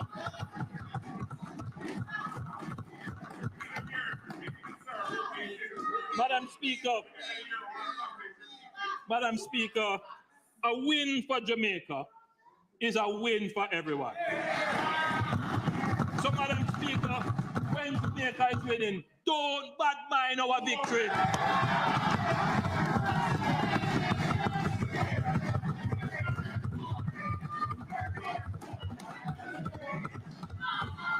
While this government is delivering tangible results, the truth is that the opposition has no plan to uplift the people of Jamaica. Their whole strategy is destabilization through noise and distraction by playing upon grievance politics. They say they would increase the threshold to $3 million, and they make a bag of other promises. We still have not heard how they would finance them.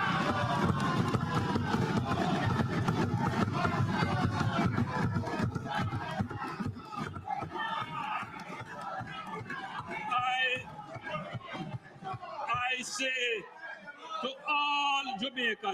all Jamaicans, take the budget speeches, go through them line by line. You all know there is nothing free. Everything that is promised, somebody's going to pay for it. So you read through them and ask yourself, who is going to pay for them? How much will it cost? When you see our budget, we tell you, we're going to do this. This is what it costs. Here is where it comes from.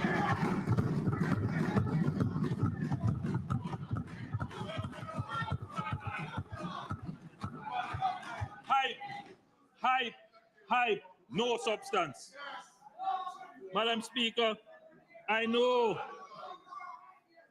that members on that side feel left out.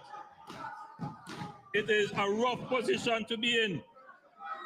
I have been there, but they shouldn't allow bad mind and carry feelings to lead to desperation for power.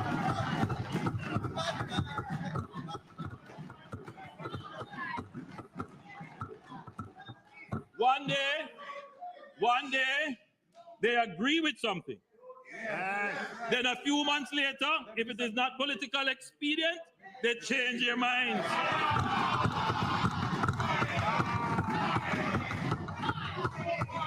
That is not leadership. We call that flip-flopping.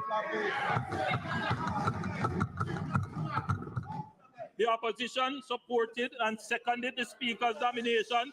Then they switched flip-floppers. The opposition initially proposed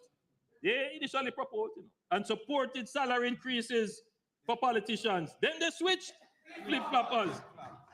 They all took their pay increases anyway, every single one of them. Just for the record, as Prime Minister, I did not take any salary increase. Madam Speaker, and I want it to be absolutely clear.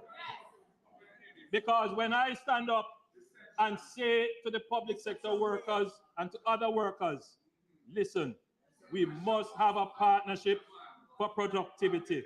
I can stand with a free conscience and say that I held strain as a leader of the country. I understand the issues and I lead by example. I have to hold it. That is what leaders have to do. Some will say, I will take it and then I will decide how to.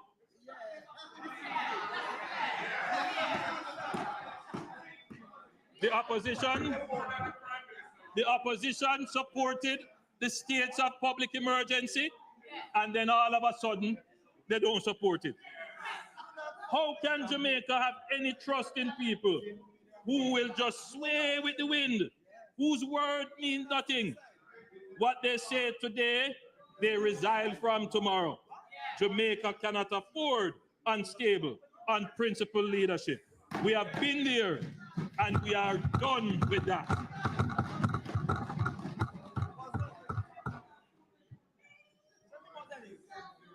Madam Speaker, Jamaicans want better lives. They need a team that has been winning for Jamaica, a team that is tried, tested, and has delivered tangible results. Madam Speaker, I think you would like to hear this one. Madam Speaker, a former Prime Minister of Jamaica said it takes cash to care. Another Prime Minister said, we put people first. For decades, the country has debated and oscillated between these two competing philosophies. As a student of history, I believe both philosophies have merit, but neither by themselves is complete. The people of Jamaica want us to put these two philosophies together, and that is what my administration is doing.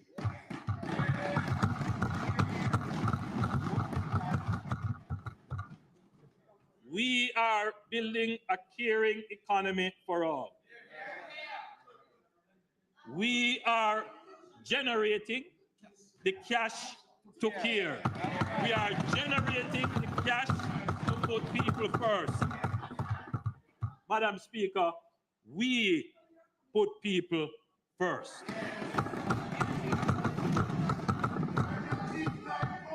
This is why we have invested in our public sector workers.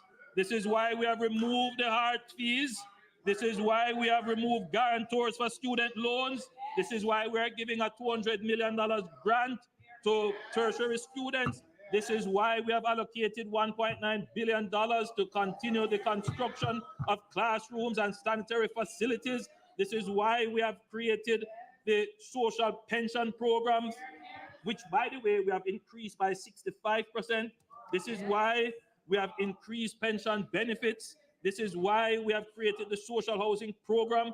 This is why we are increasing the PATH program by 30%. This is why we have the Hope for Children Trust Fund. This is why we have allocated $20 billion for the Spark program for local roads. Madam Speaker, we have done so much, Madam Speaker. But we acknowledge and we know that we need to do more. And the people of Jamaica have my commitment that I will continue to work very hard in your service to get more done. The government has demonstrated that we are not about empty promises. We have the capacity to deliver, and we will deliver. Madam Speaker, I close with the words of the good book, which always serves as a source of guidance and inspiration. I say to my parliamentary colleagues and to the people of Jamaica, let us not become weary in doing good. For at the proper time, we will reap a harvest if we do not give up.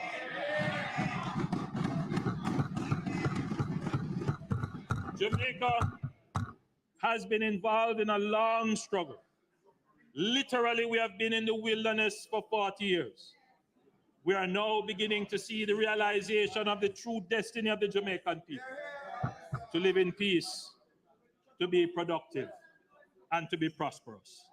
May God bless you, and may God bless Jamaica land.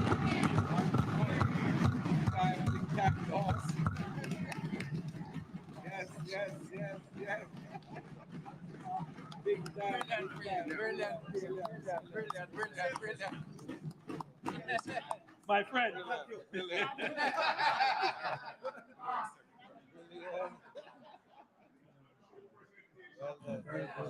Listen. Brilliantamente. Oh. Listen.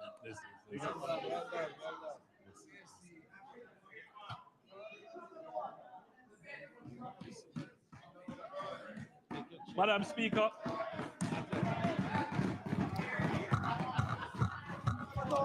Madam Speaker. For those who are all standing in the gallery, please Madam take Speaker. your seat. We are almost at the end of the parliamentary session. Please take your seat.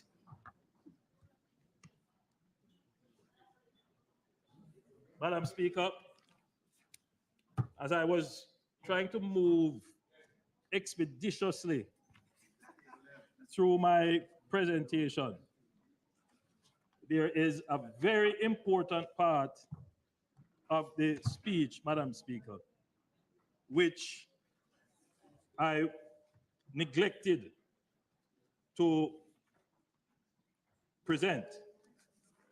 And as I search through the presentation, Madam Speaker, I will make it. Madam Speaker,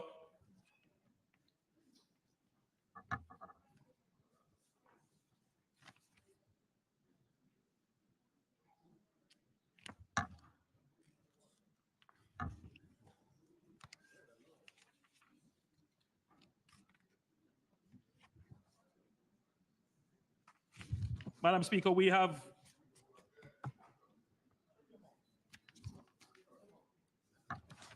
last year increased the minimum wage. Thought that one would skip you.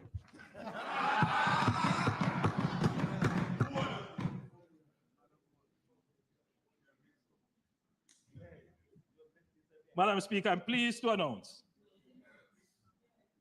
a further increase to the minimum wage. Effective the 1st of June, the national minimum wage will increase from 13,000 per 40-hour week to 15,000 .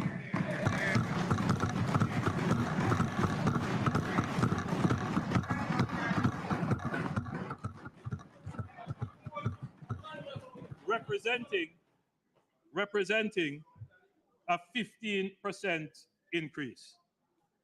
Madam Speaker, we had also signaled last year that we intended to do away with this business of having different minimum wages for our industrial security guards and everyone else. The minimum wage for the industrial security guard will move from 14 per week to 15,000 per week, and this will take effect from June 1, 2023.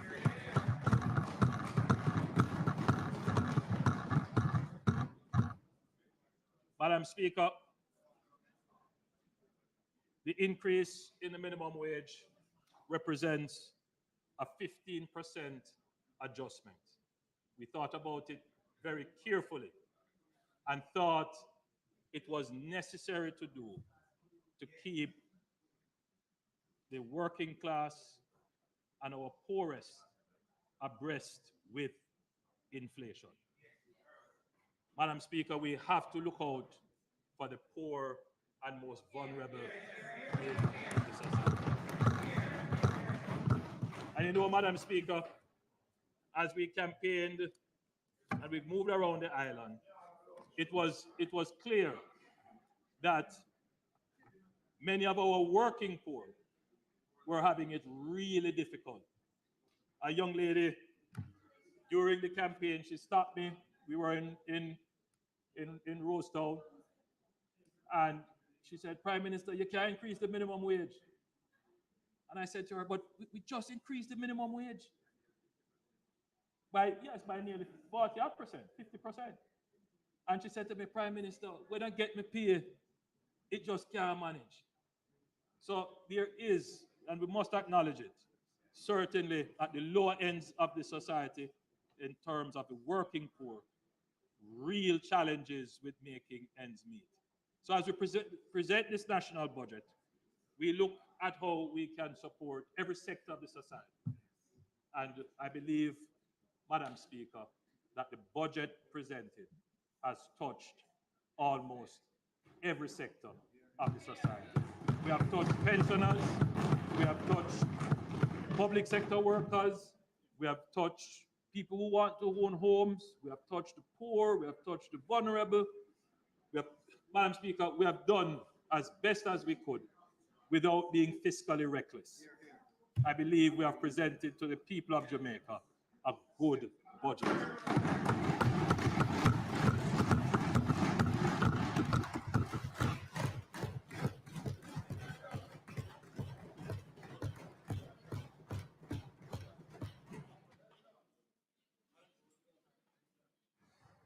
Madam Speaker, I beg to move for the recommittal of the item announcement so as to allow the clerk to table the paper, the white paper and the green paper that has been mentioned by the Prime Minister in his budget presentation. May it please you, Madam Speaker. Those in favor? Those against, the ayes have it. Notices? Announcements? Laid on the table of the House today are the following: annual report on audited financial statement of the Public Accountancy Board for the financial year 2022-2023 and its related ministry paper number 12 of 2024 under said title. The Data Protection, Disposal of Personal Data Regulations 2024 and its resolution under the Data Protection Act. White paper number 1 of 2024 entitled Watersheds Policy for Jamaica, dated March 20, 2024. Green paper number 2 of 2024 entitled Overarching Policy for Jamaica's Protected Areas Systems, dated March 2024. and the Auditor General's Department. Certified appropriation accounts, head 5,038 from the Companies Office of Jamaica for the year 2016-2017.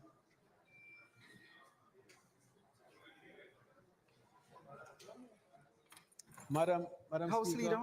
Madam Speaker, I beg to move that the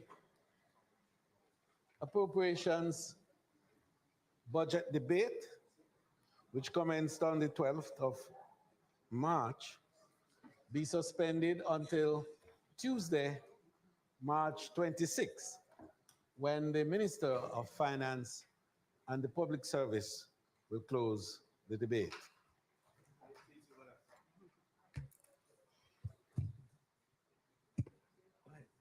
Just say the motion is. I know the House Leader was cut off a little bit prematurely. Clark, could you turn off your mic, please? Right, so Madam Speaker, I beg to move that the appropriations budget debate, which began on the 12th, be suspended until Tuesday, the 26th of March, when the Speaker then will be the Minister of Finance and the Public Service, who will close the debate. May it please you, Madam Speaker. Thanks, House Leader. Those in favor? Those against, the ayes have it. House Leader. Madam Speaker, is not intended to do any further business.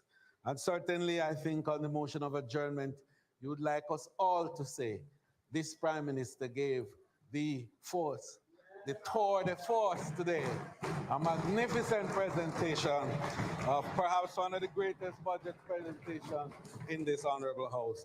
Madam Speaker, it is not intended to do any further business. I therefore move that the House be adjourned until Tuesday, the 26th of March at 2 p.m. at the George William Gordon House. May it please you, Madam Speaker. Question is that the House do now adjourn for Tuesday, March 26, 2024 at 2 p.m. Those in favor? Aye. Those against? The ayes have it. This honorable House now stands adjourned.